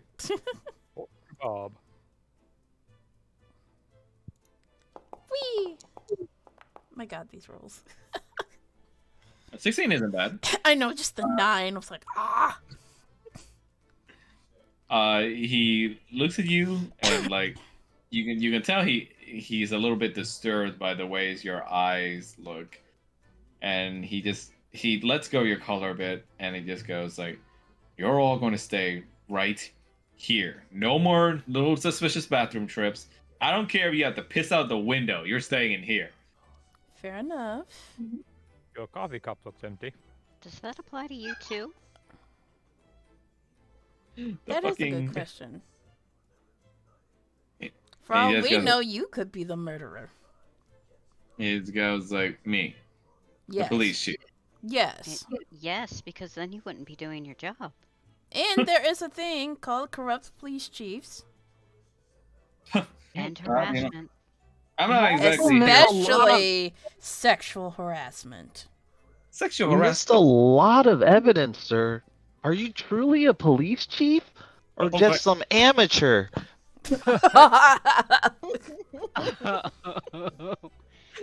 I mean, he has a point, and he's 14.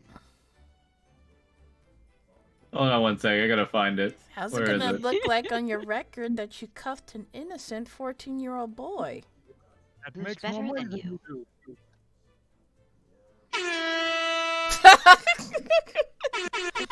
Stop! Oh. Stop! The bars.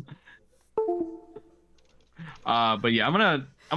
You guys don't have to roll for this. I'm gonna say what you're saying to him is so fucking soul shatteringly a burn right now that he's just he's kind of fallen silent. He opens his mouth to speak a little bit, but his cigarette just falls out of his mouth. Can't believe it is collectively vicious mockery at this man. Without being bards. Psychic damage. Emotional damage.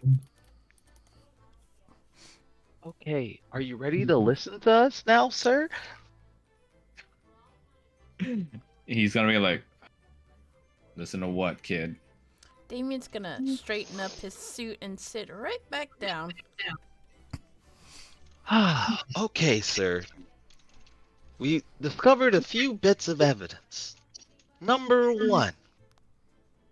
We believe magic was used for the initial injury to Egan through his chest. Number 2. We found out that there's a sweet-smelling perfume on the Warforged that may belong to a Dragonborn on this train. Not me. No. Oh, Max!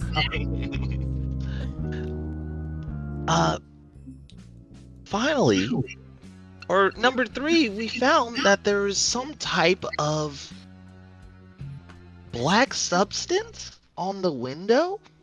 I tasted it, but I'm not really sure what it is. Oh, I didn't say the color of it. Oh, it's black? Oh, you didn't? Okay. Well, there's a substance. Residue. Residue. Yeah, thank you, residue. And finally, we saw the gnome with bloody hands before the murder occurred. In fact, the entire series of events may be off. We saw the gnome with bloody hands. Or, I'm sorry. Venice saw the gnome with bloody hands. Then, there was a crash from the window. Then, there was a bang from the gun. Then there wasn't even a knife. How did you miss all this, sir? Oh, what are you talking about, kid? The knife was there when the body was found. Well, ask Venice. He's the one who found the body. You are the first one who reported the body, Miss Venice. Was there or was there not a knife on it? There was not. And we're just finding out now. Who had access to the crime scene before we got there? Huh, sir? And you see Hortix in the back just chime out, goes like, "Oh, hold on, I heard a gnome being mentioned. Why am I being involved in this?" Locke looks over at him and gives him a death glare through his sunglasses. Tell him, Venice. No, Venice. Tell him, Venice. It's an accident. Venice is going to very calmly sit there and he's going to be like,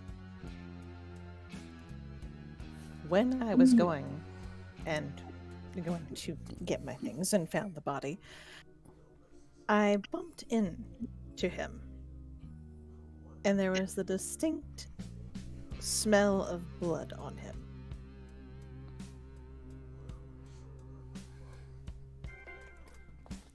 And Hortix just looks offended by this and goes, hold on. Are we just gonna believe this guy's word? Blood on my hands? How would you even know? You will believe it. I didn't mention it being on your hands. I was just coming out of the freaking bathroom. As a man not allowed to wash his hands anymore? With blood on it? There wasn't any blood on it. After you left, And he goes like, and what evidence do you have that it's actually blood? But the curious part is that that happened before I heard the crash or the shot. There was another figure with some sort of bloodied item, but I didn't get a clear look at them. They were in the car ahead. Did you try to chase after them? I tried. I couldn't find them. Hmm. The guy And these with were knife. in the waiting cars? Yes.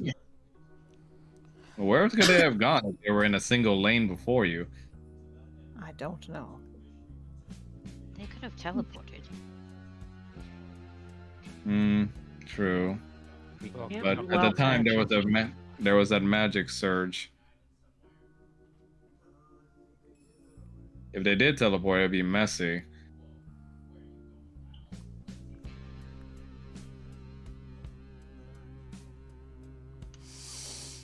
I'm fairly certain it's already messy. Did you ever happen to find the weapon? He looks over you all and goes like, sadly, no. We assume it's the firearm that killed him, so still trying to look for it. Looked through everyone's possessions, nobody had it. Locke strokes his beard. Venice, Hmm. can you Yes. describe what the implement looked like that the perpetrator, and he turns his head and looks over towards Cedric's, may have been wielding? Can I remember this? Go ahead and roll for history. Oof. Oof, so close to the 17. It's also so close to the one. Unfortunately, it was too dark for your mind to remember what exactly the tool was. He's going to relay that information. It was too dark.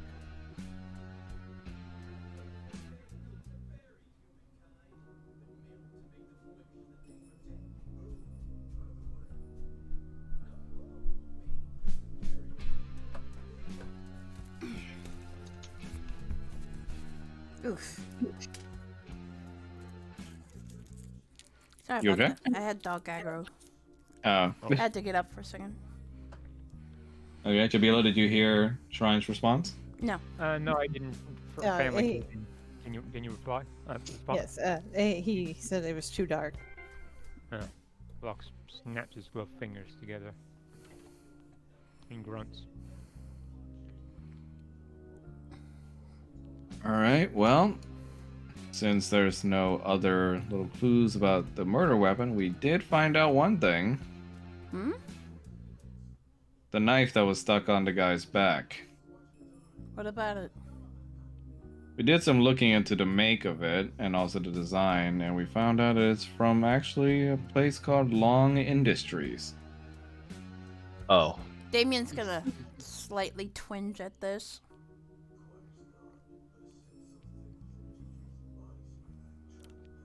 You don't say. Stopping the chair. No. Sir, I don't know about this knife anymore. why did they put a knife after he was already dead? You got me, kid. Why do people kill other people in the first place? Maybe they just got some sick joy out of just puncturing the guy one last time. Maybe to send a message or to implicate somebody else. I think this is the case. While people who murder are fundamentally shattered in their hearts, I think the person who put the knife is trying to trick us. You're a sharp child. He did say it was his job. I'm a He's a professional. professional. God, that's gonna be the new thing, isn't it?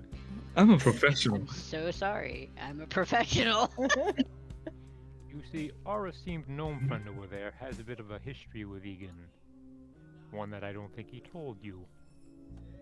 The gnome kind of squints his eyes at you and goes, I did tell him. I'm a sworn business partner. What else is there to say?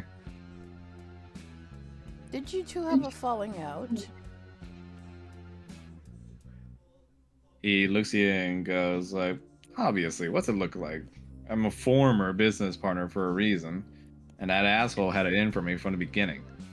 What particularly did he have in on for you? He immediately slams the table, as you can tell this is a sensitive topic, and goes, because he stole my fucking ideas.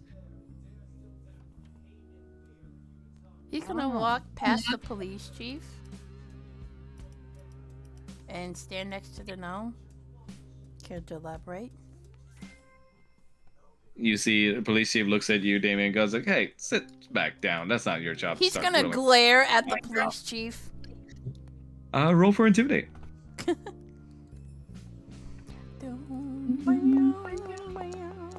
Oh. Oh. Oh my.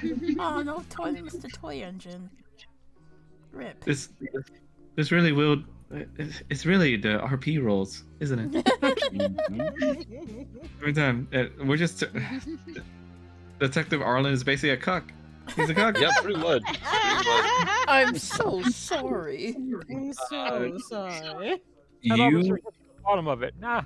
your blue eyes suddenly glow red in a threatening manner towards Police Chief Arlen, and he immediately freezes in place out of fear.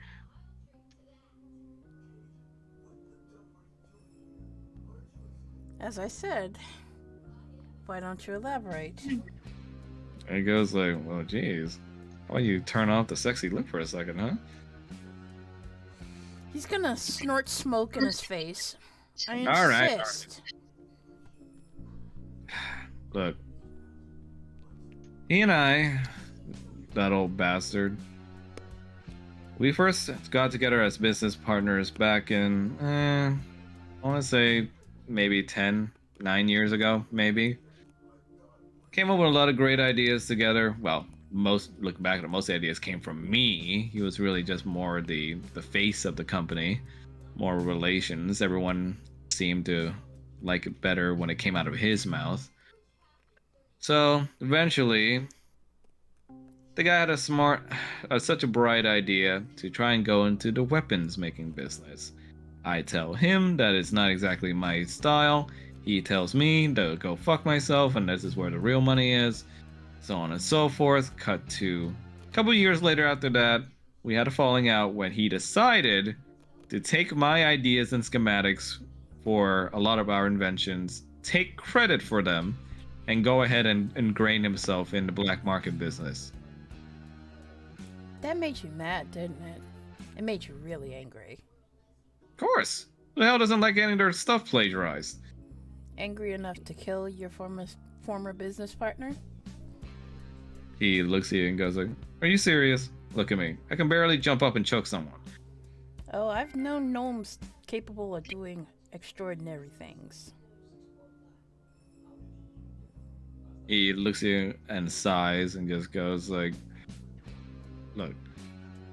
just because I washed my hands and there was some weird smell on my hands does not mean I'm a murderer. Well, can you tell us what that weird smell was on your hands? Piss. Shit. Pick either of the two. So you smear piss and shit on your hands. Is that what you're saying? He just goes well, I mean, who knows? A gnome gets kind of dirty. Oh, please, don't come like on. that. You look so neat and hoity-toity. Not a lot of the toilets are made for our kind.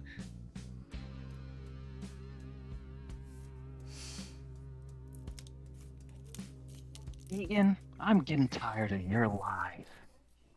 You were happy when. Wait, he's not Oh, wait, Egan. Whoops, He's Vortex. Anyway, you were happy when Egan died. You said it so yourself earlier. No, I wasn't. You killed him using magic, and blood got on your hands. Then you No. went and washed your hands and tried to escape. No. We smelled it. All right. Whoever smelt it dealt it. All right. He found the body. All right. And then roll later for it. you came back to stab him in the back. All right. Angry that he stole all your ideas. Roll for intimidate. Let's see. You got this. Oh, no, I don't. Oh, you don't got this. So He looks at you sorry. and goes like, he looks at you and just tries to brush you off and goes like, look here, kid. You can throw a tantrum all you like, but if you don't have any hard evidence, I'm not the one that did anything, right? I don't believe he did it. Really? Well, I'd like to point out She again looks over to you and points like, see, even a blind woman knows it. Why can't you all? That's because the blind woman heard all of the bad things about you. And he looks at you and he puts like the clutching my white pearls thing hand on his chest and goes like, excuse me? Egan loved talking shit about you. He said you were too much of a coward. You can tell when you said that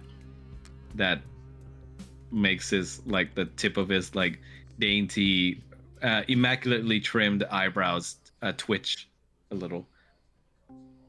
Good tactic. You have wonderful ideas, but you don't have the ability to take the risk on any of them. That's because there were stupid risks, and he was stupid for even taking them. I would agree with that. That's just not how he saw it.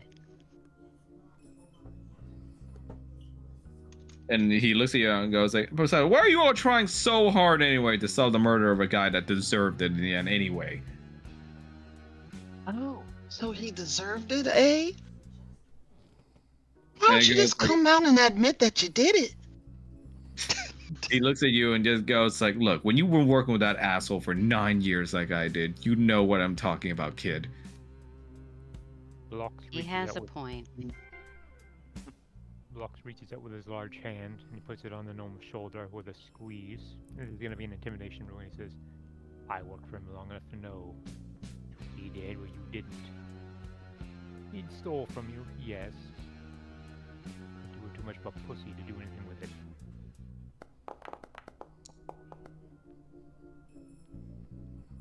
You guys you guys can tell your grilling is starting to get somewhere as he starts sweating, and he starts taking out a little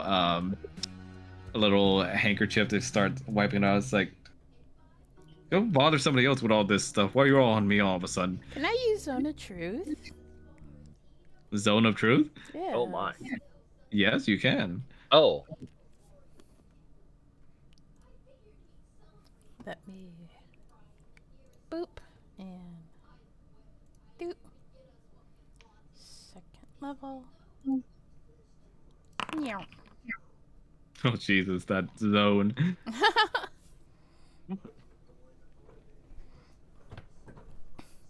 So, Jesus, that scared me.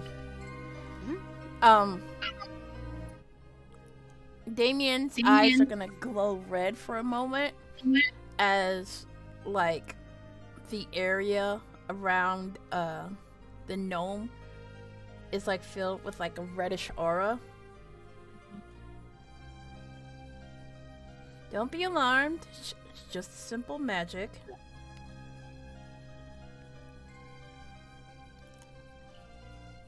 And he goes like, What's the what the hell are you name? doing? What's the gnome's name again? I forgot. I'm sorry. Vortex, Whore. me That's do it. right, whore. So, Jesus. Mr. Hortix, did you kill Egan Becker? Let me go ahead and roll for, let me see, it's a charisma saving throw, yes? Let's see. So let me, Yeah, Charisma saving throw. Uh-oh. ooh, not high enough for him. Oh, nice. Okay.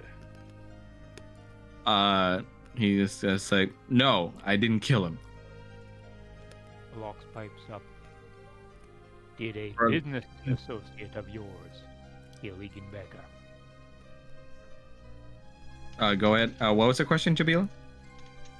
Did a business associate of yours kill Egan Baker? I don't fucking know. Why did your hand smell like blood? He just goes like, because I was just wiping off some, I don't know, shit or piss. I don't know. You And, didn't know what was on your hands? And he's gonna go ahead and roll for a charisma saving throw again. It's doing worse this time. The roll is an L. He just goes like, look, there was just something I just like being clean, all right? So I cleaned it off. Well, what was it though? What was it? Oh, he couldn't have done it then. That would have been too messy. That would have been too messy. That's true. I don't think he's capable of killing anyone with his tiny stature. And he goes like, I'm tall enough to punch you in the dick. I'd like to see you try. Your confidence is tall, not so much you. And he goes like, and why were you defending on this situation anyway? You're his nurse. You know what he's like. I do. He's a complete asshole. Then you should know that he deserved what he got.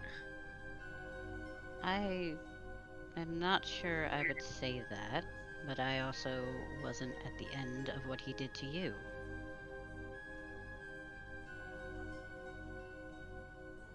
He looks at you all and goes like, right, you want the truth? Here's the truth. Egan was a terrible monster of a man who disguised himself as a philanthropist to the world. The whole world only sees what they see, what they consume from him. Well, that's the inventions. My inventions, my ideas, my work. And then he decides to turn it all into weapons for war. What am I supposed to feel about that? Look, I know that this man is probably one of the worst men.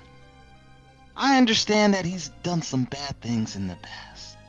But we will find out who killed him. We will find the truth. So you better fess up to anything you know about this murder, or we're gonna come for you. Oh, the roll's an L. And he just goes like, look, I don't know anything about the murder, right? I don't know what the hell killed him. Perhaps he is telling the truth. I mean, at this point, I'm Pretty genuinely much. surprised. He gulps a little bit and goes like, see? Now just go away and leave me alone. Why are you so nervous if you haven't done anything? Because you have a huge magic circle under my feet and you're grilling me. What am I supposed to feel? You can't even let go that I was just going out of the way after cleaning my hands. Damien just shrugs. I have one final question, sir. How small is your penis?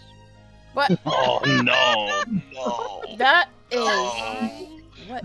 no, no. Wait, right there. That's how many inches. There you go.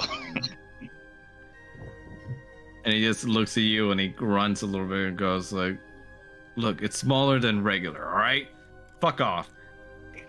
If it turns out that you didn't kill him, I do happen to know where the original blueprints are. What? I know where the original blueprints are. He looks at you and squints his eye for a second. It's like, the blueprints for what? Weapons?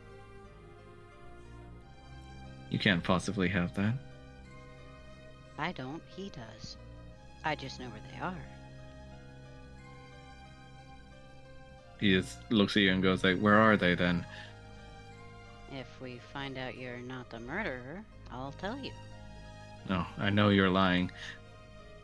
I'm not lying.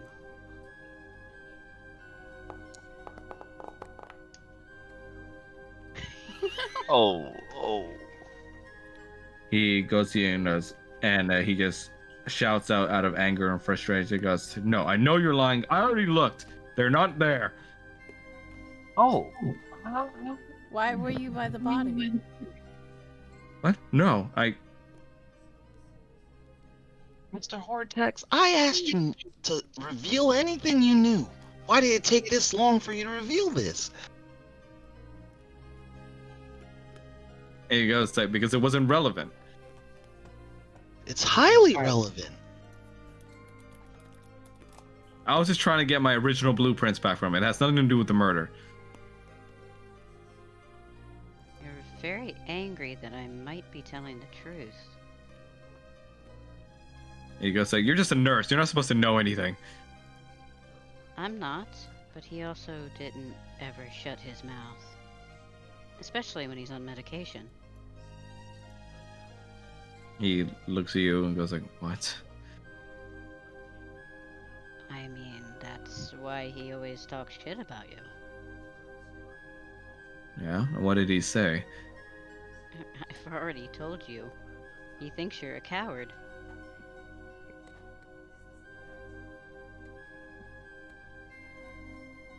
One second, DMing.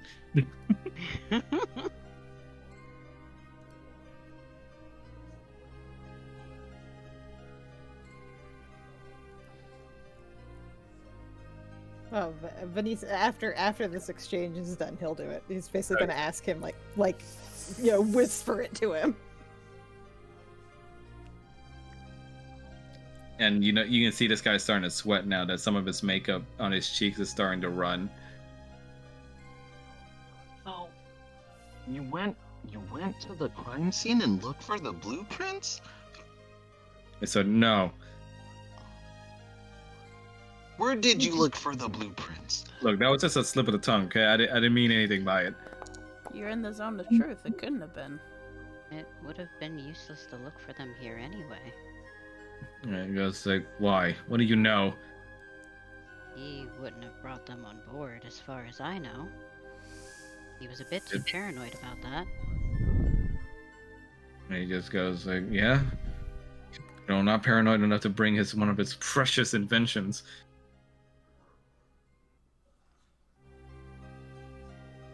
Wait, did he say he brought an invention on the train? Is that what he said? Yeah. Oh, okay. What invention did he bring on? His lips then stay pursed as he tries to get up from his seat. You know what? This is stupid. I'm going somewhere. Blocks Stop that easy. man! You're holding on to, by the way. You are going nowhere. You see he tries to get up, and Boris is the one who actually stops him. Oh? And Boris just goes like, I'm afraid that we have to ask you to sit back down, sir. I'm sorry." This time, I stare at Boris, but it turns into a smile. Nice. Boris looks like he's about to cry. Oh. And goes Sir? like, and Hortix is like forced back to his seat. What invention did he bring on board? And he goes like, "Why don't you ask the nurse? Because apparently she knows everything."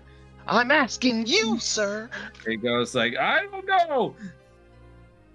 And he looks like he's a little hyperventilating now, as he's gonna try one last roll for the charisma save. Oh Lord, my! you It's rolled the all same the thing same rolls every That's time. Crazy. That is crazy. That is insane for this man. Blocks Alright. pipes.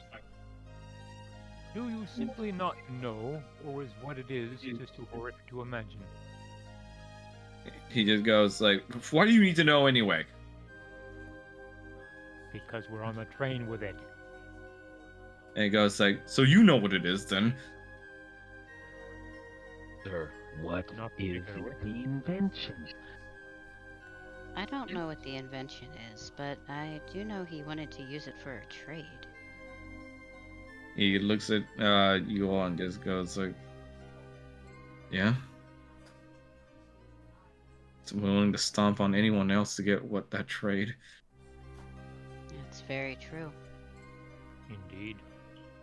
Did you kill him, and are now you angry that things aren't as you thought they were? He looks at you and goes like, "Don't you fucking dare accuse me of that." I'm not accusing, I'm asking. He goes like, "Look, all I know is I didn't know. Didn't know what? I didn't know. Didn't know what? I didn't know what killed him. I came in there, I saw it just lying there on the ground, so I took it and I shot it into him."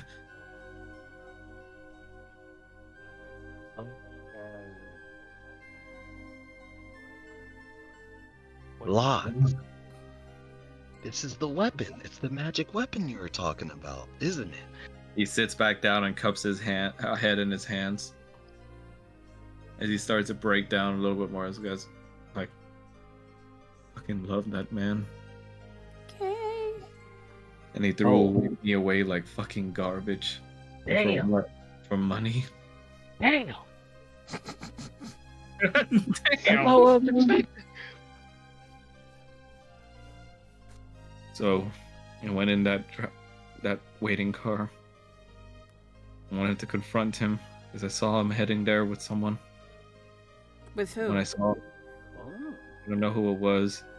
I only saw him going through the door last. And by the time I got there, the other person was already gone. I saw him just asleep there. I saw the gun nearby. Even if he wasn't dead, I took my chance. He was already dead when you found him. I didn't know. I don't know if he was. I don't know if I killed him. When I looked at his stupid old face, all the memories just rushed back. All the betrayals. He gulps down tears and just looks at you all and goes,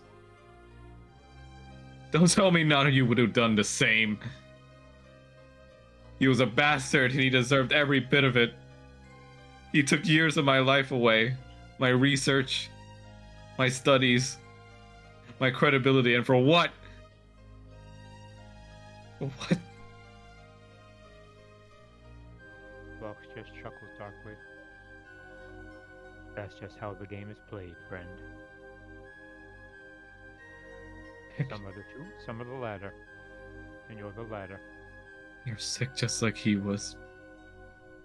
And I'm not sorry about what happened to him. I understand where you're coming from, sir. I get why you hate him. But this means you were the first one to find the body. He looks to the side as Chief Arlen comes closer with a pair of cuffs. "All right, come on." And Hortix just looks at him and just goes like, "No, get away from me." Damien's gonna step back. Pushes back through Damien and like just he's stopped at all sides by the Warforged and by Damien and by the sour look of a rather killer looking Lady Bristle Rich too. And it goes like, "No, I'm not the one that belongs in jail. He is. Even in the afterlife, he should be in jail. Fuck him. Fuck his greediness. And fuck you all." It's beneath the wardrobe in his room. What? The blueprints. There's a door underneath there. For whenever you get out of jail. If he gets out. Immediately, right as this is happening, you guys hear something that you didn't expect to hear. What the hell was that? Just Who not did me. this? Cunt. Mel, Hey, I swear to God, that had to be. hey. That was so perfect. I was in there, dude. I was immersed. I was immersed. Right? You And you- ruined it. You ruined my immersion. Sorry.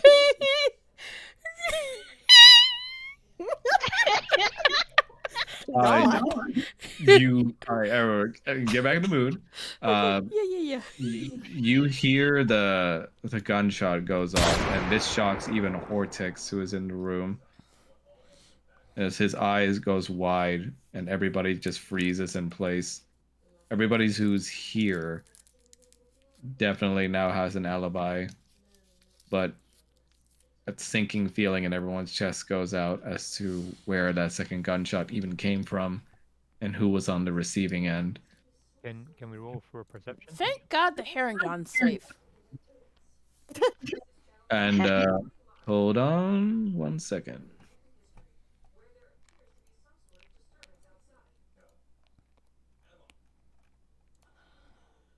Where is it? Da-da-da.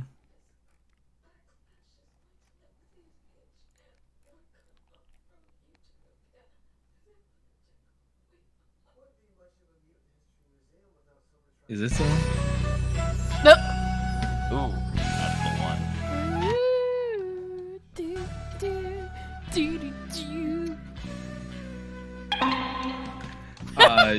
You all start dashing for where the noise came from, and it leads you further down to the lightning railed bar car.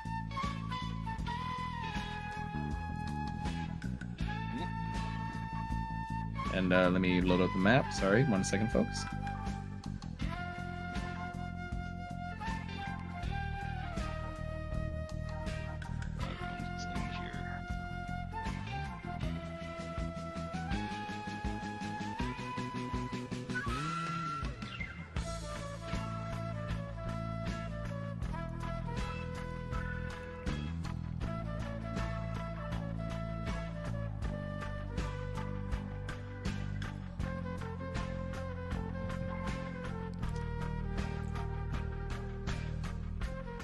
All right. I should Spawning your token. question when I had a chance. What are you saying? I should have used the zone or two to ask the old Witchman questions when I had a chance. Wait, we have a problem now, because if he shot the guy before Venice went into the room, well, who was Other Bang? Who was Other Bang? Who was Other Bang?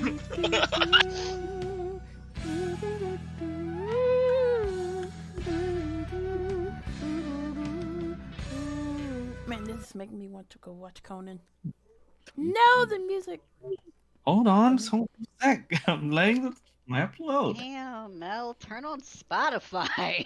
Listen, bitch. I'm gonna smack you upside the head with a dildo. Bring it. With a bad dragon dildo. Bring it. Oh. I got bigger ones than you. Oh. Slap you right in the non-titties. I mean, yeah. Better be careful doing that with with one of those. You might cave his chest.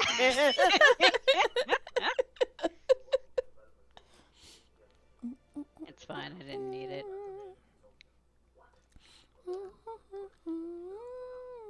That'd be an unconventional way to die by dildo, but Oh, Jesus. I'd love it. That'd be great to stick on the tombstone. Died by a horse-shaped cock dildo. By one of his very friends. just related. But did you know it's legal to own a breech-loaded cannon in the United States? No. What loaded cannon? But it's okay to have flamethrowers. Wait, what kind of cannon?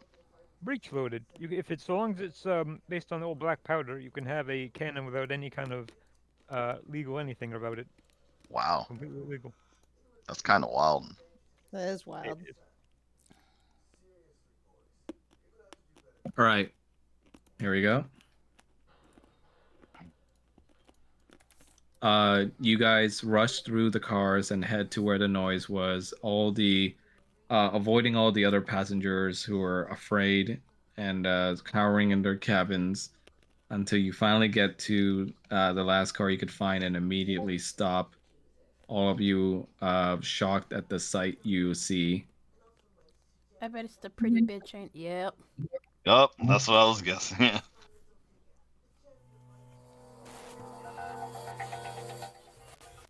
Really, Max? Really?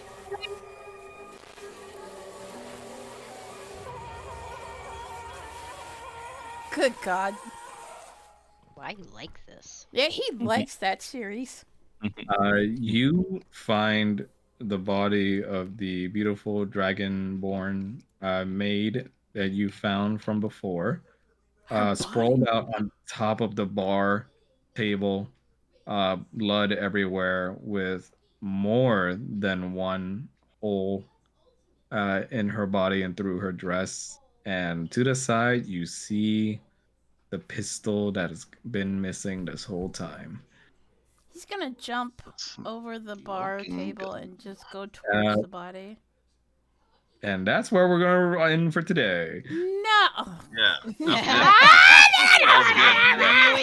I knew it. That was good. That was good. Cock, That was dude. very good. It's got to end on Yeah. cliffhanger. I like some murder mysteries, you know what I'm saying? Yeah, I've been waiting for this. It's good. The fuck?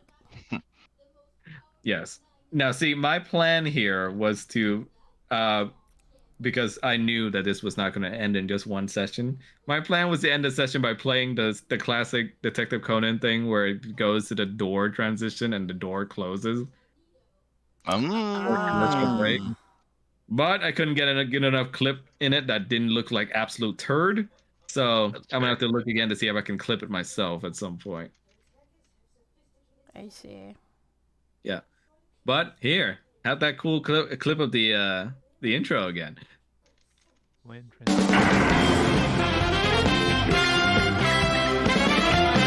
You're such a You guys, dork. you guys see the map, right? Stop putting shit on repeat. Wait, can no one see the map? Okay, that's No, it's black. Nobody. that's why nobody was like reacting to it. Here, The music on repeat though. I don't hear anything. I Hold hear on. it on repeat. hold on, I'll reactivate it. You don't have. I don't token see anything. generation in this game. It's just Ian. Yeah. I see nothing. I see wiener. God damn it! Fine, it's fine. I'll just show it elsewhere. But yes, I hope everyone had a lot of fun for the first session of this murder mystery. Yeah, having a good time. I like everybody's characters. Same. Yeah. It's weird using spells and shit when there's no actual battling. Yeah. Yeah. Oh, there won't be a complete, removal of battles. It's just you guys have not hit those scenarios yet. Oh no, we were about to throw hands with the chief. You guys were, and I thought I was gonna start an encounter, but then you guys first Mel took him as a hostage, and then calm emotions happened. Then smooches on the cheek. I didn't even know that was a spell. That was a good one. That was And you guys Very wonder good why one. he needs time to adjust it. I don't even remember where that spell came from. I've never played a cleric before, Oh, you know, so it's especially it's a default D&D spell. Sorry. It's especially nice because people get to use spells they usually wouldn't use because of the situation. It's nice. Mm-hmm. And everybody keeping secrets from each other. I like it. there's a rough thing of Harkin. It's amazing how little property damage we've done so far. Glorious. I mean, we are in a train. If we do too much property damage, that's going to be bad for us and everybody else. Yeah. You didn't do enough property damage, but you did do enough mental damage to multiple people on the train. Teehee. Boris, But I and mean- then the chief, and then the little gnome The guy. chief was That's all. totally into Damien. There's a dead body on board. I'm pretty sure that's enough mental damage for everybody to start. Yes. Police Chief Arlen X Damien, my favorite ship. Oh gee. Oh gee. But Gee. yeah, I'm glad everybody had fun. When would you guys be free for a Anh part 2 ấy có session? một dương vật khổng lồ. Whenever. God damn it, Mel. My schedule's pretty free, so I'm very flexible. Let me look at the old calendar real quick. How do you guys feel about, well, Mel's is on the 10th. Yeah. So how about the 17th? Okay. I'm good for the 17th, I think. 17th, I'm fairly sure I can do. Let me look at one more thing. Yeah, we should be free for that. Oh I'm going boy. to- Probably Going that to a and bunch one of- more Barovia campaign, and I think that'll be the last ones for the year. Mm. We're Yeah, going I'm into good. what, year 3? Or year 4? Damn, 4 years? No, Year it's 3. year for 3. Barovia? No, it's year 3. Cause we, actually, wait, no. Barovia started in November of 2021. This will be. So yeah, we're going into the 4th year. No, wait. No. 21 to 22, 22 to 23, 23 to 24. Oh, Oh, okay. yeah, yeah. Yeah, yeah, 3 years. Great. I'm like, don't make me like. You're making me second Longest guess fucking my campaign I've arithmetic. ever done. Yep. And it's been really fun with you guys so far. Yeah. Yep. I've Also, been Rick, having a I'm blast. not gonna have a lot of days to do my game. How come? Cause we can Also, only play thank on you very much for Sundays. inviting me. Oh shoot. No, Maybe I it's should okay. reschedule next No, month. no, it's I'll fine. reschedule We'll to a Saturday. we'll have more games next year. So. No, I can reschedule to a No, Saturday. shut up. It's fine. Is everyone okay with the 16th instead? You fucker! I said no. Hold on. Let me look at my calendar now. I can't do 16. Oh, That's okay. I said- Friendsgiving. Really late Friendsgiving. I Damn, that is said really late. I said it's fine.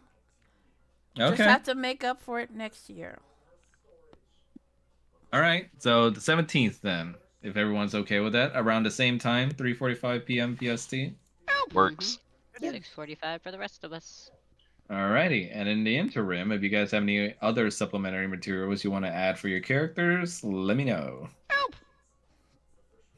Sounds good. Yeah. I love how Mel, he says, as a player, she says embrace the soundboard, but when she Hi, was a welcome to DM, she was Chili's. like, who's doing Oh, that? Jesus Christ.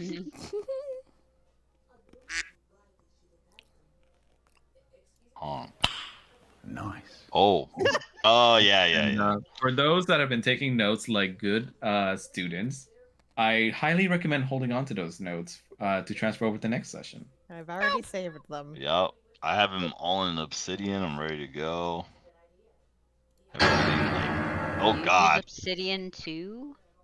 Yeah, because I use Obsidian at work, so. It's fucking amazing. What I do you appreciate your do? work, Chris. What do you do? What's as a Obsidian? job? What do I do? Yeah. Obsidian's this like really fucking awesome word editor program. It has all kinds of different shit in it. I'll have to show it to you later. Yeah, I use Markdown. It's really nice. I do cybersecurity. I do like Yeah. Really? to keep it really simple. Good I shit. do web app stuff and I do vulnerability management. I That- basically make sure my company doesn't get in trouble. That You did one is of the cool. things I was going into the FBI for. you don't seem the type of dude that does kind of like techie stuff, but that's really cool. What's that? I'll be Talking about, honest. He's exactly the kind of dude. I'll be honest. The only reason I decided to do it is purely for money. I do like it, but it's 100% money first. Is the, Ah, okay. You have a good brain Understandable. for it. I thought Hey, he no was a judgment. bodybuilder. Oh, I do lift a lot, but I'm not a bodybuilder. I think it's because you associate him with Doc. So it's Yeah, that's probably it. Make your papers. Fucking, like, like to me, it makes perfect sense that he's a cybersecurity guy because he literally tells viruses like, "I'm sorry." I'm so Actually- sorry. Actually, Max, you're gonna want Obsidian because I just recalled there's a plugin specifically for creating D&D pages and shit. Oh, I didn't know that. That's cool. Oh yeah, I love going through the community plugins. You've They're got great. mail. I love my what's it? Code snippets. I love that because you can just click Yes. copy. Oh And man. the fucking mind maps, it's so good. Yeah. Super Yeah, good. fucking hit me up with that obsidian stuff. That sounds fun. I use it pretty much exclusively for writing, writing and I- game Yeah. design. Correction, game design too. I got it for Yeah. writing. I got it for plan. You can put in audio clips. You can put in. You can code entire websites in it. You can. There's so many goddamn different plugins that you can put in, and whatnot too, and it's great. But can it help tell me why kids love the taste of cinnamon toast crunch? Oh my Yes. god. Yes, it can. Honestly, I'm surprised. The only reason I'm surprised you guys also use this because the whole time I've always thought of it as like a tech thing, like a. I had not heard of it before until I went looking for a what you see is what you get web editor because I don't like Visual Studio Code. Oh yeah. I came across it and I was like, yeah, sure, I'll give it a try. And now I refuse to ever take it off my computer. I have it synced up to my phone. I love it. Dang. That's what I need to do. I need to do Cloud Sync on it. Like it's kind of Alright. expensive, but honestly, given how much I use it, it's fucking worth it. How much is obsidian? So Obsidian itself is free, Okay. Yeah, but I'm and then assuming there's the a cost. syncing, the syncing is $10, but the good thing about syncing, it's $10 a month. But the good thing about syncing is that it'll go to your other devices, and that's just really helpful if you're like us and you lay in bed and you're working on it while at the same time you also use it when you get home or when you're on the PC. I tend to Um, write in bed, so it's nice because I can just write it on my phone and it'll update. PC, motherfucker. And you can organize it all kinds of different fucking ways. Yeah, those are Great. both of those screenshots are Obsidian. Oh wow, you have very well organized notes. Very well organized. I fucking love I the just- little side menu for chapters. That shit is. Yep. Oh, it's so good. You can make I folders agree. and then notes within the folder. It's perfect. I love it. Chef's Yep. kiss. All right. Thanks for letting me know about this. I will definitely check it out. Yeah, for We sure. will check it out. But yeah, thanks you guys for being awesome. This was the first murder mystery one shot I've ran, so I hope I didn't do too much of a bad job. Who done This it? was Great the first job. one I had heard of. No, you're doing good, man. Yeah, the clues are linking to other clues. Like everything's, transitioning well. Great. It Yeah. flows again for the characters too.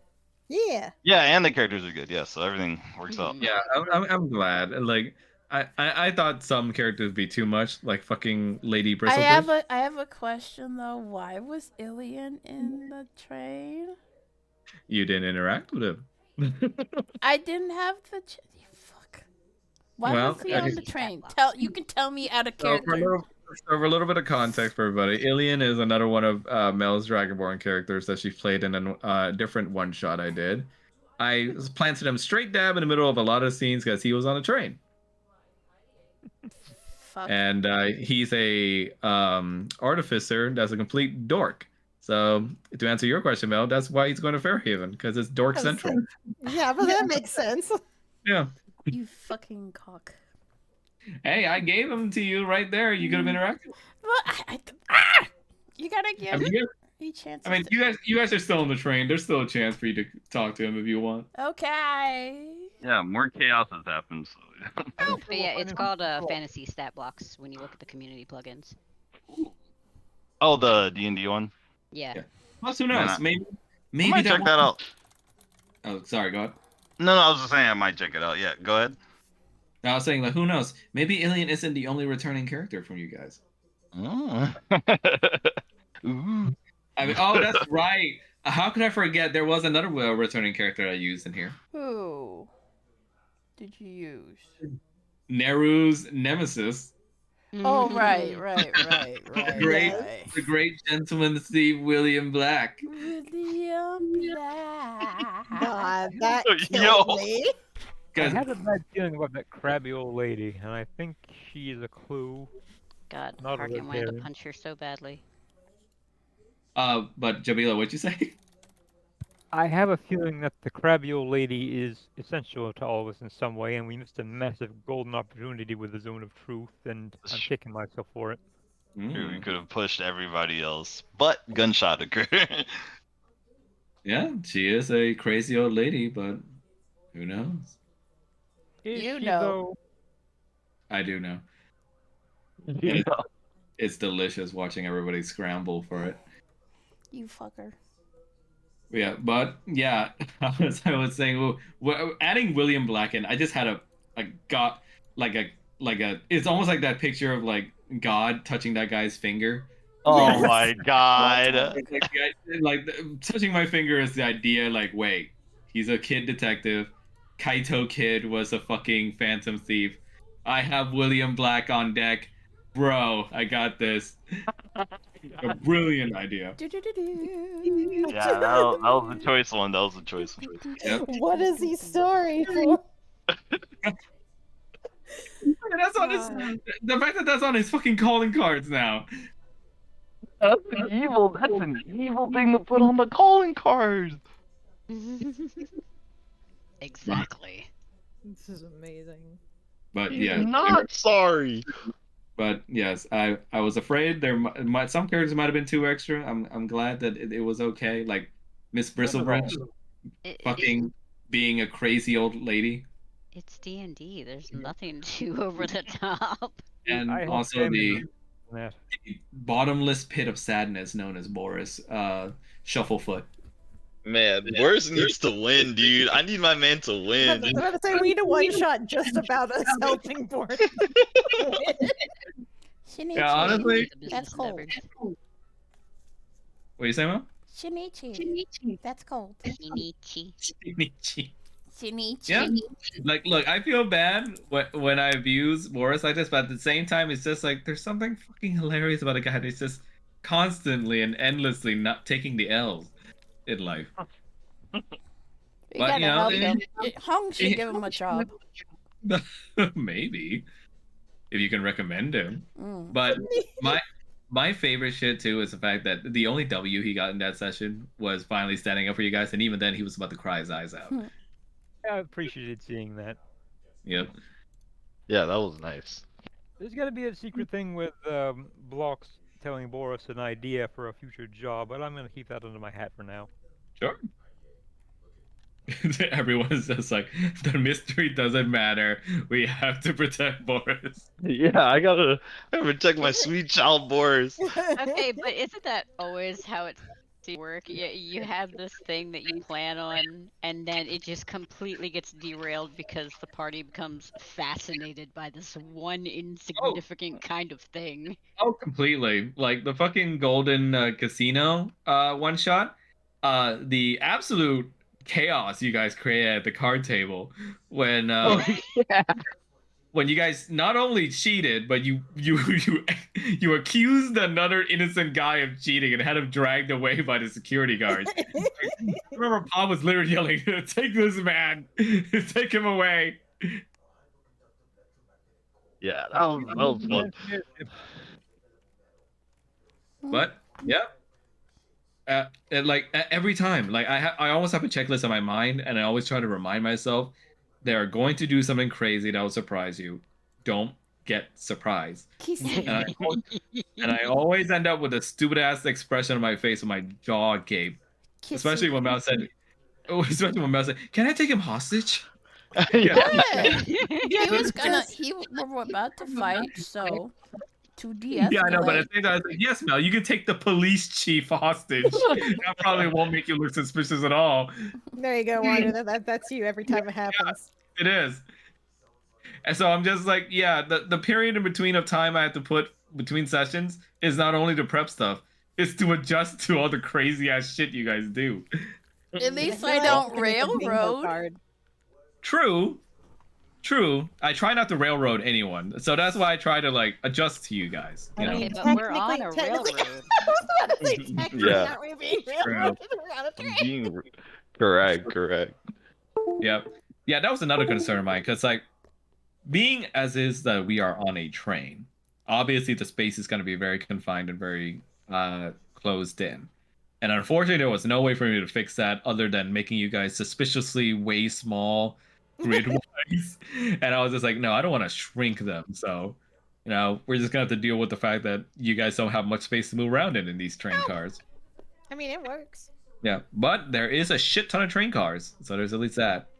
My only regret is if you guys remember the preview I showed you from back then, my plan was to make it like an animated map where the train is moving.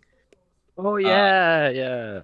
Unfortunately, I found out that I thought in my head like, well, one, there's a danger I can give somebody motion sickness while they play, because you know it's a lot of motion blur on the sides, and two, having an animated map on for that long for each train car could be very strenuous on a lot of computers. I when you guys are mean, running.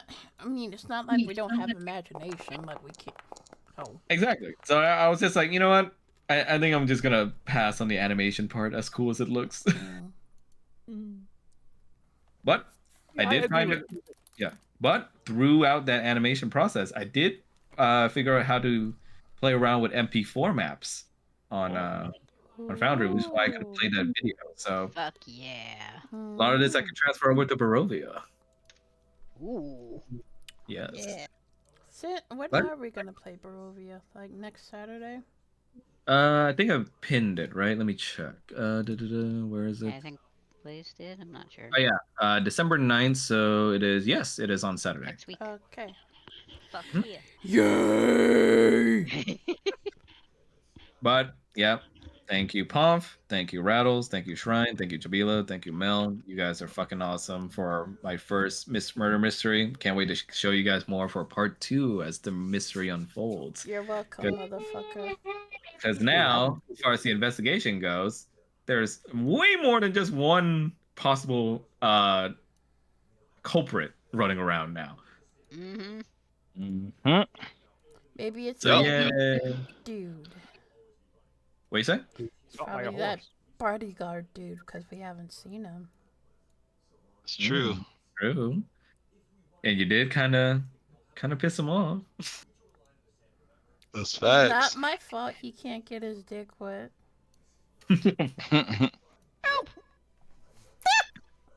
Yeah, you guys are just the just break somebody down mentally and spiritually team. Yeah, I was kind of mean. No, I mean that's fine. You guys, that's how they do it in the Detective Dorm movies. They grill a guy until he like sweats and like reveals the truth. Yep. That's Maybe why. Stealth isn't bad about that. That Yeah. was So sick the note. gnome was the one that killed that guy. Did he? Oh, No. Well, he we said don't he- know. He said he He- was he- dead when he got in there. Oh. He So thinks he was shot dead. him. Yeah. We yeah. don't know if he actually killed him or not. We Yeah, just exactly. Shot him. Okay. Yeah. Okay. Okay. He was also like he said that he was sleeping, and I'm like, so you don't even know if you did kill him or not. It technically wasn't murder, but it was most the dickless way to shoot somebody ever. Because Attempted murder. Yeah. Yeah. Remember, it's as you guys say, he was a coward. rejected murder. He was too dickless to even do it when he was alive. Doing it on a body. Seeing you guys wrestle with these ideas and questions is so delicious. I must go. But yes, thank you everybody for joining me. I will see you guys for the 17th. Bye bye. And you'll Alright. see some of us on the 9th. Yeah. Yep, and then I'll see some of you guys for more vampire story torture on the 9th. I'm not even gonna ask. I don't like that. Oh my. All right, later everybody. Later. See you later. See you guys.